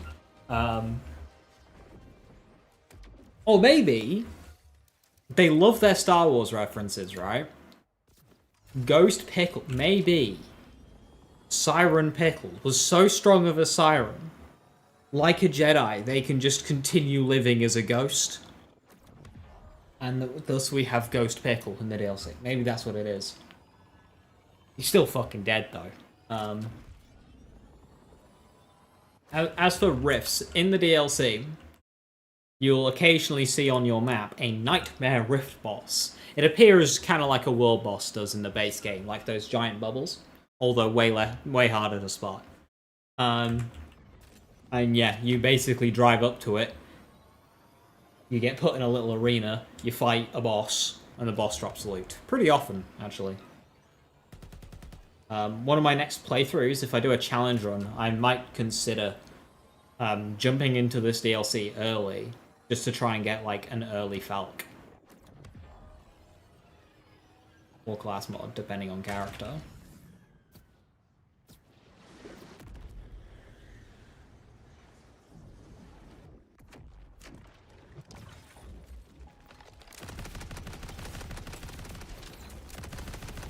Because they're pretty easy.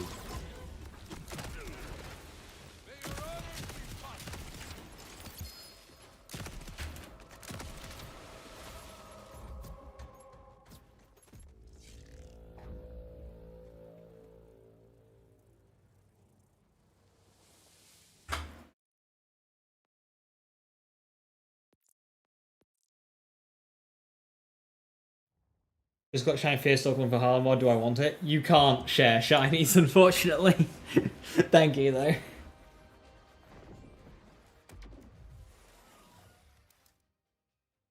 There's always once when you can't get to the area next to this crash nest. You'll have to be more specific.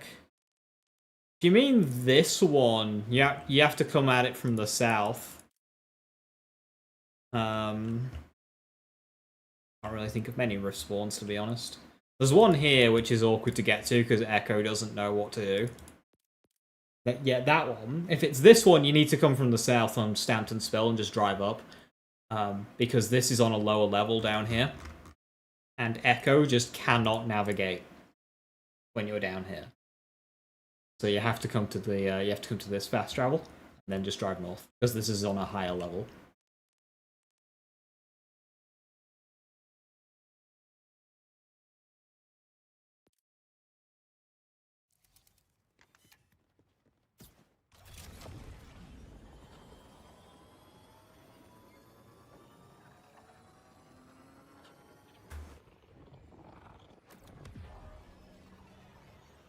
you'd have to open this door, but that can only be done from this side anyway. Because like here, down here is super early in the DLC, but up here is quite late on, because you normally go through here, do all of this bit, pop out here, then come round to this section. It's quite a long way. Go there.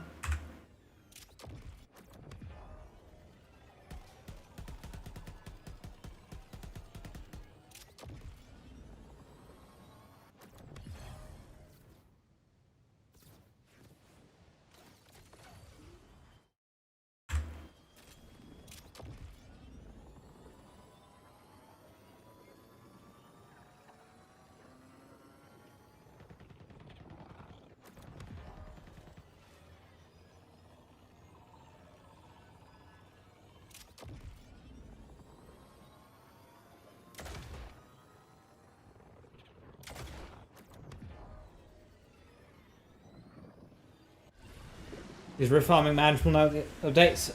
They didn't improve them, but we do have methods to force spawn them, which is what I'm doing. But I don't think they affected the rift spawns, to be honest. But basically, this is how I farmed them before the update. So this method is completely unchanged, obviously.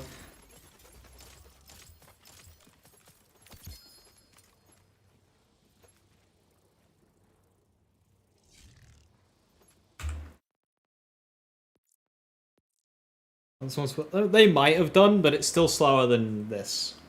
I mean, you can see the beam from further away. That is a thing they definitely did. I think you've got to get rid of modifiers. I mean, I don't think there's a reason for them to specifically get rid of modifiers. And some modifiers are fine, you know, like the loot ones or experienced, that kind of thing.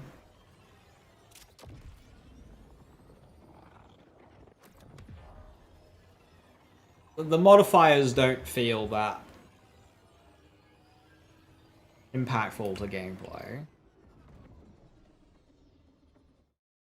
It's like they definitely could remove them and it wouldn't suck, but why bother?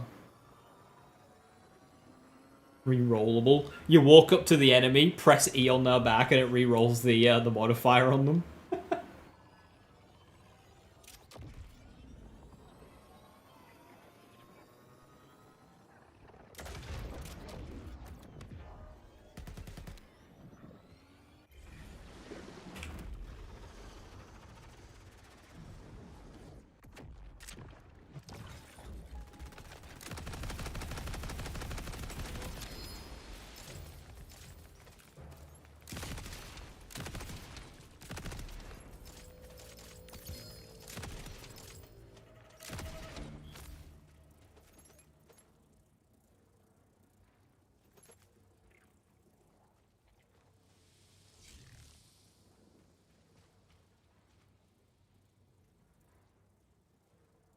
Bad passives, great main stats.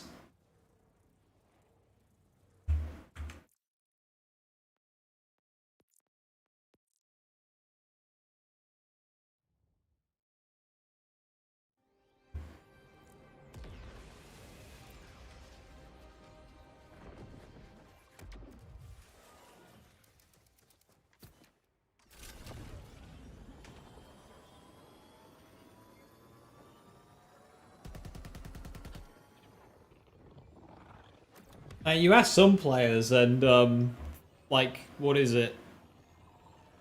What's it called in this game? The holy crit one, where you can only kill the enemy by critting them. You ask some players, and it's like the devil, the worst thing imaginable. Obviously, it doesn't spawn in the game. It's only that one mission.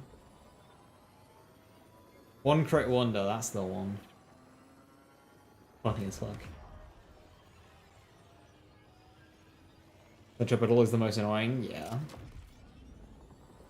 I don't mind Centripetal if it's like every enemy in the mission, because then at least you can play around it. But when it's just thrown at you randomly, that I don't like.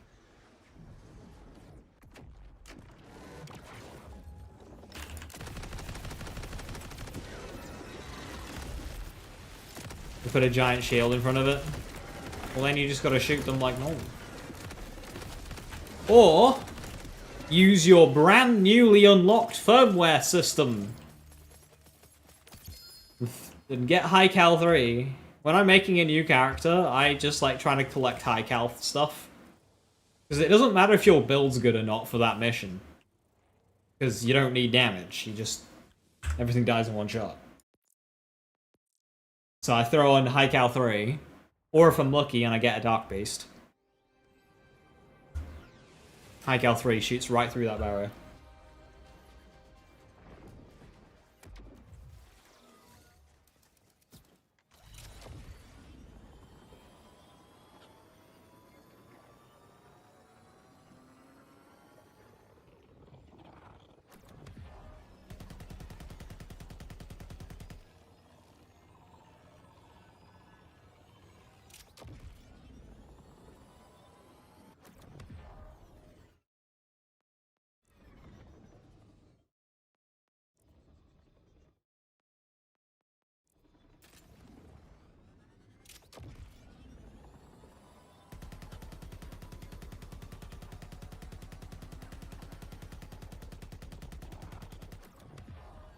Some builds can't crit with weapons. Have you tried aiming for the face?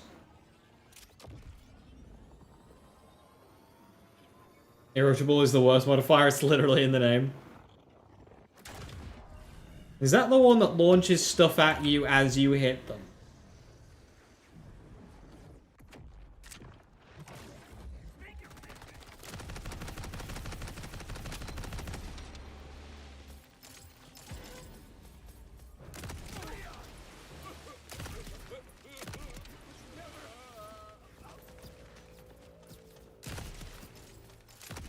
What do you think of getting Vitriol class mod for Rafa? Using a Hellwalker for the first shot is all you're doing.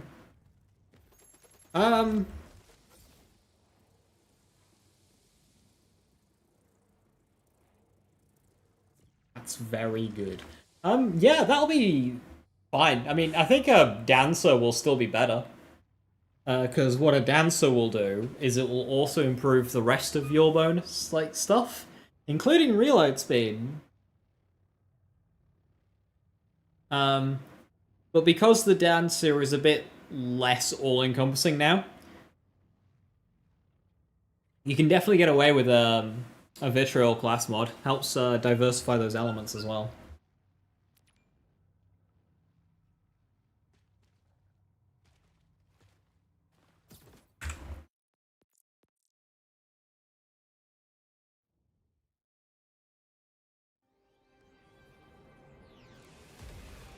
How many viable builds are there in total? Well, that's a question. What defines viable and what defines a unique build? Like, is Group Study Harlow different to Heavy Trooper Harlow? One might say yes, because they play very differently. One might say no, because they take literally the exact same skills in the skill tree. All 59 of them.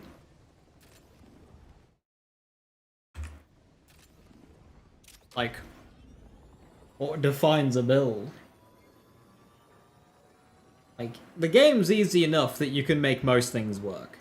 You can make most guns work, you can make it work.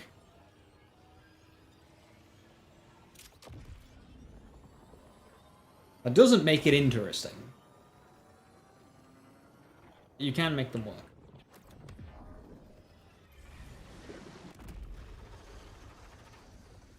Did my latest Sniper Alpha build and complete the first DLC in UV6 easy, really fun build? Hell yeah. It's great. One thing I like about it is you just play on true VH6, and it's just a good time.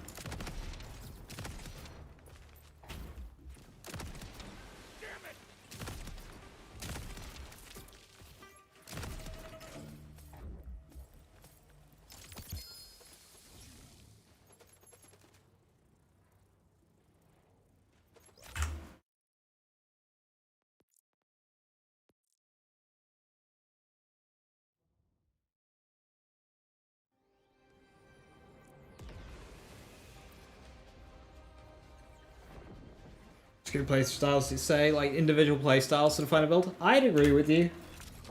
Like, to me, I would say a standard overall gun build and Heavy Trooper Harlow play differently enough, even though they are essentially exactly the same.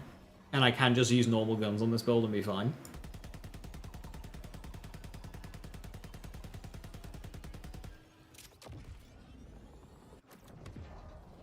More build options via viability variation? Yes, I do, because there is also a lot of things in this game that don't work. Namely, skills and action skills. Skill tree skills with cooldowns, like World Breaker and Grim Reaper. Why does Gastabate have a 2-minute cooldown? Why does Grim Reaper have a 2-minute cooldown? And no ways to reduce them.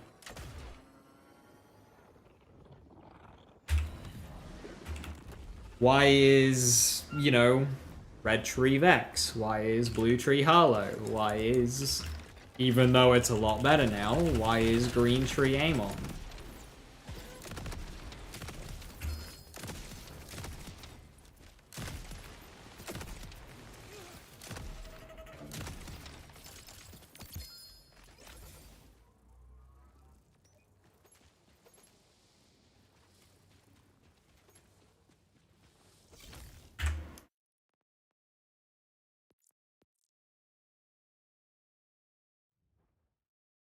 What a good grenades use versus Origo. Most of yours can't hit him. No idea. I don't do grenade builds, I'm afraid. I don't know what's used for damage.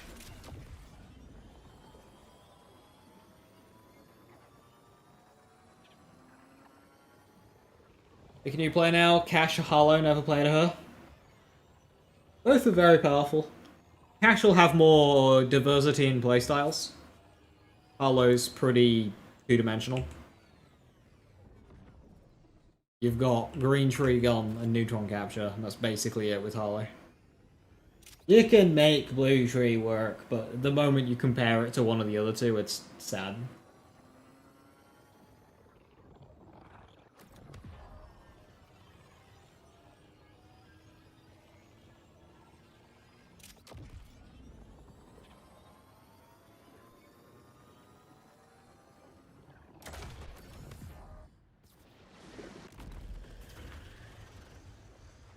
Vex and Amon are such pain to level, or am I missing something important with them? Vex I have a great time leveling. Between using, like, Bloodletter or Spectres. Spectres are good for leveling. The Bloodletter skill's great for leveling. And you can even run both. Get Coven in Blue Tree. Which is the augment to give you crit chance. Grab that and then work down Green Tree. It's a nice Hellhound. As for Amon, Amon's very powerful, but I find Amon's power comes into its own once you're able to put it together towards, like, late in post-game. I'm not too sure when it comes to leveling Amon. I only did a 30 skip with him, so I don't have a level 1. I've got many level 1 starts for Vex, but I don't have one for Amon yet.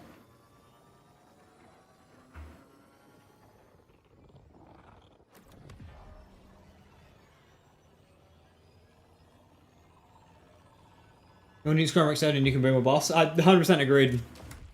I mean, making a great start would be to make alternative fuel source work with every instance of Shattering Light instead of just the first. That would be a fantastic start. Obviously, you need to do a lot more, but that right there is your biggest start. That one change would be your biggest thing to do, initially. Alternative fuel source into Shattering Light. Also, Demon Core with the Dirty Bomb, great damage because Demon Core has auto dots. And it makes Dirty Bomb actually consistent. Dirty Bomb without Demon Core is very inconsistent. I would improve the dot chances of non-Demon Core to help make Dirty Bomb more consistent with other options. Like Shattering Light. I think if Cue Ball did on detonation effects every time it popped, that would be nice.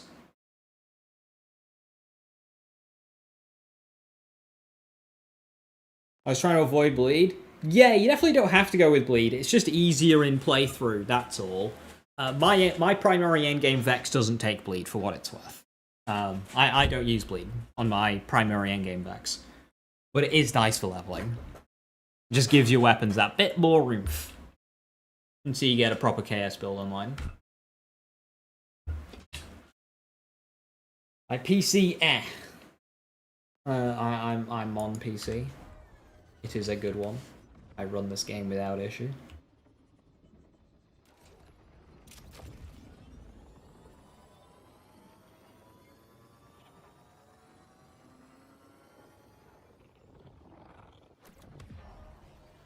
Yeah, Spectres are my favorite action skill to use while leveling, for sure. It seems to be the scene dead of this game. I mean, I guess you could argue so. It ramps up damage quickly. It has tons of survivability. It's easy to play. You can use basically any gun.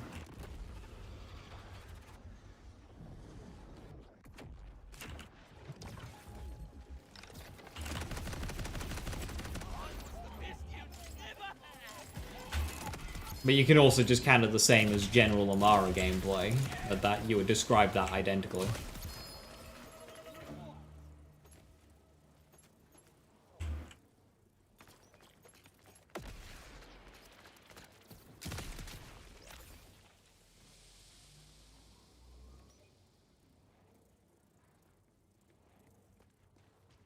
Pebbles!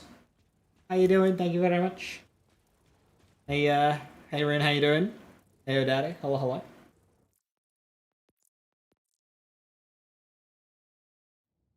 Thank you, Pebbles. Hope you had a good one as well. With level cap at now 60, where do you put those 10 points back in towards Start Pack for minion Vex? Yes. I think I did do that. You can either do that or just like heavier green. Up to you. You can't really hit morning yet.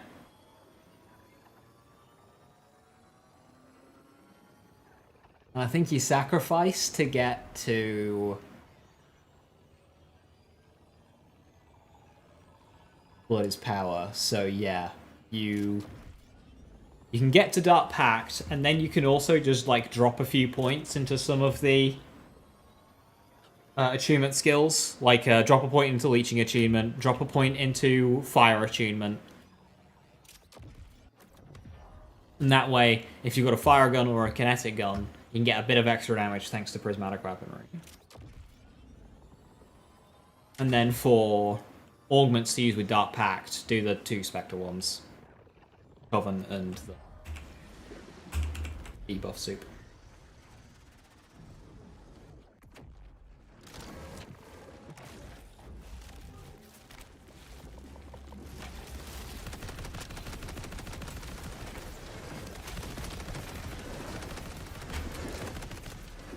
Make a build that can defeat all bosses using the Kaleidosplode. Do I have to use the Kaleidosplode as my primary source of damage? Or do I just have to be holding the Kaleidosplode?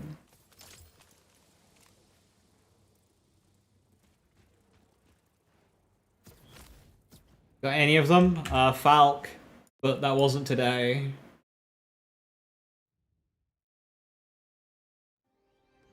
Primary source of damage.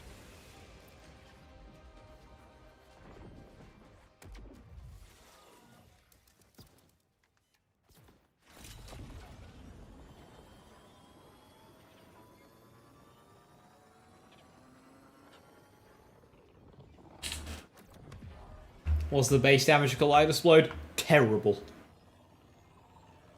You're not even doing configuration out of it. I think it's less damage than like a Whiskey Foxtrot per bullet.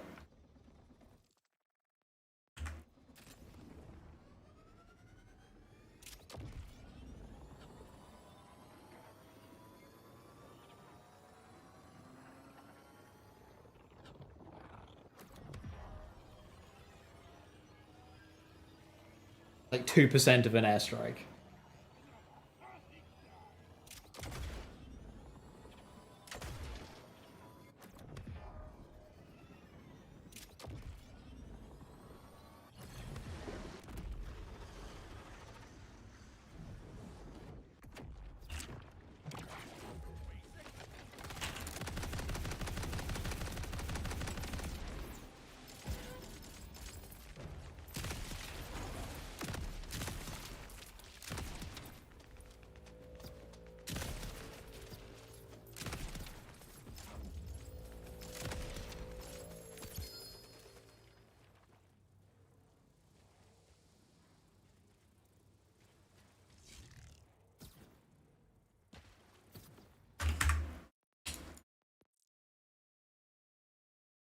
Are we really doing player count equal dead game thing?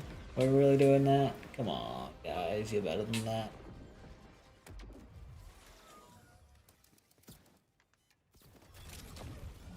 Bet Cash can make it work. He'll find a way.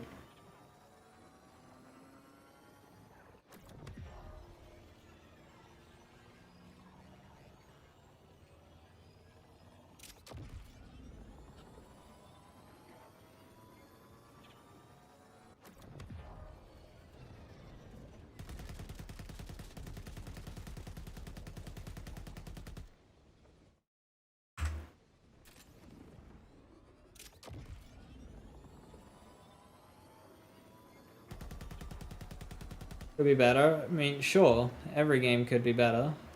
Yes, do I think Gearbox's post-launch support has been subpar? Abso-fucking-lutely. But in terms of how many people are playing a video game, I could not give two fucks. Lobby size is 4. 4.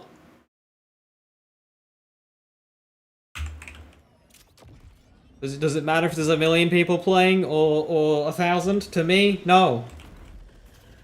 I play solo 99% of the time. I don't give a fuck.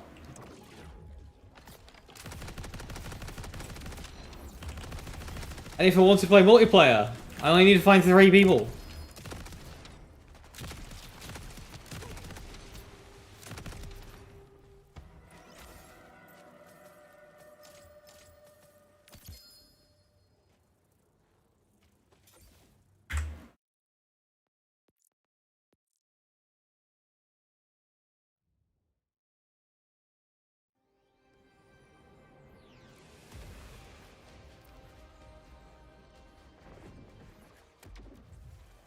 Am I in an XP lobby? No, I am safe quitting to farm a boss.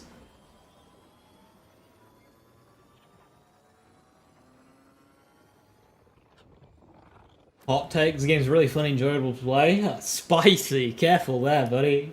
Jesus. You're gonna burn somebody.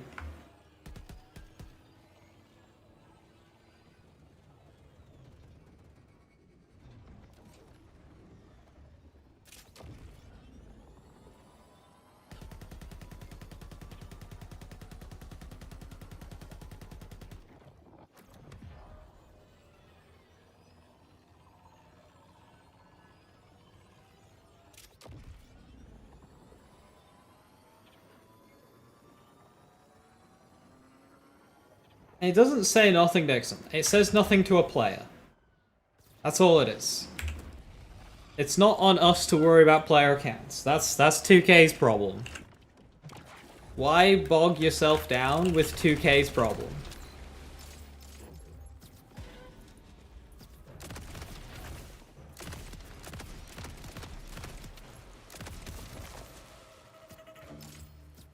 Ultimately, player count doesn't do anything for us. We can't change anything based on player counts.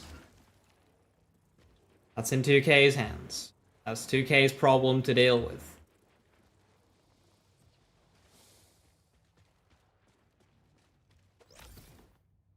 Do not stress yourself with other people's stresses.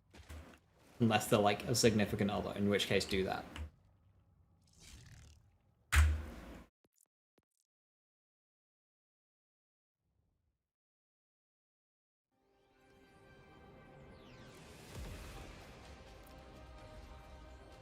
Exactly, Gum. But that's not your problem to deal with.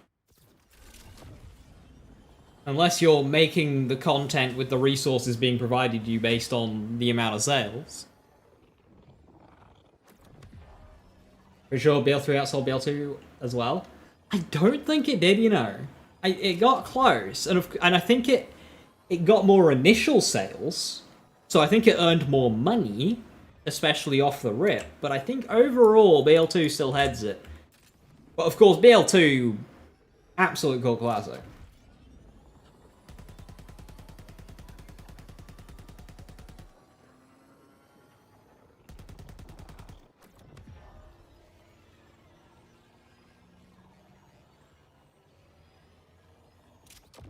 Yeah, 350 hours, Jim. It might not be as much as you hoped, but as for, like, any game, that's a lot.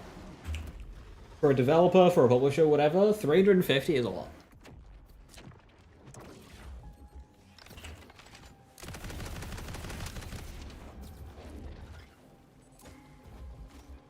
There you go.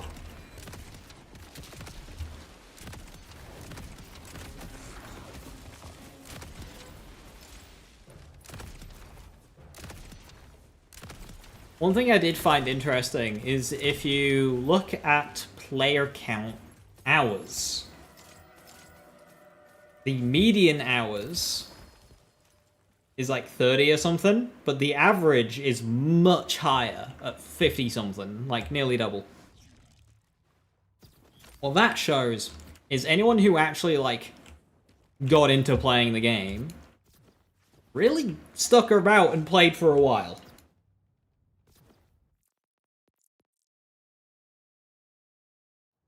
And I'm sure the poor performance assists that numerical gap, no doubt.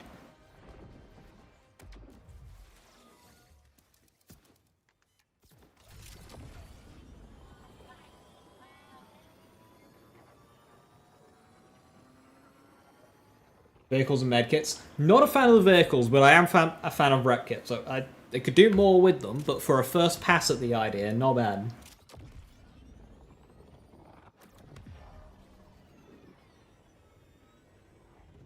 These games historically age very well. They do. They do. BL2, actually. It wasn't awful, but it was a bit shaky that first year. And I know for me, personally, BL2, I actually dropped off of BL2 right around Big Game Hunt, which I'm sure a lot of people did. And I didn't really get into hardcore playing Borderlands again until after OP levels. I played all the content as it came out, mind. But that's like, for some of it, that's all I did.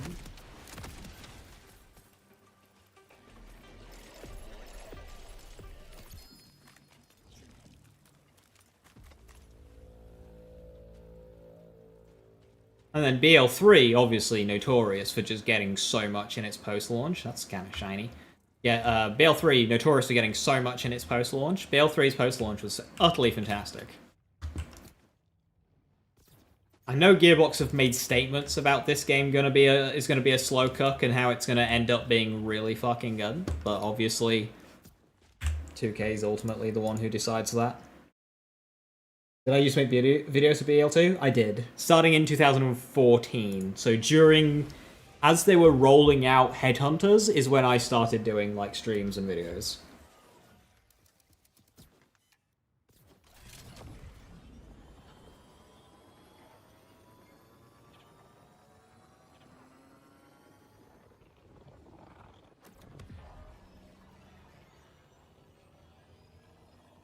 Back in 2014, yeah, I made a couple of videos. I mean, I started uploading at the beginning of 2014. So 2014, I had a lot of videos. Is this build a mobile Linux? Yes, it's my Heavy Trooper Harlow, Heavy Ordnance, for True BH6.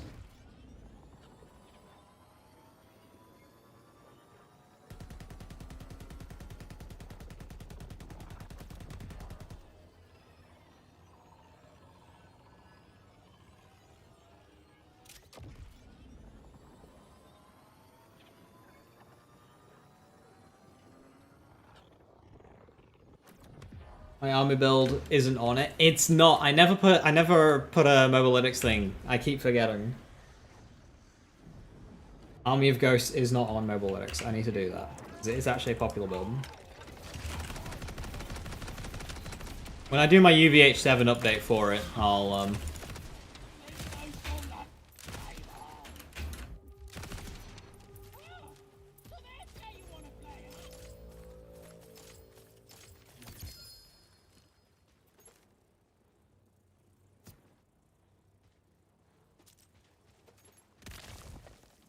do that.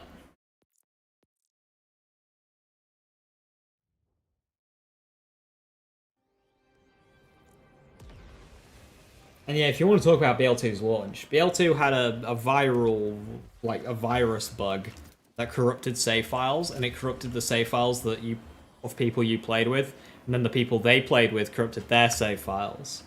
On Xbox, when the first DLC came out, Scarlet's, it was corrupting save files. You'd buy the DLC and nuke your saves on day one.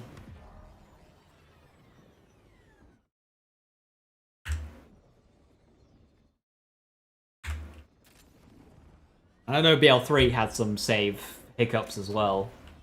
Some weird ones.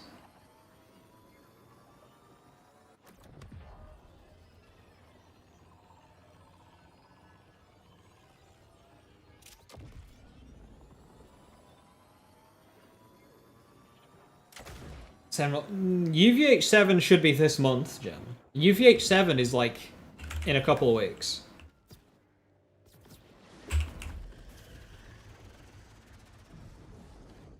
We won't be getting level 70 this thing. Level 70 will probably be DLC 2.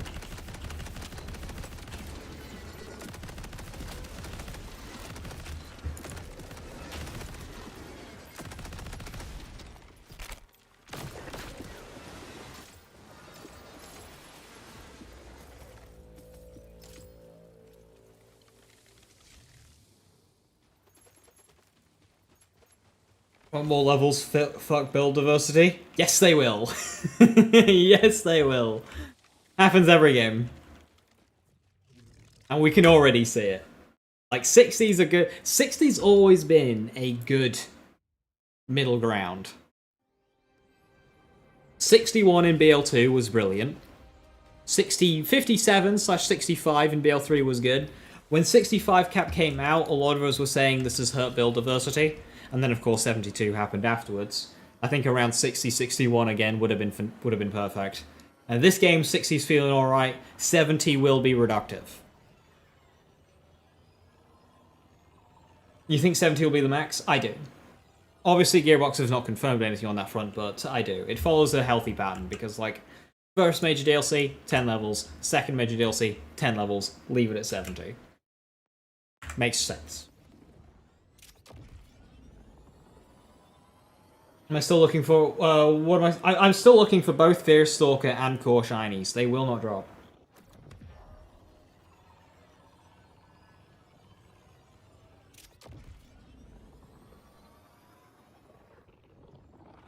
Yeah, level 65, KS Vex diversity dies. Because we get Grave Thirst. I need to do more Blue Tree KS Vex, because the moment level 70 comes out, that shit's dead. I think we'll get content next year as well. No idea. I hope so, but we'll see.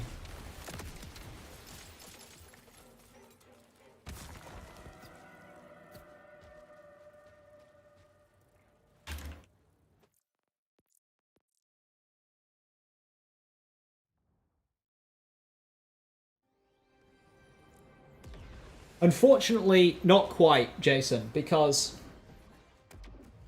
the skills in this game suck. Getting more skill points doesn't actually really help you in a lot of cases. For example, take an Incarnate for damage build. A build that is already struggling. Trying to use Incarnate for damage, use Iron Maiden, high capacity hopscotch to increase the base damage. That is a build that is struggling. From level 50 to level 60, it's already ran out of good skills. That build got less of an upgrade to its damage than, like, kill skill. Because there just isn't enough support to make the action skill itself do damage. It already run out. And 70 will just be even worse. The game will get harder, and the build won't get any stronger. It's crazy to think, with the skill trees as big as they are, to run out of skills, but there's just so much shit.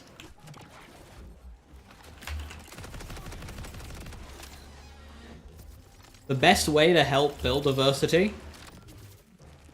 is not to just shovel more skill points in. It's to actually rebalance the skills themselves.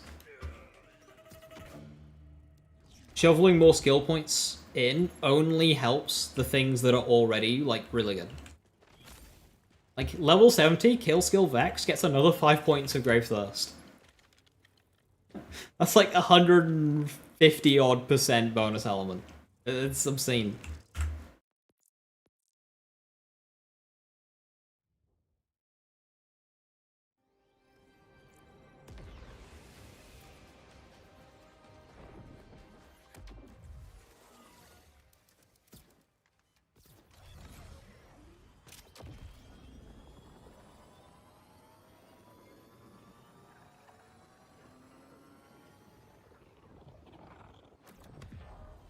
Viper sent a tweet.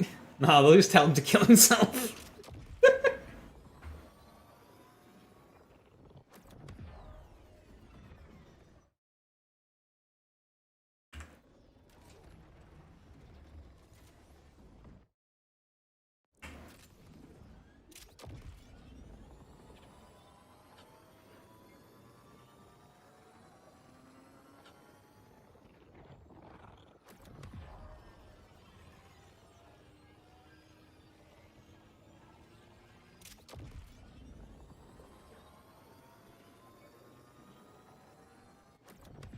Can't wrap your mind around how Cash got to keep Anti-Gloom and Bleed.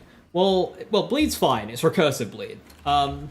They just didn't do the big rebalance that they said that they were going to do.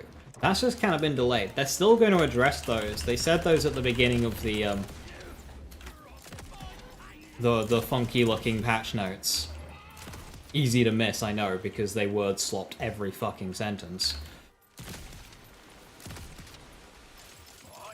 They're still gonna do that. But what's crazy there is you mention those three things, Anti-Up, Gloam, and Bleed. That doesn't even mention the 20,000% ordnance damage that you can get from Desperado. Or the 20,000% bonus fire damage that you can get from Hell Followed With Him. Ash is just an insane character.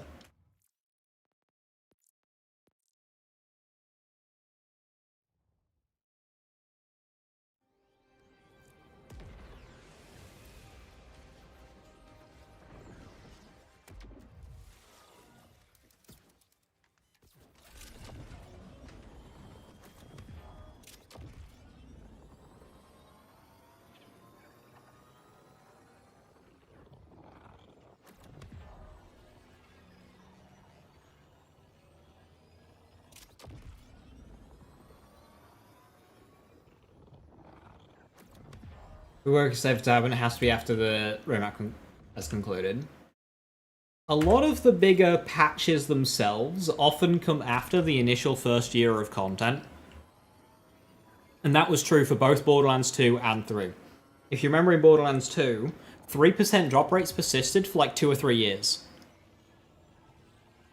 It was like 2014, 2015, when Cloud Kill got buffed, when Fastball got buffed, when drop rates got buffed from, 1 in 30 to 1 in 10. That all happened years later. It just kind of depends on how much 2K will let them keep working on it before working on the next thing for consumers to consume, which I will probably consume.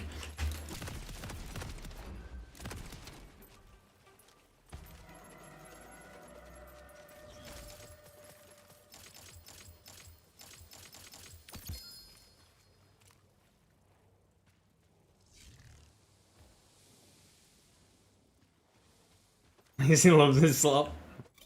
It's like Borderlands. Borderlands, I just wish it had more gamey stuff that you'd find in, say, like Diablo or something. Much prefer the gameplay of Borderlands. I just want, like, that level of game stuff, but in my gameplay of Borderlands. My skills of Borderlands.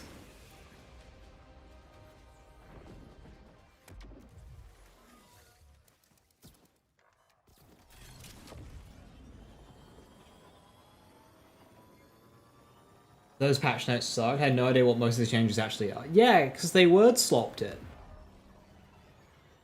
Instead of just saying what the change was, they tried writing it like it was a bloody secondary school essay. Like, what are we...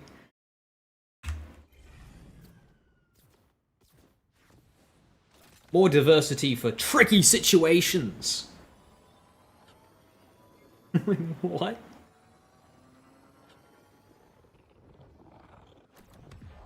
They hallucinated. They definitely did.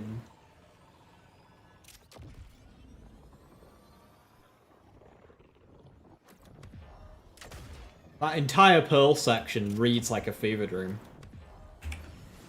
And the whole opening paragraph says how they're changing a bunch of stuff, and then all of the changes below it just do not relate to the changes that they said they were going to do at all. And half of them aren't even changes that are relevant to players. Like changing what parts can roll on the Crazed Earl, Soul Survivor, and Cursourced is completely irrelevant, because those previous parts never dropped for players. They did before the DLC came out, but like, it's not relevant. That never made it to live.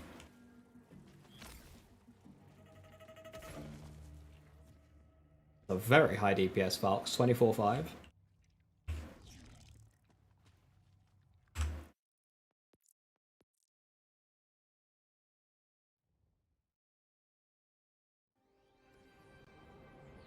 Not whatever that was, yeah. I mean, there was a lot of pushback against it, and we know that they saw that. So, you know, hopefully they don't try it again. watch the weekly reset notes tomorrow, just be all worded up. And it's like 3 pages of new wildcard, new Murray's vendor, new big encore boss.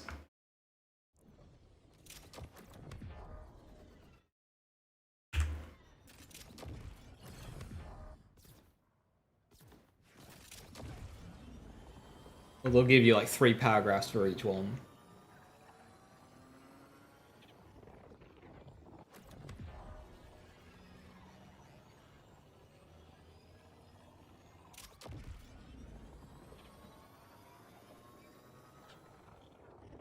Bug fixed.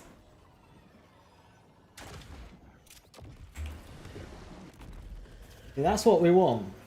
Bug fixed. Damage increased. Damage decreased.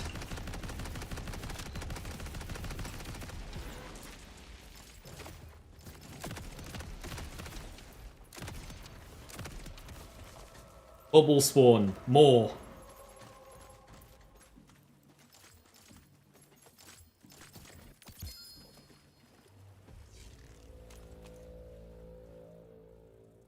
Well, this might be a bit of a niche reference, but have you seen that skit of a guy interviewing a politician, asking for one-word answers, and the politician's just absolutely not having it? Giving, you know, politician answers.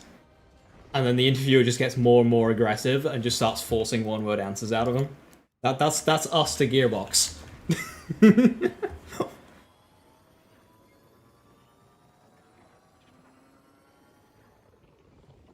Or 2K, whoever's writing them.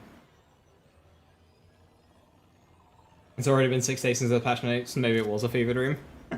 Feels a lot longer for me, because I've had a bank holiday weekend working through. Feels like an eternity.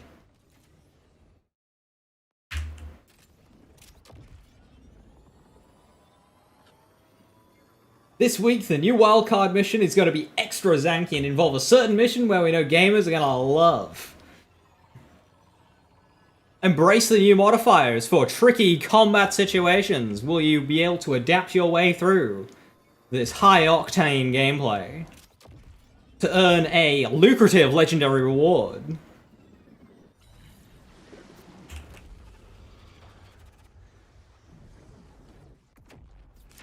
That only few Vault Hunters ever get the pleasure of getting. Just pull a Kimi Raikkonen and just give deadpan delivery answers. Exactly, that's what we want.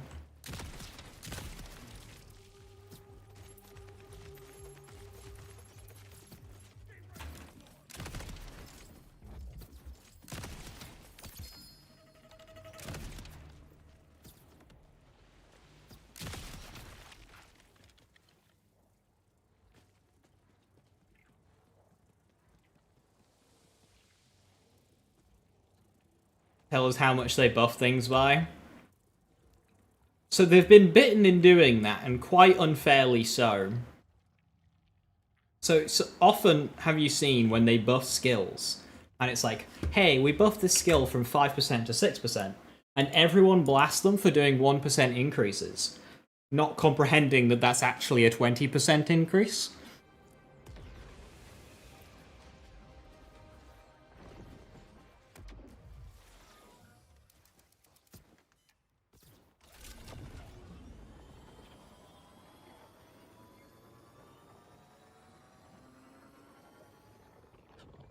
Why use Longword when few work do trick?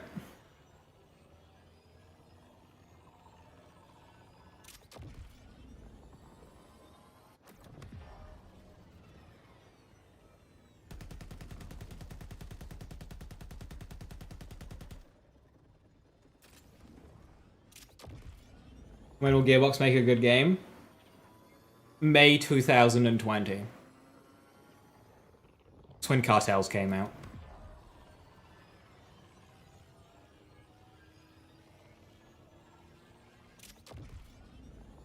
I think.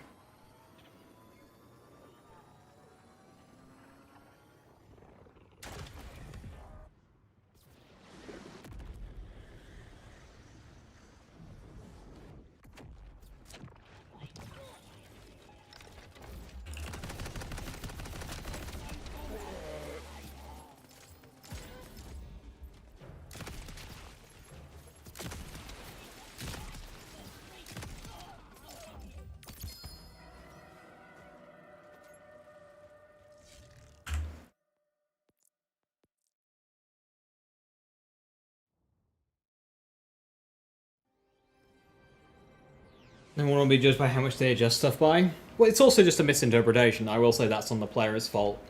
People do love to just, like, strike at before evaluating. But obviously when you include no numbers, then everyone's just a bit pissed off. Like, well, tell us how much by.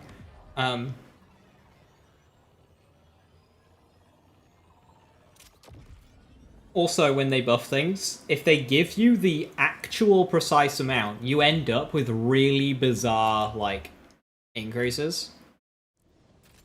And not a clear number, and that's because what they do is everything in the game, like when it comes to base damage, has a base damage at level 1, which is a very small number. Sometimes single digit. But then that number gets multiplied up by your level. 9% per level. Exponentially. So you end up with really weird decimals in how much something was buffed by. And people go, why are we buffing by really weird numbers? You know, why 66.7%? Why not just 70? Not knowing that it's because they just buffed the level 1 value. They don't buff things on each individual level, they just change the level 1 value. Let the scaling do the rest.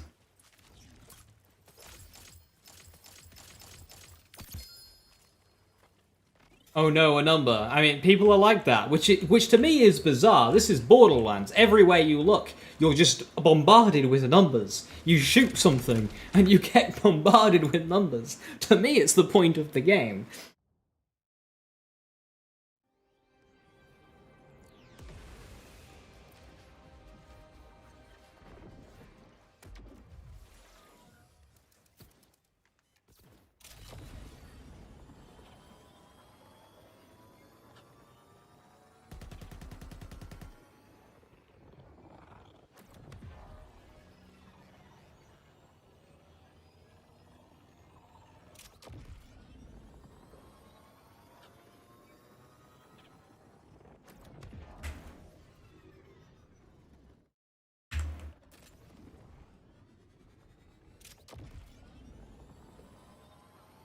Doesn't matter, Jason. It would be the same outcome either or. Because, like, enemy health scales the exact same way as well. A base level 1 value times formula per level for as many levels. It doesn't matter. But it's just simpler to do it that way. They don't define what value something's going to be at every level. They just define it at level 1 and have it increase on a per level basis, following a certain formula. For most things player involved, that's 9% per level.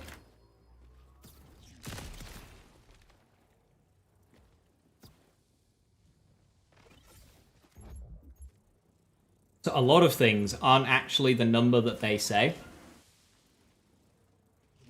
A lot of them are actually a decimal.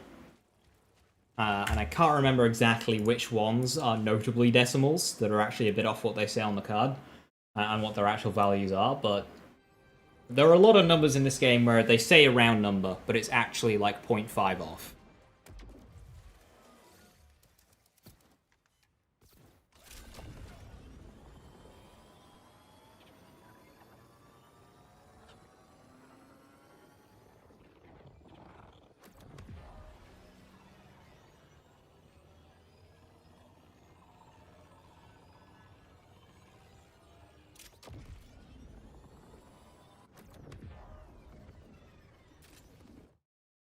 Hell, even guns have decimals to them, you just can't see them.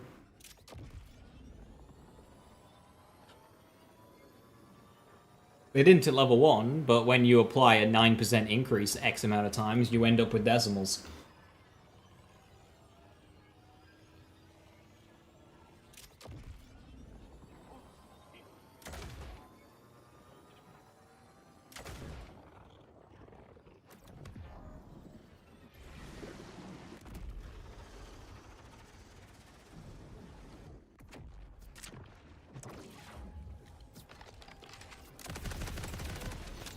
Jesus, health.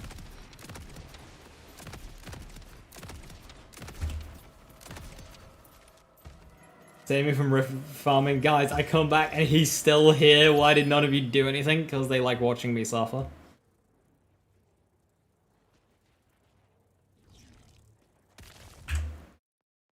Utka, Utka.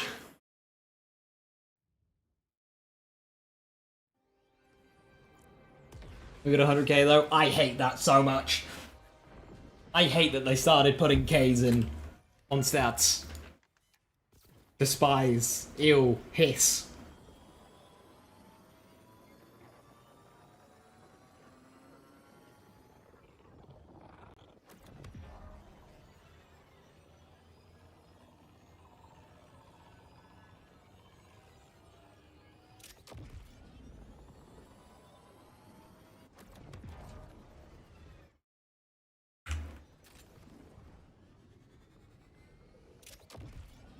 One of the DPS was higher. Yeah, that one's pretty common because of fire rate.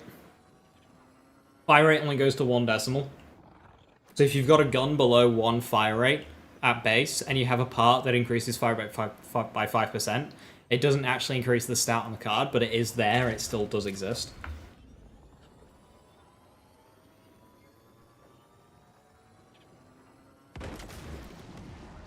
If the bus fire base level 1, glad to get because they balanced it for endgame. They made the game gun.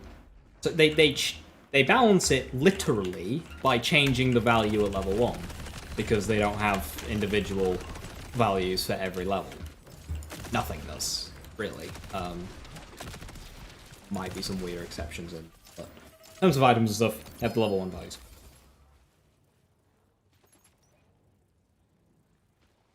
But they balanced it to be good at endgame.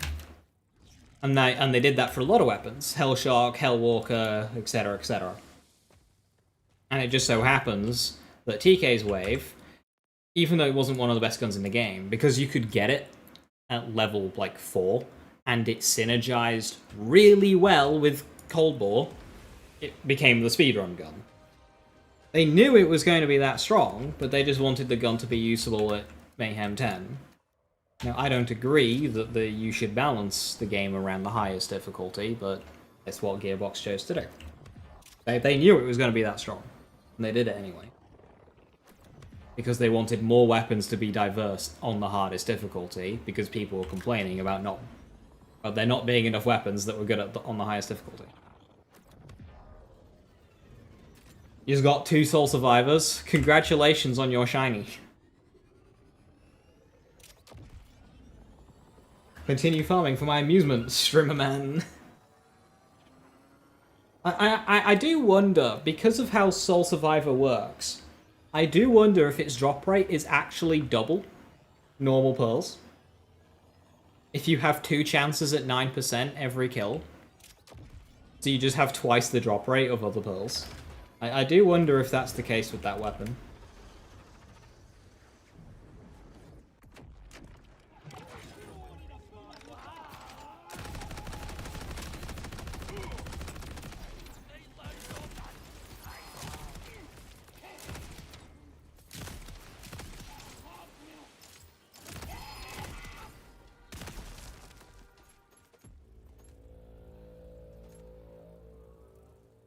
Sure shot. Protractor. Those 2... I mean, that's trying. I like it. What shiny pearl rate's supposed to be? I don't think there is one. The idea of a shiny pearl is kind of like... They're not... I don't know. I don't think we're supposed to get shiny pearls, to be honest. I'm pretty sure Soul Survivor is 50-50 on whether it's going to be shiny or not. But it's 2 different drops at 9%. It doesn't work like normal shinies.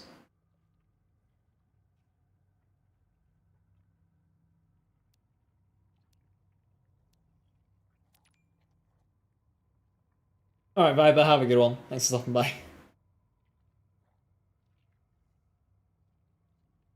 Can the Rarity Shadows card that overrides his melee, does it do Groundbreaker? Yes. Yes, that's a very good skill now. Absolutely. Very good. You drop one down, then do your damage. I'm gonna, when I next respec, I'm actually gonna put it on my Crossfire build. So I'm gonna throw a grenade, drop a Wretched Shadow, activate Crossfire, or activate Windfall, activate Crossfire, Desperado, Fortune Stacks, deliver. That's going into my my pure DPS rotation. Atlas Sport is so good, but I never bothered to even try to see if it works because they're much better under barrels. Not only that, it's just the hassle just to like have items solely for just one type of underbarrel. It's just a bit of a pain, and it's my issue with the enhancement system in its entirety. Is I don't want an entire inventory slot dedicated to a certain type of weapon, because that actively punishes me for being for exploring. For using lots of types of weapons. It's trying to funnel me into using one type of weapon, which to me is counterintuitive for a game that's got billions of guns, and that the point of the game is billions of guns. It just feels counterintuitive. So, this Atlas stuff, with both the firmwares and the enhancement, is really cool, but it is a hassle to have a completely separate set of equipment for one type of gun. And because it's a hassle, nobody uses it, despite this being really cool.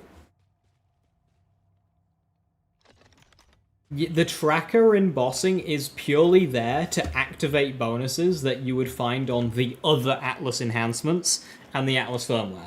That's That's why Atlas trackers exist, really. Unless you got a boss that moves around a lot, like Origo. You put one on a weak point on Origo and it flies up. Very nice.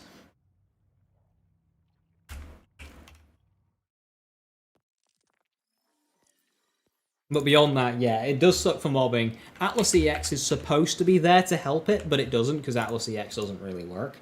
At least Atlas Infinitum's good.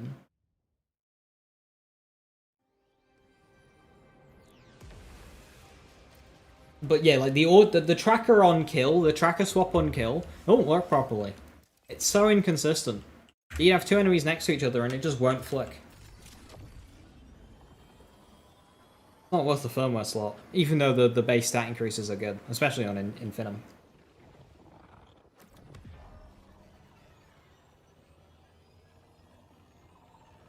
Yeah, TK's wave likes tracker because of widespread. You could argue Broken Wing's the same if it rolls it, I can't remember. And somebody should really make a resource that has all of the weapon rolls in this game. Somebody should do that. Hang on one second. Let me see if I can quickly whip that up.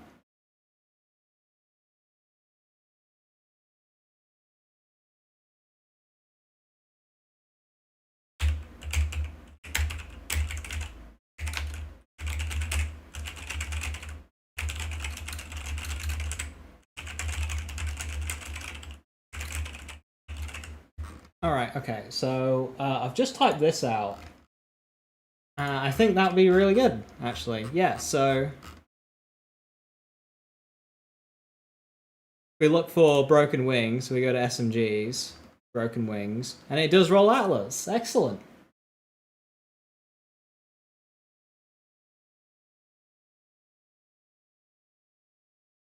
So I'll be good on that.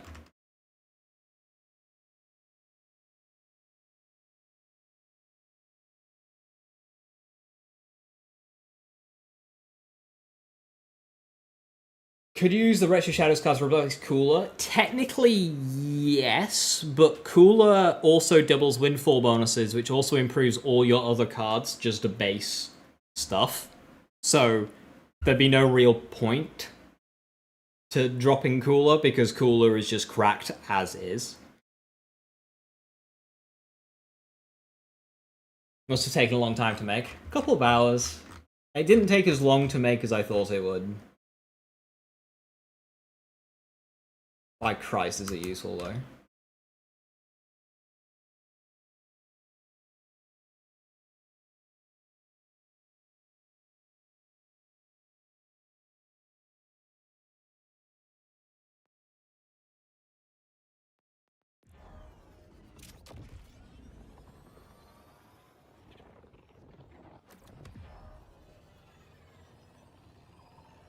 Have I tried Per My Last with the laser? As in Lance laser or Peacebreaker lasers?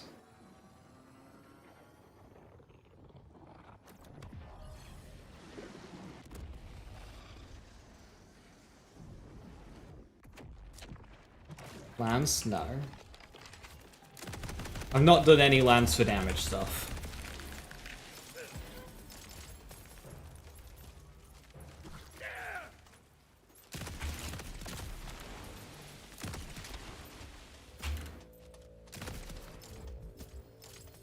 With Vex, I'm using an order enhancement with Crowsourced.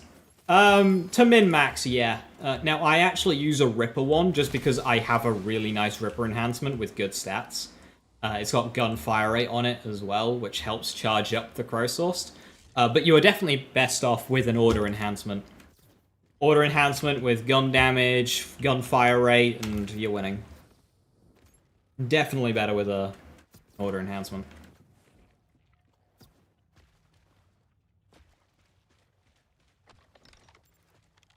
Alright, one more run.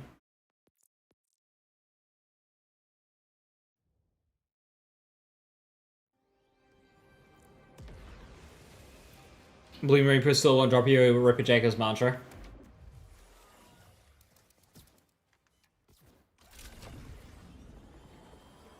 Hopefully, the next raid boss has got better drop rates. 30% damage order one? Yeah.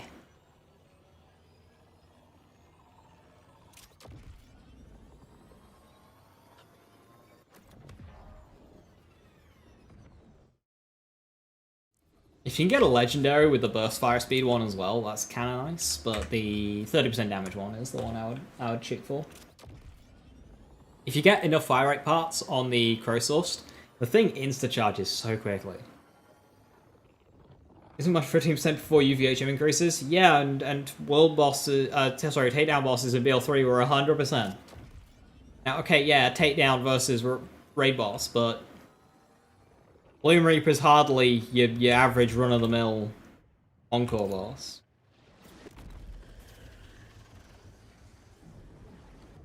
I think it's gun damage, Jim. I think Urchin's gun damage.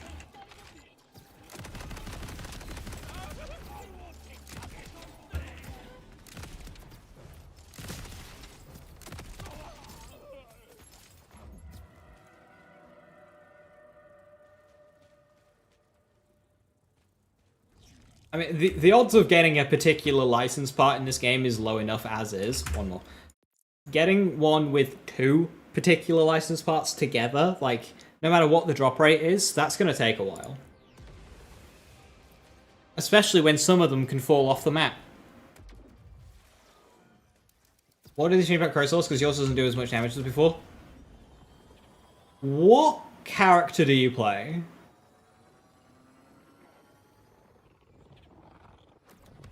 All the change is that the splash damage from Crow Source counts as splash damage, which is a insignificant bonus, but still a bonus. Harlow? Right.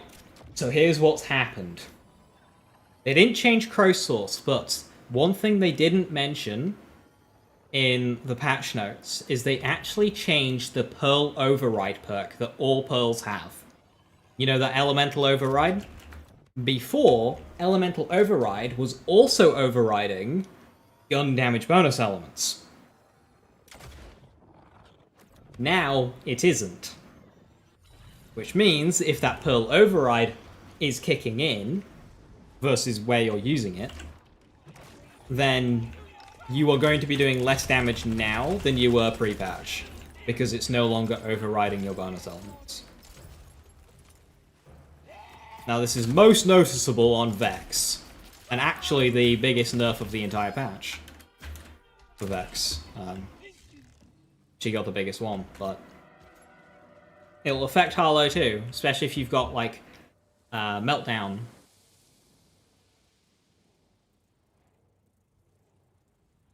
I don't remember if it overrode Nuclear Winter. I don't think it did, but it'll override Meltdown. Berserk Amon. It did not override Berserk Amon. So Amon is much less affected than, say, Vex with Blood is Power. So you will see, situationally, a bit of a hit with Pearls in general. Post-patch. Because of the way they changed Pearl Override. You see, I was running 4 Pearls on this character. But it's no longer as good.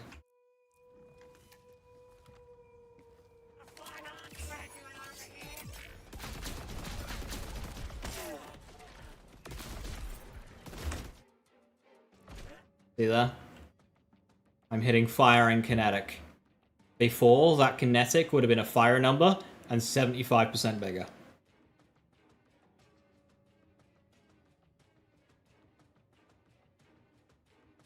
So that's a big damage decrease.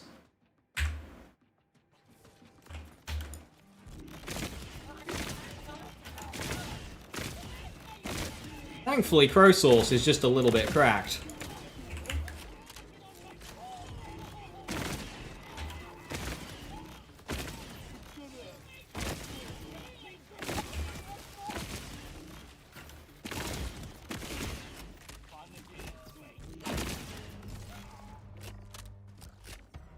Then Harlow, that number would have been rad for you. Yeah, but if you had a fire override, that radiation number would have become fire and gained 75% damage. Now it's staying radiation and not gaining anything.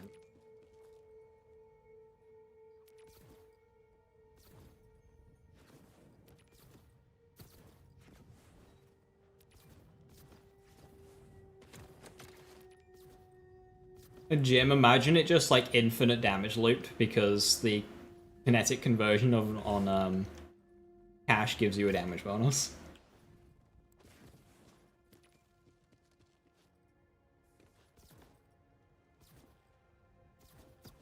So just infinite loops.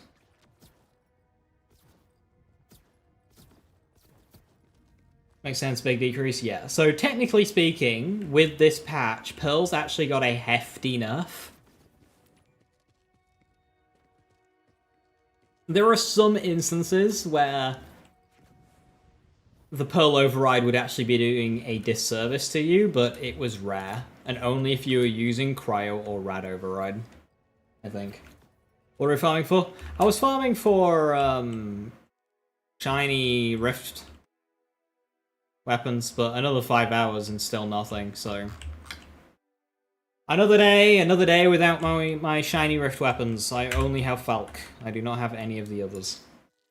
Fear Stalker and... Or.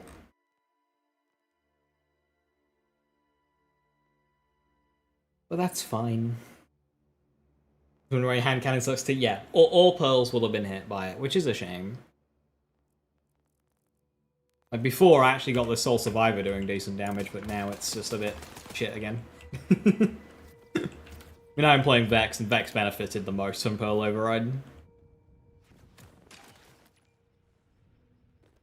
Still.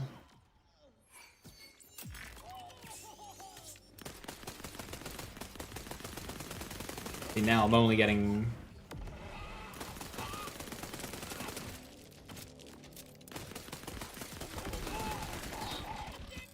Did I have this override? Oh, corrosive.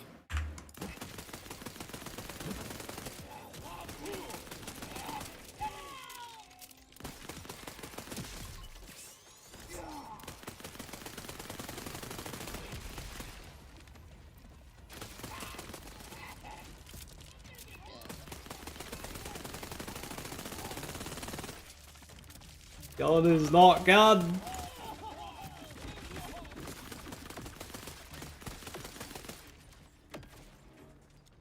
Aren't the pearls relatively shit anyway? Only really Soul Survivor. Pro Source was batshit insane. Praised Earl was awesome. Eigenburst was a beast, although a bit unwieldy. Hand Cannon with a very specific perfect roll was good, and that's kind of it. And Eigenburst was insane.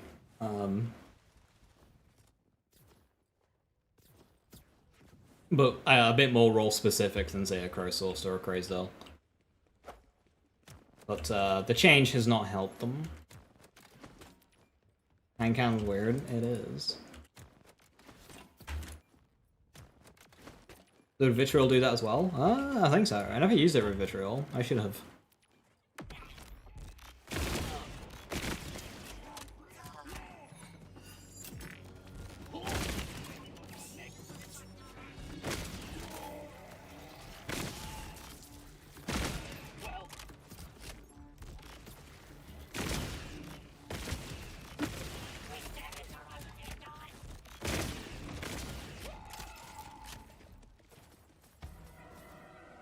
Anyway, I'm gonna call it there. Tomorrow, I should be live on normal time, hopefully a tad beforehand, because it is reset day. Reset day, probably no substantial updates. However, we will get the weekly rollover, and I'm hoping for either Foundry Freaks or Fractus. Hopefully Fractus. Fractus is one of the two bosses that has not been big encore yet in base game. Traitor Within mission? I remember which one that one is. I need to not get distracted.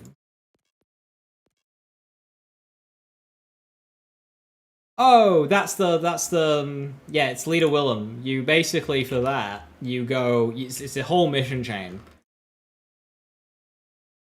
Go over to Carcadia. There'll be a mission here called For the Electee. Part 1. For the Electee. Do those. If it's not appearing, save quit. And just keep looking inside this building. It should just be in there.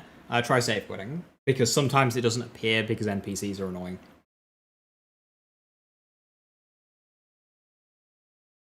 How the override if you're doing fire and corrosive with elements fire virtual, would that bug out? It was weird. It would only override some bonus elements depending on which elements in which order.